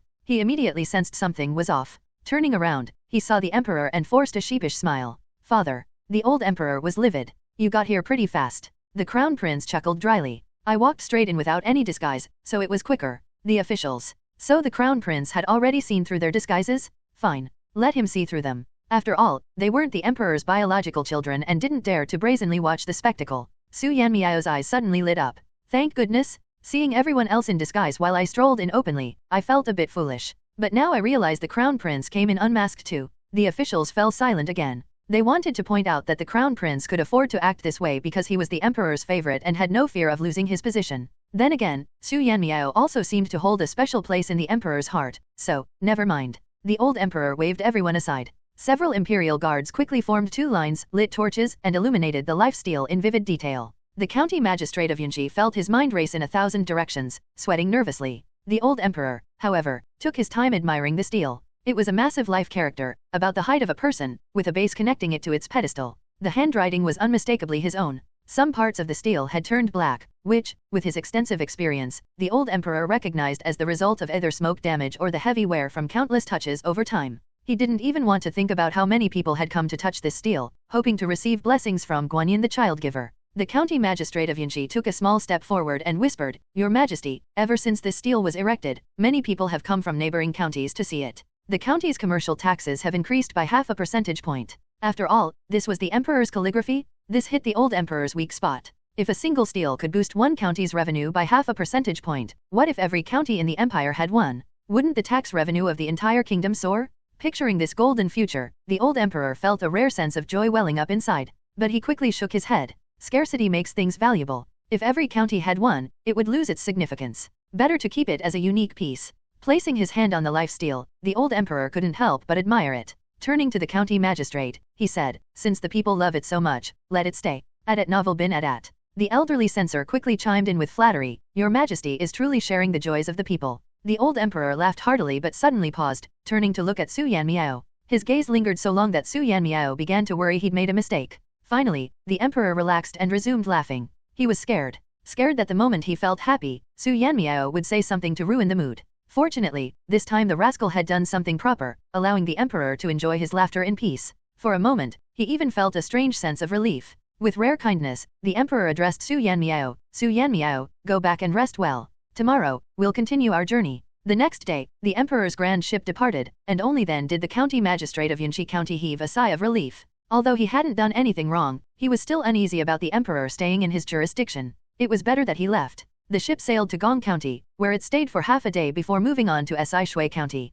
Some might not recognize the name Si Shui County, but its neighboring Hulao Pass was famously renowned. The saying, one man holding a spear can deter 100, praised the strategic and treacherous terrain of Hulao Pass. This time, the group stayed for 5 days. Officials from the Ministry of Works thoroughly inspected and repaired Hulao Pass before the entourage continued its journey. Surprisingly, this leg of the journey was taken by carriage instead of ship. The local officials murmured among themselves, where could they be headed? Zhengzhou, located near Hulao Pass, was overseen by a cheerful governor who walked in from the outskirts of the crowd and addressed the county magistrate of Xinjiang County under his jurisdiction, Liangzai, I've found you a great opportunity. How do you plan to thank me? The Xinjiang County magistrate looked up in shock. What great opportunity? Well, said the governor, his tone full of self-satisfaction, I happen to have some history with His Majesty. He summoned me for a conversation about old times, and I made sure to bring you up. Didn't you say your wife makes an exceptional bowl of geta soup? Let me tell you, His Majesty has a particular fondness for that dish. I also praised you for being exceptionally close to the people. Even as a county official, you've never indulged in extravagance. Ever since your appointment, you've governed with calmness and fairness, worked diligently, and cared for the people. Initially, the emperor's procession wasn't planning to visit Xinjiang County, but once I described you and your wife's cooking, the route was altered. They're coming to Xinjiang County, just to taste a bowl of your wife's rustic geta soup. How about that? Exciting, isn't it? This is imperial favor. Liangzai, why aren't you smiling? The Xinjiang County magistrate stiffly looked away and replied, Your Excellency's grace. I am merely a humble official of low rank. Upon hearing that His Majesty will visit my modest home, I am filled with both dread and exhilaration. I don't know how to face this honor. The governor of Zhengzhou burst into hearty laughter. Liangzai, relax. His Majesty isn't as fearsome as you think. As long as you're a capable and honest official, you'll earn his favor, even without flowery words. Look at the magistrate of Yanqi County. He made that lifesteal, used it as a gimmick, and even marketed it under His Majesty's name.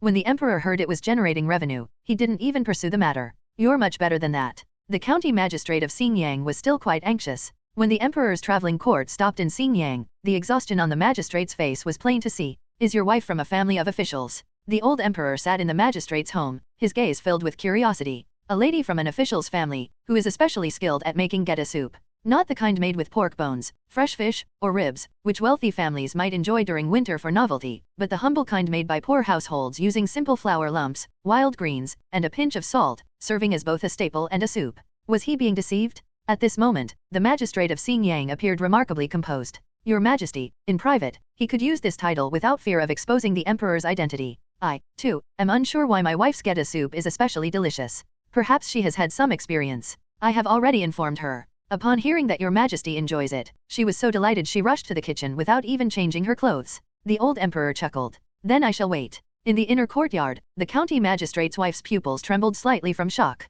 My husband asked me to make geta soup, but I don't know how. Even if they wanted to show the emperor that they hadn't forgotten their roots, wasn't this a bit too much? The magistrate's wife thought for a moment and sighed. Still, my husband probably didn't expect His Majesty to take him so seriously. But, she truly didn't know how to make geta soup? She had heard that every step of its preparation would be closely monitored by the Jinyiwei to prevent any mishaps, so she couldn't even delegate the task to someone else. The maid who came to report quietly said, Master instructed that the cook in the small kitchen knows how to make geta soup. She can assist. A cook. Seeing that the lady didn't remember, the maid reminded her, Master received kindness in the countryside before. That cook is the old wife of his neighbor. She's the one who struggles to recognize faces. Years ago, she was specially invited to make postpartum soup for you, madam. She ended up staying on afterward. Oh, her. The magistrate's wife suddenly understood and then proceeded to make a large pot of geta soup together with the cook primarily to give the cook more work. Following the cook's suggestion, she paired it with steamed cornbread and presented it to the emperor. Several accompanying officials also got a small bowl each, including the unlucky Bai Zi, who had been dragged along.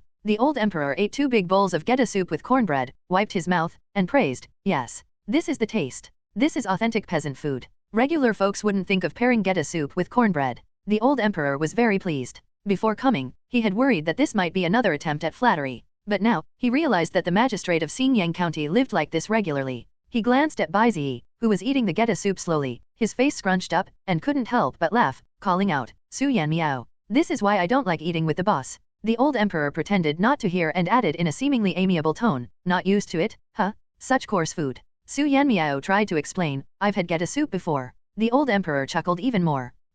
What you've had must have been the kind made with refined white flour and paired with a variety of delicious ingredients." Thinking about modern geta soup, Su Yanmiao nodded. The old emperor burst out laughing, rubbing his belly. "Young people like you just can't endure hardships. You complain about this and that. If you were starving, even roasted leaves would taste good." Su Yanmiao smiled and said, "Your Majesty is right. This humble servant is indeed spoiled. The old emperor is so hard to please." The old emperor choked on his laughter. Every time Su Yanmiao mentally criticized him, it left the emperor particularly irked. Perhaps that's why the emperor always wanted to mess with Su Yanmiao whenever he had the chance just to regain some pride. If life can be good, who would willingly endure hardship? Even the magistrate of Xingyang County finds it hard to eat this stuff. The old emperor's gaze shifted to the magistrate and noticed his veins popping on his forehead as he chewed the geta soup. The strain in his jaw muscles was unmistakable. If someone ate food like this regularly, they wouldn't have such a reaction. Strange. If the magistrate finds it unappetizing, why did he once tell the prefect of Zhengzhou that his wife's geta soup was excellent? Oh, that was 5 years ago.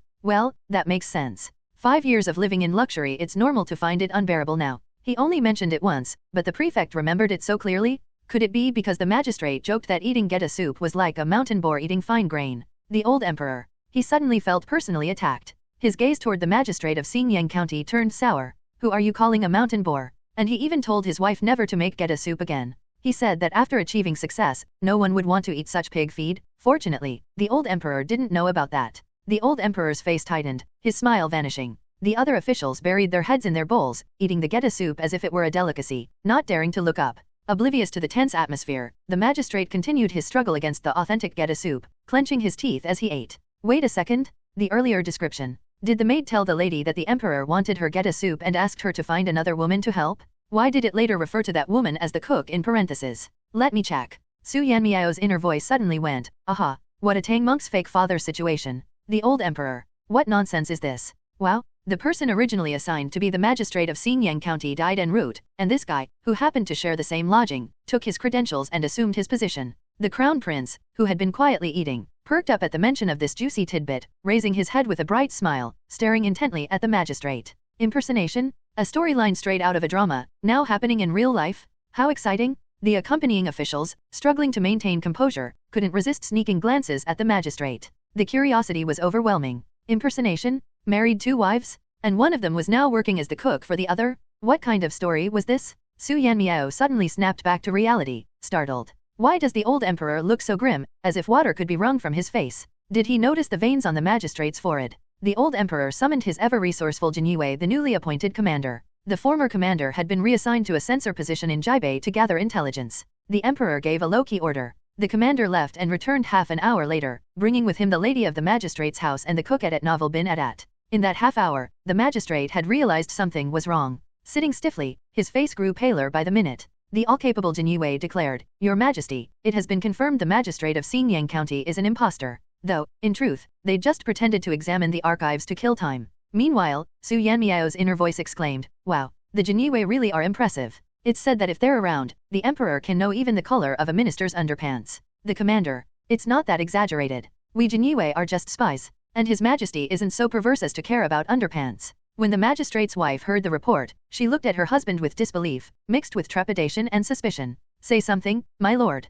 The magistrate, his face contorted, didn't dare utter a word. Su Yanmiao glanced sympathetically at one wife, then at the other, equally sympathetic. He wouldn't dare speak. The cook is his first wife. Although she has face blindness, she recognizes his voice. I can't tell if he's sentimental or heartless. If he were sentimental, why marry another? But if not, why didn't he just get rid of the first wife instead of bringing her along? The commander of the Jinyue quickly added, Madam, you may not be aware that this cook is his first wife, originally his legitimate spouse. The cook was horrified. Sirs, please don't joke. My man is just the master's servant. The master trusts him so much, always sending him on errands. We've been here for 5 years, and we've hardly spent a few proper nights together. The magistrate quietly covered his face with his sleeve. Truly despicable. He pretended to be the magistrate's servant and told his first wife, I've found you a job at the magistrate's house as a cook. They'll provide food and lodging, and you'll earn 4 taels of silver a year. And the wife happily went, thinking she was helping support the family. She even felt proud, thinking she was providing for them. Pfft. The crown prince choked on his soup,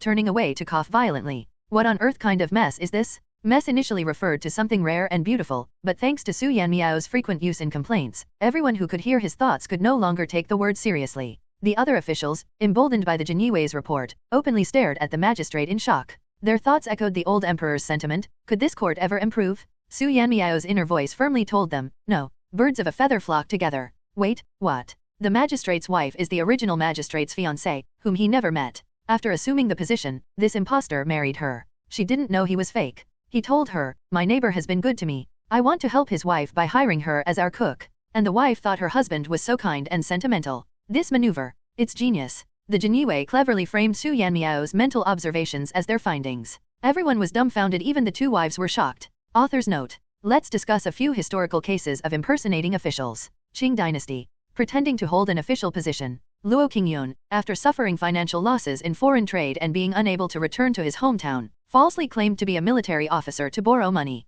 Hu Jun incited a donor official to pretend to be a household department's special envoy, defrauding thousands of silver coins. Impersonating officials' relatives. Kui Xiu fabricated documents claiming to be a relative of a prince, successfully swindling wealth. Su Shengyang pretended to be a servant of the Minister of Personnel to obtain funds fraudulently. Ming Dynasty. The Ministry of Personnel reported rampant abuses such as impersonating deceased or disqualified officials, forging credentials, and even selling titles. Measures were taken to curb such fraud. You, the county magistrate's wife, took a deep breath and scolded, still dreaming of having 2 wives? Why not dream of ascending to heaven while you're at it? Look at yourself. Are you worthy? Even the locksmith at the village entrance is a better match than you. And if the truth came out about this fraud, who would the family estate go to? Who would be buried in the ancestral tomb? Let alone the fact that this man was a fraud? The county magistrate was utterly bewildered by her words. My lady, was this still his frail and gentle wife? Noticing the astonished looks from several officials, the magistrate's wife paused. Then, like a delicate willow swaying in the wind, she knelt down dramatically, bursting into tears. She sobbed so heart-wrenchingly that it seemed she could not even take care of herself. But her words were articulate and precise. Your Majesty, though my late husband passed away from illness, his body was discarded who knows where by this man. What identity was he buried under? For 5 years, he may have wandered as a lonely ghost, unrecognized and without offerings. No wonder I've had restless nights and shallow sleep all these years. Surely it was my late husband appearing in my dreams to deliver a message I couldn't understand. Translation, Your Majesty, he may not have killed anyone, but he stole another man's identity, leaving that man without a proper burial or offerings. I have no part in his crimes. I've even lost sleep over this matter. She couldn't allow this criminal to drag her or her children down with him. Though her complexion was radiant and her eyes lacked dark circles, suggesting her claim of sleepless nights might be false, the emperor, a stubbornly traditional man, was moved by her performance. What was this? A frail official's wife, taken advantage of, still prioritizing her betrothed husband over 5 years of shared life with the fraudster? Good, faithful and virtuous. The emperor turned to the senior censor. What is the punishment for fraudulent officials? The senior censor responded promptly, such an individual, falsely claiming an official post and stealing another's identity, not only deceives people but undermines justice. According to precedent, he should be exiled to a remote region and serve as a laborer. After a brief pause, the censor added, his wife, unaware of his crimes, and their children, are not culpable and should not be punished. The magistrate's wife gently pressed a hand to her forehead, sighing delicately. Her eyes shimmered like dewy lychees as she murmured, many thanks to this honorable official for speaking up for justice. I'm so delicate. Truly, I'm incredibly delicate. In contrast, the fraudulent magistrate, kneeling nearby, appeared as robust as a mountain bandit, drawing no sympathy at all. He kowtowed frantically. Your Majesty, please have mercy. I acted impulsively. The deceased man's features bore some resemblance to mine, down to the same mole on our faces, though he was plumper, and I thinner. After his death, I became possessed and stole his credentials to take office. If questioned about discrepancies, he could always claim that losing weight had altered his appearance. Most people wouldn't overthink it. But in all these years, I've lived in constant fear of exposure. I have never engaged in corruption, nor have I abused my authority. I worked diligently, if not treating the people as my own children, at least avoiding oppressive governance. I beg your Majesty for clemency. The senior censor interjected sternly, his expression full of righteous anger. Does this mean that after a magistrate dies, his successor must inevitably be a tyrant? When the former magistrate of Xinjiang County passed, it was the Ministry of Appointments' duty to assign a replacement. That replacement could have been a hard-working middle-aged scholar or an elder waiting years for an official post. But because this man usurped the position, they were left waiting indefinitely. He stepped forward, his tone sharp. If this man is spared, what's to stop others from lying in ambush, murdering officials, and stealing their credentials to claim their positions? Suddenly, a voice chimed in disruptive and brimming with mischief. It was Su Yanmiao. Why not just organize a death match every 3 years? Whoever survives gets to hold office. The censor. He struggled to suppress the digression and continued. We must ensure that such frauds are punished according to the law, so as to deter others from similar schemes. The fraudulent magistrate trembled on the ground, awaiting the emperor's judgment. The emperor listened quietly to the censor's words, nodding slightly. At that very moment, the fraudulent magistrate's vision darkened, and just before fainting, he heard the emperor declare, "What you say is correct. Let justice prevail." The fraudulent magistrate collapsed, but his cook-turned-wife remained upright, her face full of complicated emotions. The emperor issued follow-up orders: locate the original Xinjiang County magistrate, return him to his ancestral land, and give him a proper burial. If he has living relatives, allocate funds to assist them. The Ministry of Appointments will send a new magistrate to Xinjiang County. Adat Novel bin Adat. What the emperor didn't reveal was his intention to leave part of the secret police to observe the new magistrate. If they oppressed the people, they would be replaced again. There was no shortage of aspiring officials in the empire. The officials all bowed deeply. Your Majesty is wise. The magistrate's wife then summoned her courage. Your Majesty, if I may ask, where will this man be sent for exile? The emperor named a location, and her expression lit up. 3 months later, the fraudulent magistrate and his wife reunited in a small frontier town. Her uncle, a local commander, brought her before the fraudulent magistrate. Niece, take it easy, don't kill him. Though if you do, I'll find an excuse to cover it up. The magistrate's wife bowed slightly. Thank you, uncle. She was the daughter of a military officer. Her father, though of modest rank, could easily handle minor adversaries. Her uncle, a trusted family ally, had promptly invited her to settle scores upon learning her fraudulent husband had been sent to his territory. The fraudulent magistrate shivered.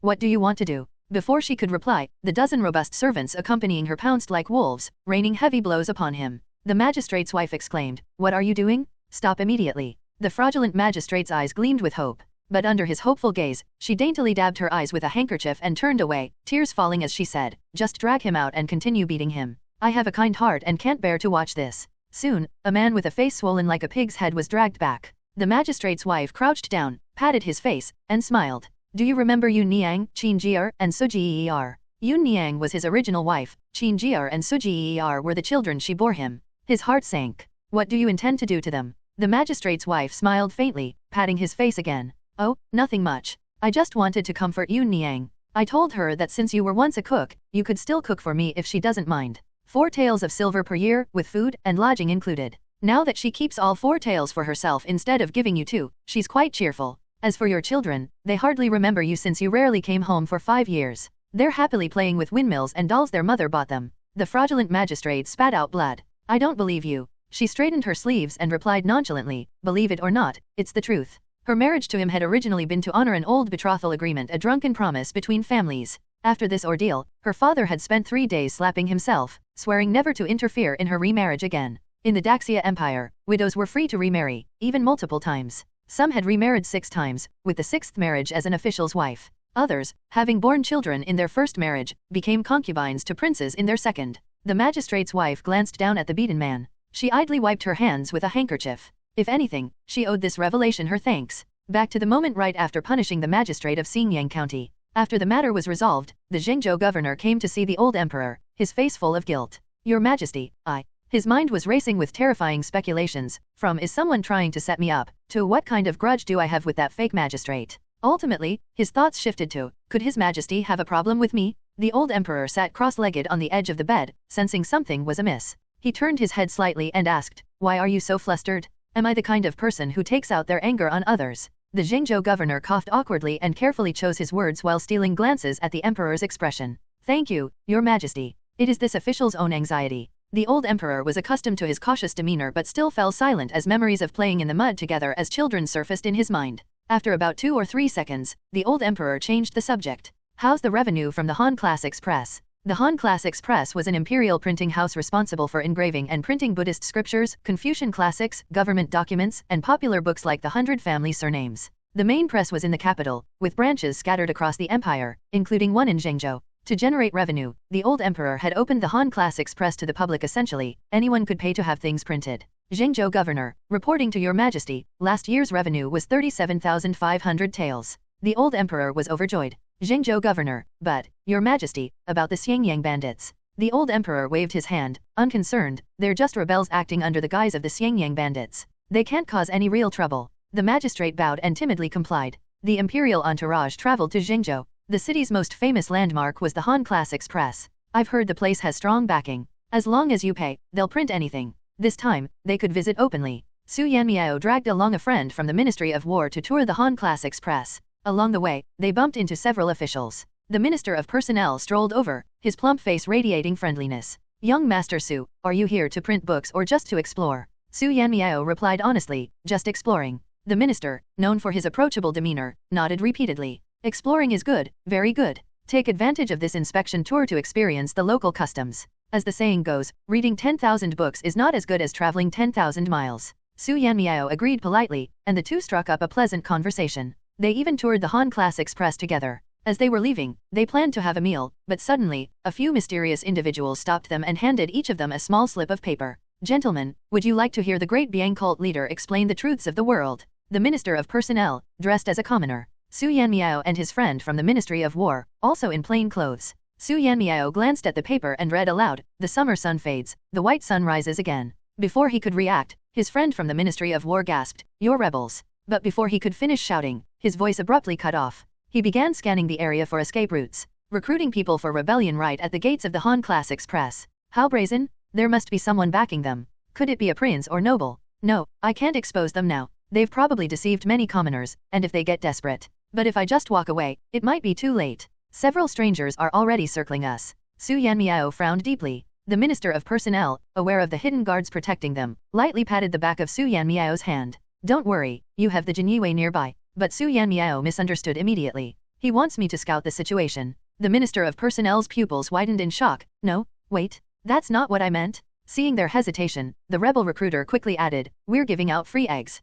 Minister of Personnel, we aren't interested. Su Yanmiao, I'll go. If scouting is what's needed, I'll do it. The Minister of Personnel looked at Su Yanmiao in despair. Truly, his courage knew no bounds. Let's go together. The friend from the Ministry of War gritted his teeth and joined in. I'll go too. Where are you all going? Before they got far, a commanding voice boomed behind them. The rebel recruiter immediately took a step back. The Minister of Personnel quickly turned around and yelled, Qin Chier, come here. Listen, these people are so kind. They're sharing wisdom and even giving out free eggs. The general, now aware of the situation, brightened and played along. He pulled out a worn, battered bowl from his robes and scratched his head sheepishly.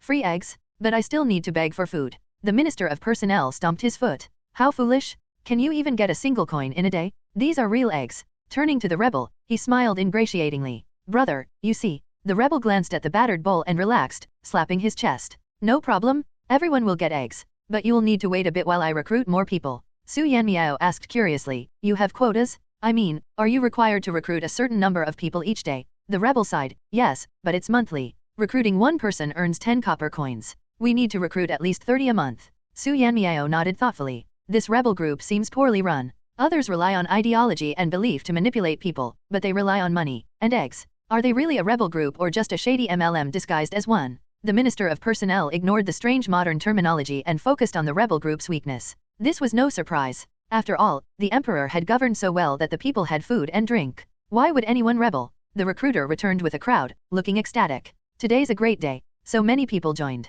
Su Yanmiao scanned the new arrivals. The Minister of Revenue, the High Priest of the Imperial Ancestral Temple, Marquis Yongchang, a criminal ministry official, a censorate official, and several Jinyue officers. Well, isn't this something? After all, they had arrived in Zhengzhou alongside the emperor, and many officials came to see the local landmarks. The recruiter cheerfully led them to their meeting place, handed them each a small bag of copper coins, and said, you'll get your eggs first, but you must listen to the cult leader's sermon carefully. Afterward, there will be a quiz. Only if you pass can you take the eggs home. The officials nodded in unison. Holding their eggs, they sat among the commoners, behaving like model citizens. The Biang cult leader handed out not only eggs but also booklets containing the cult's teachings. The printing is surprisingly high quality. Su Yanmiao curiously flipped through the booklet. Even as a modern person, he couldn't help but admire the beautiful printing, clean white paper, neat black text, and decorative designs of the sun, moon, and stars, with the sun prominently featured, likely symbolizing the cult. What the? Su Yanmiao's expression changed abruptly. All the officials heard his loud inner voice, clearly shocked. This was printed at the Han Classics Press. Wah! The Minister of Personnel dropped his egg, its contents splattering on his shoe. That recruitment flyer was also printed at the Han Classics Press. Does the Emperor know about this? Adat novel bin Adat. The gathered officials stared blankly. Your Majesty, did you approve this? Strange. Why would he be so short on money? The rewards the Emperor gives to officials don't come from the national treasury but from his personal stash. Oh, I see. The old Emperor had asked the Minister of Revenue, suggesting he consider it as borrowing from the national treasury, but the minister refused. He even resorted to dramatic crying, shouting, and threatening suicide. Tisk, system, at least show me an image of how he pretended to hang himself. The Minister of Revenue lowered his head and used his index finger to trace the patterns on the cane chair beneath him. Well, after all, the funds in the National Treasury were reserved for national purposes: disaster relief, building bridges and roads, monthly salaries for officials, and so on. If he wasn't firm about it, what would happen if the Treasury ran out of money? No wonder. If the Emperor's personal stash ran dry, he couldn't exactly tell an official who had earned a reward or caught his favor, "I'm broke, how about I reward you with a meal with me?" Wouldn't that be the Emperor essentially selling himself? The phrase selling himself was enunciated clearly and loudly. The officials present all simultaneously imagined the old Emperor's face and, just as simultaneously, covered their eyes in distress. Author's note. The remarriage of widows referenced in the story is inspired by historical examples from the Han Dynasty.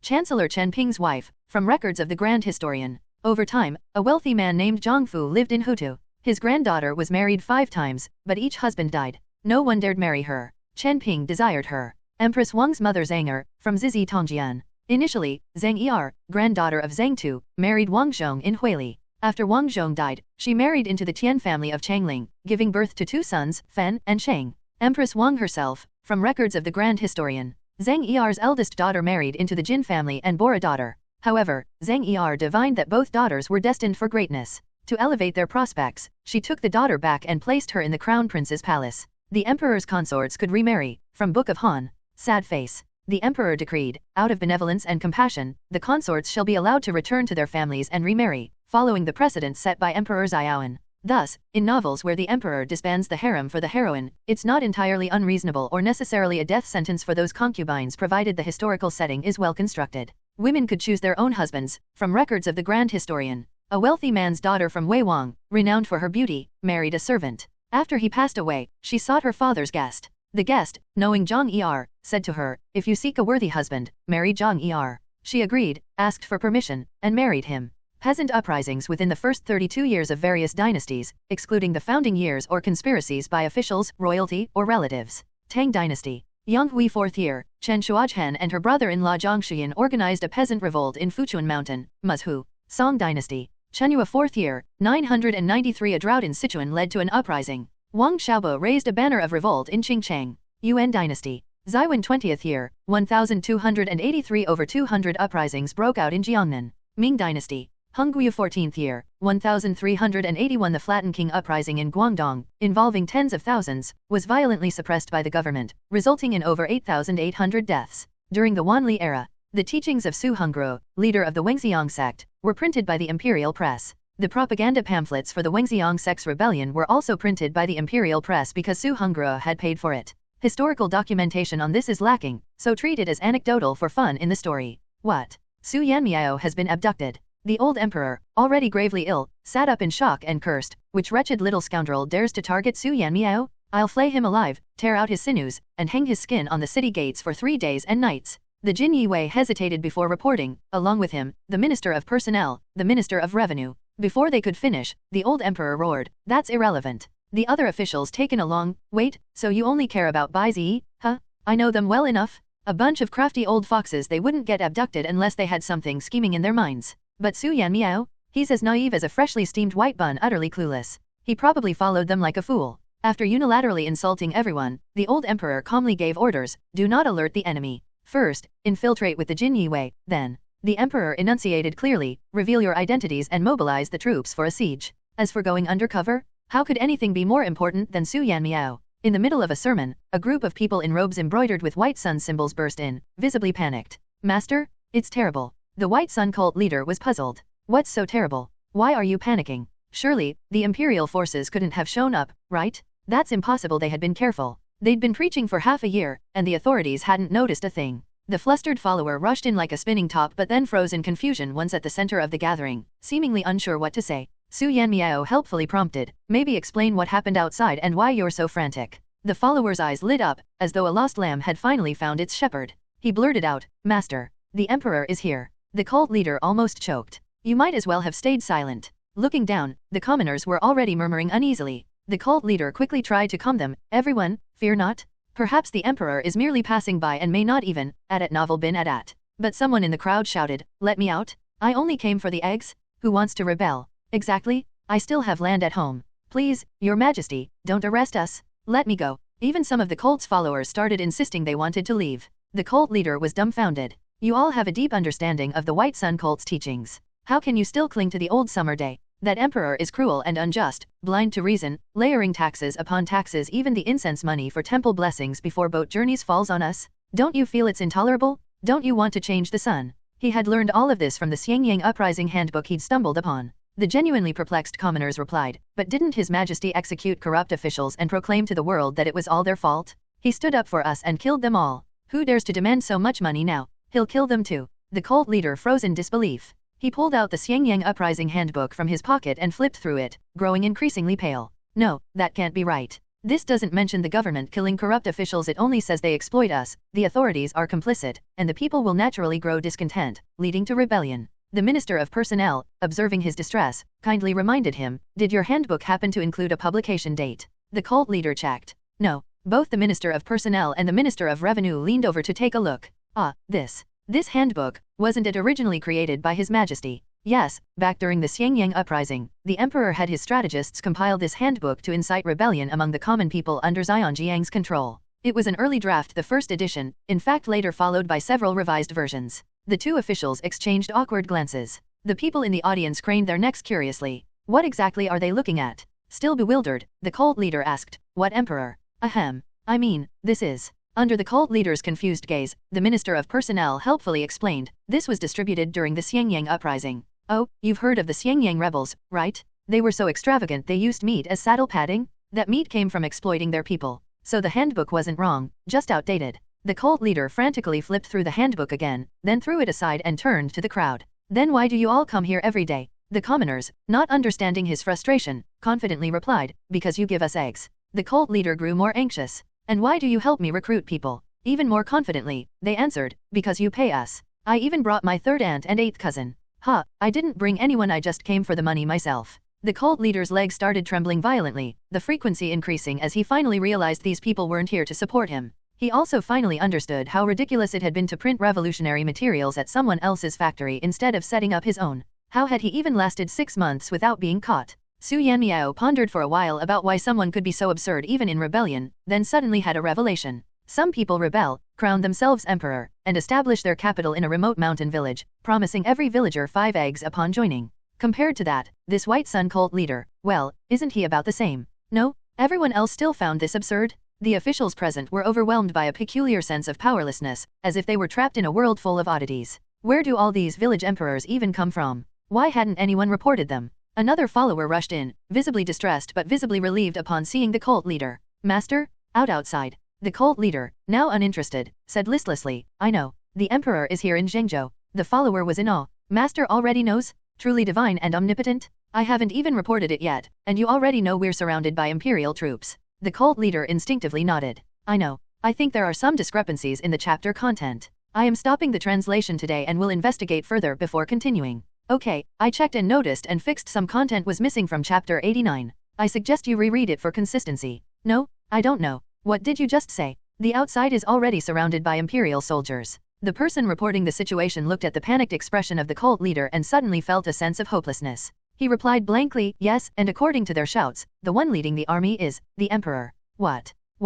After his initial shock, the White Sun cult leader turned to the group of people who had come to listen to his sermons in exchange for eggs, clearly baffled. Why are you so shocked? Shouldn't you all be excited that the imperial soldiers are here to rescue you? The officials who had cried out awkwardly fell silent for a moment. They exchanged glances before several generals stepped forward. One of them, a general, rolled up his sleeve, revealing arms bulging with muscles. I am the general of the imperial court. Surrender at once, or face the consequences. The White Sun cult leader froze. The imperial court. How had court officials infiltrated his ranks? He hadn't paid much attention to the crowd from the stage earlier, but now that he looked more carefully, his expression cracked. Who brought them in here? Look at them all well-fed, strong, and healthy. Do they look like people who can't afford to eat and want to rebel? The rebel responsible for letting them in quietly shrank back into the crowd. Of course, he'd noticed. But as long as people came in to take money, why overthink it? Most of the people standing below the stage looked healthy. In these times, who honestly joins a rebellion out of true conviction? Isn't it just for a bit of extra cash? The general issued a stern proclamation, consider your options carefully. This is your chance to redeem yourselves. The cultists exchanged glances. The quicker ones immediately tackled the slower ones to the ground. We surrender, we surrender. They even covered the mouths of the others to prevent them from shouting the same. The White Sun cult leader didn't even get the chance to cry out his surrender. As soon as the general finished speaking, several people had pinned him down, intending to use him as a token of their loyalty. Faced with the absurdity of the situation, the White Sun cult leader could only laugh bitterly. Who are you all? Can you at least tell me your identities so I can die knowing the truth? I am the Minister of Personnel. The cult leader consoled himself. All right, high-ranking officials like this shouldn't appear in large numbers. I am the Minister of Revenue. The cult leader's expression stiffened slightly, but he refused to give up hope. Struggling, he looked toward the third person. That person smiled slightly. I am the Minister of the Imperial Ancestral Temple. The cult leader's face lit up with relief. Never heard of you. The Minister of the Imperial Ancestral Temple, slightly smiling face. Ha. The Marquis of Yongchang chuckled. Ha ha. The cult leader turned toward him. The Marquis of Yongchang straightened up with pride.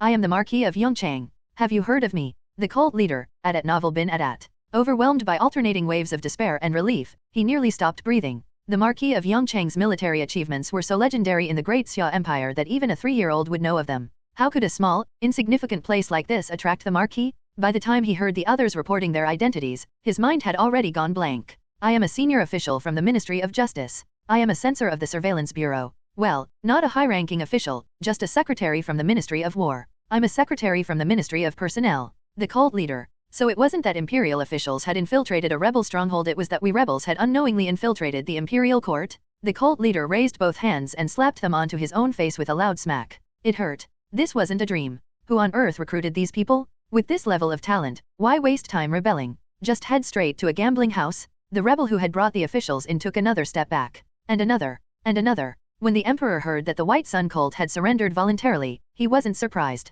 If he hadn't known what kind of people they were, he wouldn't have felt so confident in profiting from their printing fees. When he saw his officials returning, he personally stepped forward to greet them. My dear ministers, are you all unharmed? Though he addressed them all, his gaze kept drifting toward Yanmiao. The other officials. We're used to it. The Minister of Revenue stepped forward. Your Majesty, I have something to ask. The emperor replied casually. What is it? Speak freely. Your Majesty, I've heard that the cult's scripture books were printed at the Han Classics Press. Even the rebel manifestos were produced on paper from the same source. The emperor's eyelid twitched. Facing the intense stare of the Minister of Revenue, he cleared his throat to cover his embarrassment. Well, I merely. The governor Jingzhou, who had rushed over, tried to make himself invisible. He had advised his majesty against it, but the emperor hadn't listened. He figured that since the rebels would need someone to print their materials anyway, why not keep the profits in-house? Suddenly, the emperor seemed to think of something and straightened up. All right, fine. It was a mistake to let the Han Classics Press print the rebels' materials. But does the Ministry of Revenue bear no blame?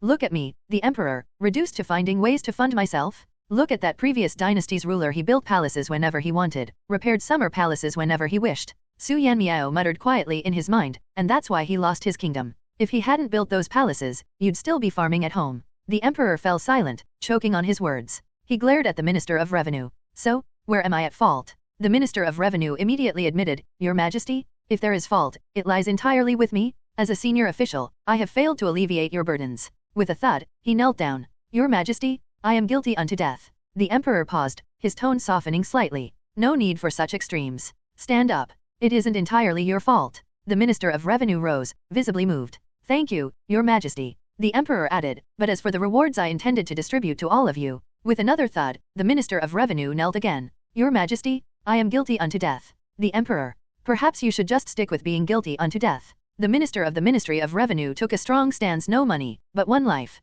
Princess Wanshao, who was standing nearby, gradually began to understand something, but the old emperor didn't notice. The old emperor tried to negotiate with the Minister of the Ministry of Revenue, saying, You can withhold the ministry's money, but as for the stolen goods in the rebel hideout, The Minister of Revenue wanted to directly reply, I won't give them to you either, but he touched his neck, then thought about his 9 generations, and decided to be more tactful. Your Majesty, according to custom, these. The old emperor's eyes widened. The items seized should naturally go into the national treasury, but this isn't about a house being seized, it's about eliminating bandits. Whoever eliminates them gets the rewards. Seeing the old emperor's attitude, the Minister of Revenue hesitated and started to back down. Well, maybe. This White Sun cult leader seems pretty rich. No wonder he can afford to hand out money and eggs. His family runs 1, 2, 3, 4, 5 chicken farms, with thousands of chickens per farm. There are red roosters, white roosters, black roosters, hens. Altogether, it must be worth 200,000 teals. The Minister of Revenue's ears twitched. He also runs a cockfighting business? Wow, a good fighting rooster is worth 1,000 each. That's good money. With 200 fighting roosters, they must make at least 200,000 a year? No wonder he had the guts to start a rebellion. The Minister of Revenue also gained some courage. His expression became unusually serious. Your Majesty, there are 5 chicken farms, at least give me 2. Su Yanmiao was completely stunned. You really have no fear of death, huh? Other officials gasped in shock, admiring the Minister of Revenue. This man dared to demand money from the emperor. But thinking about their monthly salaries, which come from the national treasury, and recalling how the previous dynasty once had insufficient funds and delayed paying officials' wages, suddenly, one by one, the officials' eyes lit up. The Minister of Revenue is formidable? The old emperor was equally shocked. You want 80,000 teals. The Minister of Revenue replied calmly, Your Majesty, a journey of 1,000 miles begins with a single step. A river is formed from small streams. Money is earned bit by bit. Adat novel bin adat. Translation, I want it. The old emperor, impossible, I can only give you 1 chicken farm. The Minister of Revenue, 3. You the old emperor nearly jumped up. How come this person keeps asking for more? The Minister of Revenue quickly explained, Your Majesty, I have people who know how to raise chickens. You see, just having chicken farms isn't enough. If they aren't raised well, all the chickens will die. The old emperor fell into deep thought. Seeing an opportunity, the Minister of Revenue immediately upped his offer. I don't need the fighting roosters, just lend me 1 rooster and 5 hens every year to breed. The old emperor thought for a moment, then nodded. All right. After all, it wouldn't look good not giving anything to the Ministry of Revenue. If the national treasury runs out of money later, won't the emperor be the one with a headache? White Sun cult's leader listened from the side, his eyes filled with tears. These chickens are his. They are all his. And they're splitting up his chickens in front of him? Is there no justice, no law? The old emperor and the Minister of Revenue happily reached an agreement. As for the rebels, White Sun cult's leader was beheaded, and the other civilians were sent back home to farm. Even the chickens found new owners. Everyone was happy. The procession continued without any more strange incidents. They simply carried on with their inspections, and when they reached the Bohai Sea, they let Xiao Luoshui off. The emperor and his officials paid great attention to Xiao Luoshui's voyage. The people rely on food, and if Xiao Luoshui could bring back these goods, not only would she be awarded a title, but she could also be enshrined in the Temple of Ancestors. The Minister of Revenue, I'll check the tung oil. Tung oil was an essential waterproof coating for ships. Besides checking the quantity and quality of the oil, the minister also had to ensure no ginger was mixed in. Adding crushed ginger prevents the tung oil from thickening and forming oil skins, keeping it in its original liquid state. The Minister of Personnel, I'll check the southern compass. The southern compass helps determine direction. The Minister of War, I'll check the star sighting board. The star sighting board helps pinpoint the north-south geographical position. And I, the old emperor, was in charge of giving Xiao Luoshui additional knowledge. During their travels, he had been frequently pulling Su Yanmiao to chat with him, subtly guiding her understanding, so he had now gathered a general idea. The new continent you need to find has native people, the land can be farmed, and the central area is a plain. There was no description more vague or despair-inducing than this. But Xiao Luoshui listened attentively. She understood that, given how much the emperor valued this voyage, if he could provide her with a detailed sea map, he wouldn't hesitate. If he hadn't given it, it was simply because there was none, and she would have to sail and search on her own. This process would be long and consume vast amounts of resources, but once successful, she would be enfeoffed as a marquis, her name remembered for generations. The old emperor hesitated, but still didn't mention the decreasing rainfall from the eastern coastal areas to the western inland regions. He felt that rainfall would be difficult for Xiao Luoshui to observe and would only make her voyage harder. The old emperor seemed to want to say something, but then glanced at Xiao Luoshui and asked directly, "Do you have a good idea, Minister?" Xiao Luoshui nodded. "Your Majesty, I think we could organize another fleet to follow the same direction I'm heading. There's no rush, just island by island, exploring each one, collecting the supplies on the islands, then marking their locations on the map to send back to the Great Xia. There's more." Xiao Luoshui took a breath and continued, "By occupying the islands one by one, it would be like establishing a series of beacon towers. We could watch over each other, and by periodically having ships patrol, we can ensure that the islands remain part of Great Xia's territory. In the future, when our ships travel to the west, they can be assured of resupply at sea." The old emperor's thoughts started to stir. Isn't this like building a stronghold and waging a long-term war? This method would be the most stable, the least prone to errors, and the most likely to succeed.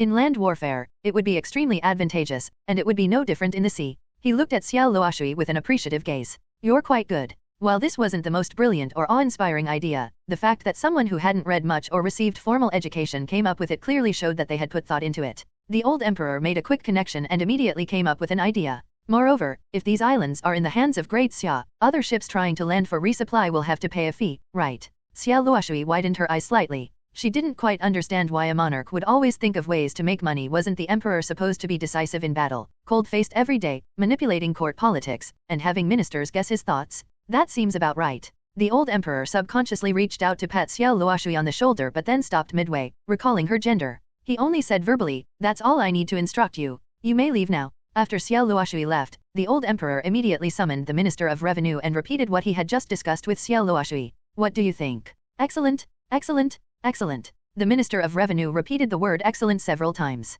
His eyes gleamed as though they were shining with the light of money. By occupying the islands, we might not even need to use the navy. We could pull non-death sentence criminals out of prison and tell them that after exploring each island, they can have their sentence reduced. That way, if there are casualties, there would be no need to worry about providing for widows and orphans. And those prisoners who might rebel would have to consider whether the Great Xia Navy would allow it. The old emperor thought for a moment and added, also, for the nearby indigenous people, those who want to join Great Xia, we can set a time limit. As long as they join the fleet and help develop the islands, they can obtain Great Xia citizenship after the deadline. That way, they won't have to sneak in. But of course, if these people die, the state will have to provide for their families. The Minister of Revenue frowned slightly. After a few breaths, his expression brightened, and he smiled widely. Your Majesty is wise. The training costs for the Navy are not something these people can compare to. The money spent on caring for widows and orphans is still much less than maintaining the Navy. If they voluntarily explore the islands, it would be the perfect solution. And, whether they are criminals or barbarians, they would need to undergo strict military training, which is an essential financial expenditure. The two money-driven officials quickly arranged the details. Another money-driven official, the Minister of Revenue, joined the group and headed toward the Bohai Sea. The Vice Minister of Rights heard that the Emperor had decided to let the general lead a small group of soldiers to go out to sea with Xiao Luoshui. The reason was twofold, to prevent pirate and indigenous attacks, and also to showcase military power in foreign lands, demonstrating the strength of the Chinese Empire. Moreover, this would help open up sea routes. Because I understand naval warfare, said the general, just back from outside, still carrying eggs and meat. The two of them stood in the small kitchen. The Vice Minister of Rights took the eggs and cracked them into a bowl while the general crouched down to tend to the fire. After blowing on it twice, he switched the air and continued talking. Don't worry. The ship is equipped with plenty of military supplies. The Emperor didn't send me to my death. What's in it? The Vice Minister of Rights asked while chopping meat on the cutting board, casually handing the bowl to the general. The general sprinkled salt and added oil before starting to mix the contents. We've prepared over 1,000,000 arrows, bows, and strings. As for cold weapons, ZRRR. The eggs, mixed with oil and salt, sizzled in the pan. Each ship in the fleet is equipped with 50 spears, machetes, sickles, ash pots, grappling hooks, pair-headed darts, small darts, helmets, and rattan shields for each person. As for firearms, each ship is equipped with handguns, matchlocks, flintlock rifles, fire arrows, fire forks, fire thorn cannons, fireballs, gunpowder arrows, iron-tipped harpoons, smoke balls, and 100 copper or iron cannons of various sizes. What about medicine? It's all there. All the common medicines, in full supply. Common medicines, huh? Don't you dare eat them. The Vice Minister of Rights slapped the general's hand with a pair of chopsticks. Put the meat into. I'll go grab my makeup box from the cart. Makeup box? What's that for? It was said that the Vice Minister of Rights had fallen seriously ill. Suffering from the unfamiliar climate, he began vomiting and experiencing diarrhea as soon as he arrived in the city by the Bohai Sea, feeling extremely weak. When Su Yanmiao brought gifts to visit, several high-ranking officials were already in the room. The Minister of Rights was holding the Vice Minister's hand with great concern. How come your face is so pale? Even when you were running around during wartime, you didn't look like this. Su Yanmiao peered in and saw that not only was the Vice Minister's face ashen, but his lips were also white, with dark circles under his eyes. It was clear that he was in very poor health. The Vice Minister had a cloth tied around his head to block the wind and lay weakly in bed, speaking with a hoarse voice. It's probably the sea breeze. The Minister of Rights patted his hand. Rest well. I heard the doctor prescribed you the 4 gentlemen decoction, with ginseng for tonifying energy. I brought some red ginseng with me. You can keep it. The Vice Minister's face was pale, lacking any color, but his long eyelashes fluttered rapidly. Thank you, Your Excellency.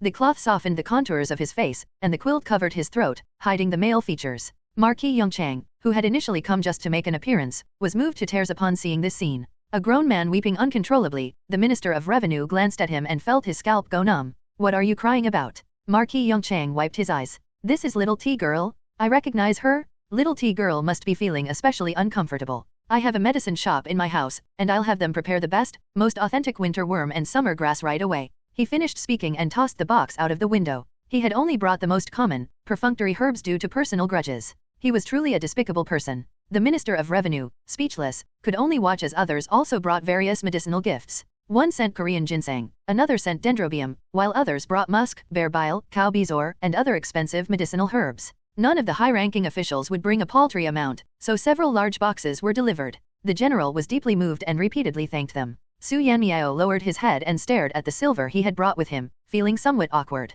Was I the only one who brought money? Maybe I should wait and give it later. He stepped back slowly. After a while, seeing the others leaving, the general personally saw them off with deep gratitude. The door was closed, and Su Yanmiao paused. Wait, I haven't given my gift yet. People might forget who brought gifts, but they will surely remember who didn't. But if I knock on the door now, what if it's not the right time? Su Yanmiao thought for a moment, then opened the gossip system to see if there were any issues. If nothing came up, he would go ahead and knock. The general entered the inner room and closed the door before quickly jumping onto the bed. The Vice Minister of Rights smoothly lifted the blanket. Come, let's see what they've sent. The author has something to say. In modern times, it is illegal to privately trade wild black bears, their bile, or gallbladders. Seriously. The setting in this story is ancient, where bears and tigers were known to enter cities and attack people, and even in the forests, they frequently attacked humans. Therefore, in ancient times, there were no regulations to restrict this. Prices of chickens. A certain guest killed a chicken of mine, and as compensation, paid a doe, a measure. A doe consists of one male and one female. The price of a male is 30 coins, and the female costs 50. Wangxian Tongkao. Prices of fighting roosters. King of Qi, Yu Lin, was fond of fighting chickens and secretly bought chickens at prices as high as several thousand. Southern history at novel bin at. A journey of 1,000 miles begins with a single step. A river and sea are made up of small streams. Encouragement of learning. About navigation, using Ming Dynasty technology, which was already quite mature. The port of Taikang uses a 105 degrees direction for the first watch, traveling to Wusong River, and then switches to a 97.5 degrees direction for the second watch, arriving at Nanhui Mouth. Zheng He's maritime chart. Translation: the ship departs from Taikang port on a 105 degrees course, after 2.4 hours reaching Wusong River, then heads 97.5 degrees for another 2.4 hours to reach Nanhui Mouth. Star following board. A star following board, made by Suzhou's Ma Huide, consists of 12 pieces, crafted from ebony. The pieces gradually increase in size, with the largest being over 7 inches long. Each piece is marked with 1 finger, 2 fingers, up to 12 fingers, all finely engraved, like measuring inches. There is also a piece of ivory, 2 inches long, with 4 corners missing, and engraved with markings for half a finger, a corner, 3 corners, etc., which are placed upside down, indicating it is a type of astrolabe used for celestial measurements. Julian Old Man's Random Essays. Star following technique for sailing. This is an astronomical navigation technique used by Zheng He when voyaging to the Western Ocean. To summarize, the star following technique determines the north-south geographical position by measuring the altitude of stars above the horizon to establish the sailing direction. Specifically, data needs to be collected for a certain port, such as a destination, at a specific observation time, recording the star's altitude. Later, while at sea, measurements of the star's altitude at the same observation time would be compared with the previous records from the destination port to determine the relative north-south position. The key measurement is the altitude of the North Star. If the comparison shows the same data, it means you can continue sailing in the same direction along the same latitude. If the data differs, you need to adjust the course. For example, if the North Star's altitude is lower than expected, it indicates the current location is farther south, and the ship must adjust its heading north. This celestial navigation technique was crucial during long-distance voyages when there were no landmarks on land. Research on star-following navigation. Compass. That night, when traveling in foreign seas, if the stars are not visible, one would use a floating southern compass to determine the direction. The illustrated guide of the envoy to Korea. A brief note on the coastline of Ming China. The Ming dynasty valued the seas and rivers. The sea route starts from Guangdong, Luai, and extends for 5,000 miles to the border of Annan. It reaches Fujian in 2,000 miles, then Zhejiang for another 2,000 miles, Jiangsu and Shandong for 1,800 and 1,200 miles, respectively. Crossing Baidai, it reaches Lolong, then to Liaodong, over 1,300 miles. The total length of the coastline is approximately 13,300 miles. The Imperial Dynasty's writings. Ship equipment setup, referencing Zheng He's voyages. Each warship is equipped with spears, machetes, sickles, ash pots, grappling hooks, pair-headed darts, small darts, helmets, and shields for each person. In terms of firearms, each fleet is equipped with handguns, matchlocks, flintlock rifles, fire arrows, fire forks, fire thorn cannons, fireballs, gunpowder arrows, iron-tipped harpoons, smoke balls, and copper or iron-made cannons in medium to large sizes, all 100 each. The names of these weapons are taken from China's Oceans, a study on Ming maritime military forces. The Vice Minister of Rights exclaimed with delight, a 30-year-old ginseng? Lord Shangguan is truly a good man. The general opened another box and called out, come look at this bear gall. It's enormous. He gestured roughly with his hand and added, I wonder how much gall powder this could produce. Just as the Vice Minister of Rights was about to respond, a voice suddenly reached their ears. Ah, pretending to be sick, huh? Was that person still here? The two exchanged glances, and the general jumped up. Not good. If they could hear it, so could the other officials. In a panic, they rushed outside. The general threw himself against the courtyard gate, bracing it just in time. Bang, bang, bang. The general's body jerked with each blow against the gate. Outside, someone was kicking it forcefully. Qin Guan, if you have the guts to scam medicine, then have the guts to open the door. As he held the gate, he noticed from the corner of his eye that someone was trying to climb the wall. Thinking fast, he abandoned the gate and used the time to dash into the bedroom, shutting the doors and windows quickly. He retreated to the Vice Minister of Rights' side. What now? By now, the mob had made it to the bedroom door. From department heads to third and fourth rank officials, some were banging on the door while others called for reinforcements. The crowd was growing restless and agitated. The Vice Minister of Rights wiped the cold sweat off his forehead, showing remarkable composure. What's there to be afraid of? Are they shameless enough to take back what they've already gifted? Bang, bang, bang, bang, bang, bang. In the end, the general, now sporting a bruised and battered face, boarded the ship with a pile of supplies meant to cure water sickness. Every time he passed an official, they would snort angrily at him. The general stared straight ahead, pretending to be both blind and deaf. The fleet of 200 ships began to board in waves, carrying a total of 30,000 people. In addition to standard crew members such as flag bearers, sailors, and soldiers, the fleet included yin-yang specialists, Jinyue guards, craftsmen of all kinds, as well as a team of physicians. Of these, 15 ships were dedicated to carrying 300,000 stone of grain, with provisions to replenish supplies along the way. Another 30 ships were outfitted to store freshwater. The fleet unfurled its banners, and the sunlight gleamed off the armor of the soldiers stationed along the decks. The Emperor of Disya, along with his officials, stood on the shore, watching as the fleet slowly sailed into the distance. It was a remarkable sight, a fleet unlike any other, embarking on a mission for their nation to scour the seas in search of new grain varieties. They won't see their homeland for years, the old emperor sighed deeply. Such sons of China deserve to have their names etched in history. In Jibei. Inside the Jibei prince's mansion, an enraged voice echoed. What? My chicken farms are gone. How many of them? Your Highness, all of them. This is outrageous. Your Highness, the fighting cock arena is also. Oh, at least the arena is intact. No, Your Highness, I meant to say the arena is gone as well. Adat novel bin adat. You incompetent fools. The Jibei prince's anger nearly pushed him to the brink of madness. Five entire chicken farms. And the arena, which brought in over 200,000 teals annually. He clenched his teeth and spat out the emperor's name with venom. Gao Jianyi, you? Well played. His personal guards kept their heads low, not daring to speak. The moment they received the report, they had immediately presented it to their master, fully anticipating his wrath. After all, the chicken farms were secretly funded by the Jibei prince, and even the leader of the White Sun cult had no idea that the prince was his true benefactor.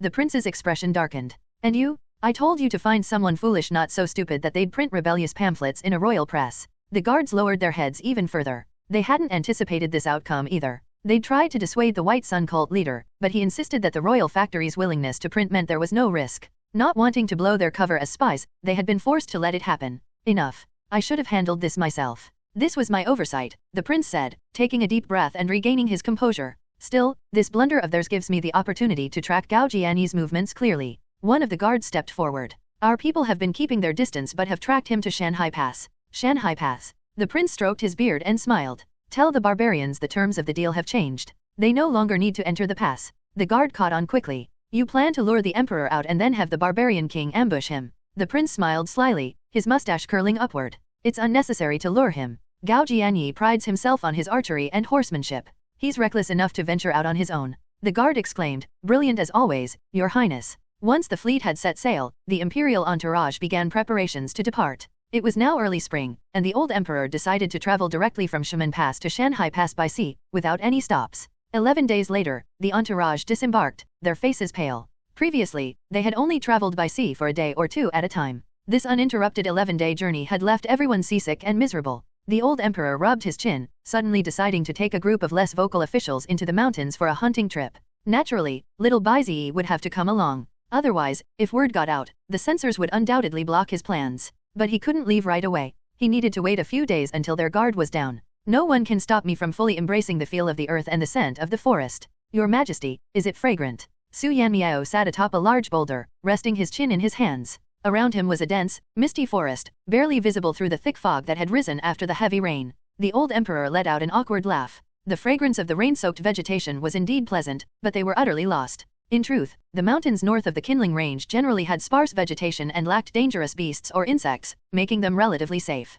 However, this was Shanghai Pass, a treacherous, formidable area surrounded by towering, unbroken mountain ranges and pristine forests. The old emperor had specifically chosen this region for hunting. Initially, they hadn't planned to venture deep into the mountains and had even brought a guide. Under normal circumstances, there should have been no issue finding their way. Unfortunately, bad luck struck when an unusual torrential rainstorm caught them off guard. In their haste to find shelter, they abandoned the idea of taking cover under trees, warned by Baizi's internal voice that they might be struck by lightning, and scrambled to locate a cave. Even then, they were still on track. The guide had not lost his bearings, and though the heavy mist that followed the rain could have been disorienting, they could have waited it out. But what truly complicated matters was their encounter with borderland barbarians, who inexplicably recognized the emperor and immediately launched an attack. Forced to flee amidst the chaos, the group found themselves thoroughly lost in the mountains. The old emperor checked the arrows in his quiver and adjusted his bowstring, letting out a cold snort. If not for this accursed fog, those barbarians wouldn't have gotten away with leaving only 20 bodies behind. During their first clash, the emperor's party had been underarmed and forced to retreat while fighting.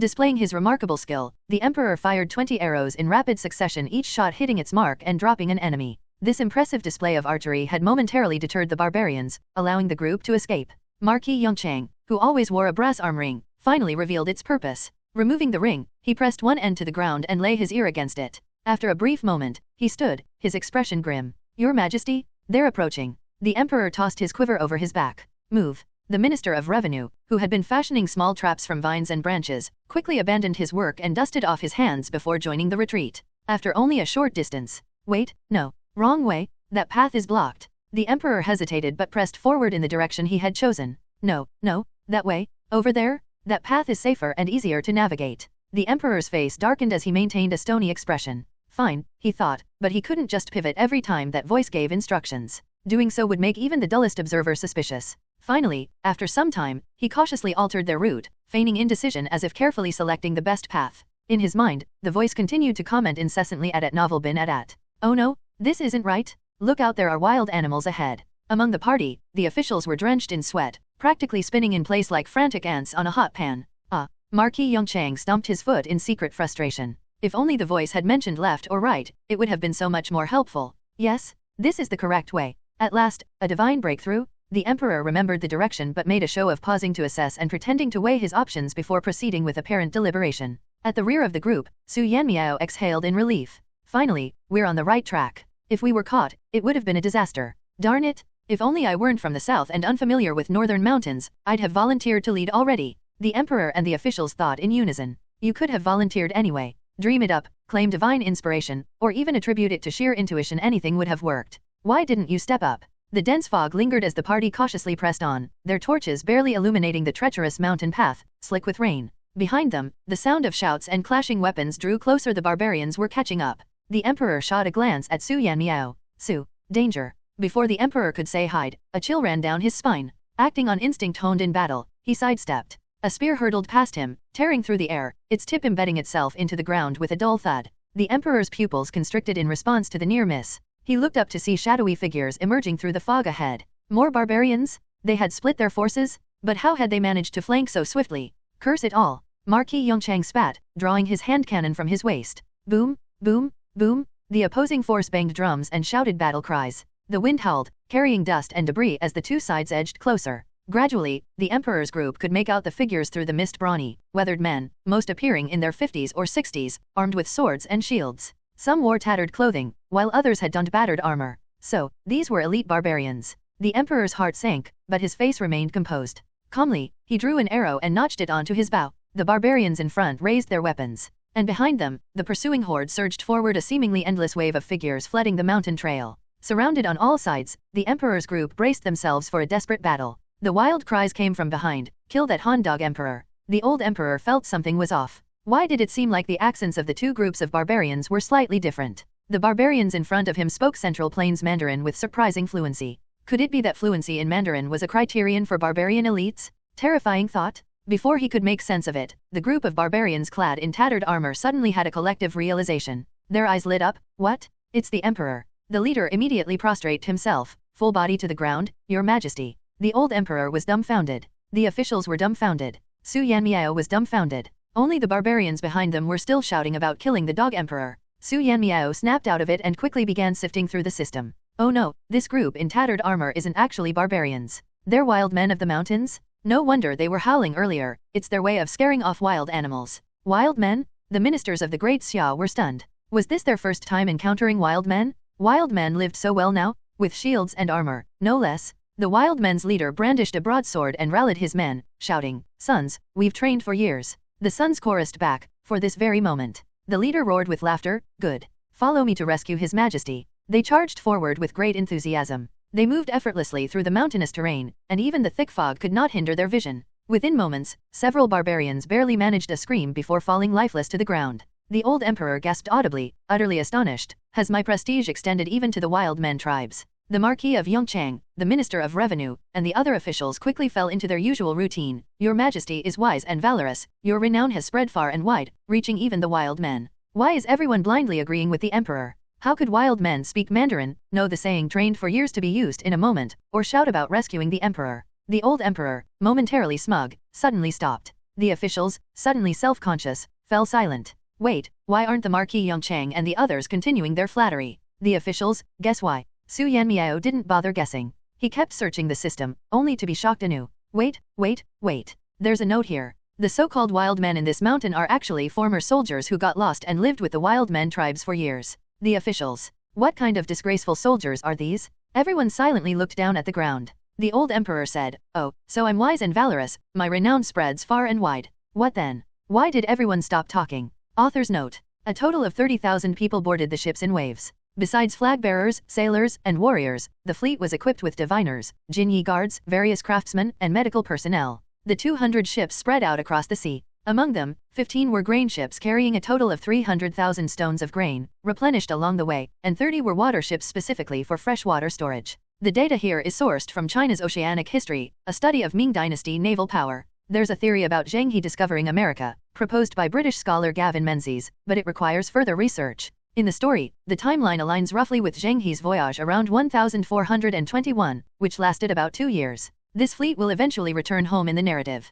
There are similar theories, the Yin people and Qinhan alchemists reaching America, first suggested by British missionary Medhust, and Eastern Jin and Southern Dynasties monks crossing to America, proposed by Zhang Binglin and published around 1900 in the French newspaper Le Monde Moderne. As for the feat of firing 20 arrows in rapid succession, it's inspired by Emperor Jiaozhou of Tang, Li Yuan. Tang Jiaozhou led his troops to combat bandits at Longmen County. A bandit leader, Duiner, had thousands of men laying siege to the city. Jiaozhou personally led a dozen riders in a counterattack. He fired 70 arrows in succession, each hitting its mark, defeating the bandits who fell with every shot. The following day, the bandits were decapitated, and their heads piled into a mound. All arrows Jiaozhou fired were retrieved from the corpses, showcasing his incredible skill. Excerpt from Essentials of Military Classics. The officials reluctantly continued to shower praise. They all knew who it was for, except the little rascal, who didn't seem to appreciate it. Why does it feel like their compliments for the old emperor suddenly sound stiff? Could it be they've run out of words? Probably because they haven't done this in ages. After all, they're high-ranking officials, buttering up someone every day would be beneath them. The Minister of Revenue wore a stoic expression. Completely wrong. They're gritting their teeth to keep praising him out of fear that you might realize your inner thoughts are audible to others. The old emperor grinned through clenched teeth. Enough, I'm not the kind of emperor who enjoys flattery and praise. Really? But I remember a few years ago, wasn't there a prefecture that carved a stone stele commemorating the emperor's achievements? When the emperor found out, he didn't give any rewards, but he grinned so wide his gums showed. The officials buried their heads, wishing they could find a crack in the rocks to crawl into. They lamented silently in their hearts. Su Lang, please, spare us. Don't say any more. The old emperor forced himself to smile, keeping it up with great effort. I'm not mad. No, I'm not. Oh, that's the smile? But it seems less joyful than before. It shows his gums, but it looks kind of menacing. Fine, I'm mad. The old emperor slowly withdrew his grin, pretending he had smiled enough. Suddenly, he exerted strength in his arms, releasing the bowstring. The arrow shot forward with a whoosh, slicing through the air. It struck a barbarian directly in the chest. The man couldn't dodge in time and fell with a scream. The spiked club he had been swinging at a wildman soldier crashed to the ground. The soldier had been fending off the barbarian's weapon with his blade. Startled by the scream behind him, he belatedly realized he had been saved by none other than the emperor himself. Shocked but moved, the soldier's eyes reddened. He turned around, shouting wildly, and charged at another barbarian with reckless abandon. The shouting? That was just a habit from his days as a wildman, used to intimidate beasts and rally morale during hunts. The old emperor gradually relaxed his arm and bowstring, his gaze fixed on the battlefield ahead. Yes, he truly acted out of concern for his soldiers, not to find a convenient excuse to stop smiling. The barbarians were temporarily driven back, but they vastly outnumbered their foes. It wouldn't take long for them to recover and resume their pursuit. The wildman soldier leader wiped his face nervously and approached the old emperor. Bowing clumsily, he hesitated before speaking. Your Majesty, we must retreat to my tribe's camp for now. The paths there are hidden, with a narrow entrance that only one person can pass through at a time. Even if the barbarians find it, they won't be able to enter. But if the entrance were blocked, they might find themselves trapped inside as well. Fearing the emperor might suspect treachery, the leader quickly explained, "It's not that I'm unwilling to escort your majesty out of the mountains. It's just that even I can't find the way. The forests here are dense with thorny underbrush, often forcing us to take detours. Sometimes, we stray so far that it takes ages to return to the camp, only to realize we've been lost for miles. These trees are also extraordinarily tall. Even in daylight, it's hard to see the sun. At night, wolves, tigers, leopards, and even bears roam the area, making it even more dangerous. Many of my men perished here when we first got lost. And then there are the ticks. The tribe calls them grass crawlers or dog beans. They're sesame seed-sized, blood-sucking parasites. A bite can cause itching, blisters, persistent fever, confusion, and excruciating pain. In severe cases, the victim bleeds from all orifices and dies. These pests are one of the main reasons it's taken me years to find a way out of the mountains." The old emperor glanced at Su Yanmiao, hearing him pitying the wildman soldiers in his heart for their many losses. The emperor sighed inwardly. "These are loyal subjects of my great Xia." He nodded slightly to the wildman leader. "I trust you, my loyal subject." The soldier leader's chest heaved with emotion. "Thank you, your majesty. Allow me to lead the way." The emperor helped him up, patting his shoulder. Then, without missing a beat, the emperor cast a subtle glance at the wildman leader's face.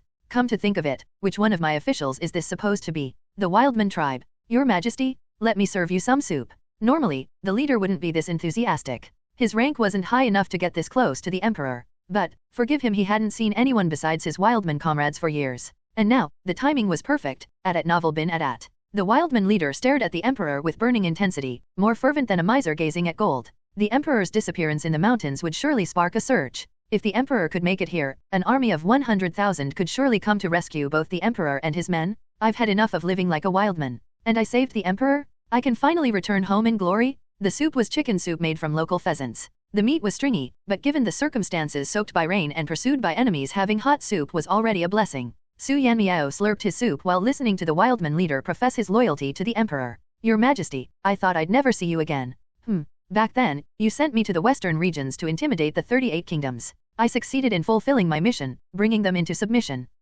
You've done well, my loyal subject." Su Yanmiao buried his face in his bowl, gulping his soup while sneaking glances at some gossip from his system. Didn't even recognize him but keeps calling him my loyal subject. Truly fitting behavior for an emperor. Many officials stole glances at Su Yanmiao, astonished. Little Bays actually caught on to the emperor's perfunctory tone today? Even we couldn't tell. The old emperor had no time for Su Yanmiao right now. He was racking his brain, searching his memories. Who is this man? Which of my officials is he? The 38 kingdoms of the western regions were indeed subdued during his reign, a feat befitting his methods. But he had no recollection of assigning such a mission? Then again, during the early years of his reign, he was extremely busy. This might have been something he handled in passing and later forgot about. The Minister of Revenue blurted out, "But the western regions are in the northwest, and Shanghai Pass is in the northeast. How did you end up here?" The wildman leader stiffened. His eyes darted nervously for a moment before he explained. "On the way back from the western regions, we encountered a massive sandstorm and lost our guide." "What a euphemism. Lost the guide?" "More like the guide abandoned them to save himself, even leaving the camels behind to flee on foot." As he spoke, the leader paused, sensing something amiss. Wait, why did his colleagues look at him like that? Oh, it must be his current wildman appearance, unkempt, with short hair. But he had no choice. In the deep mountains, keeping long hair without a hairpin was asking for trouble. He continued, "My men and I didn't know the way, so we kept heading east, hoping to return to the central plains. But then, everyone understood. They walked east, stumbled into the mountains, and got lost." The Minister of Revenue looked at him sympathetically. "How unfortunate." He sighed, "General, now that you've seen the royal army, you can finally return home." Hearing this, the wildman leader's eyes reddened again. "Yes, I never thought I'd see His Majesty and my old colleagues again in my lifetime. The old emperor noticed the leader's gaze and immediately gave a warm smile, nodding gently. Inwardly, he chastised himself. I'm truly awful. He had been loyal to the empire, thinking about the emperor even while living as a savage, yet here the emperor had forgotten him completely. Even just remembering his surname would have sufficed. At least he could have addressed him as my dear minister to show some closeness. By the way, the savage officer asked, looking at the Minister of Revenue, awkward yet polite, what is your name, sir?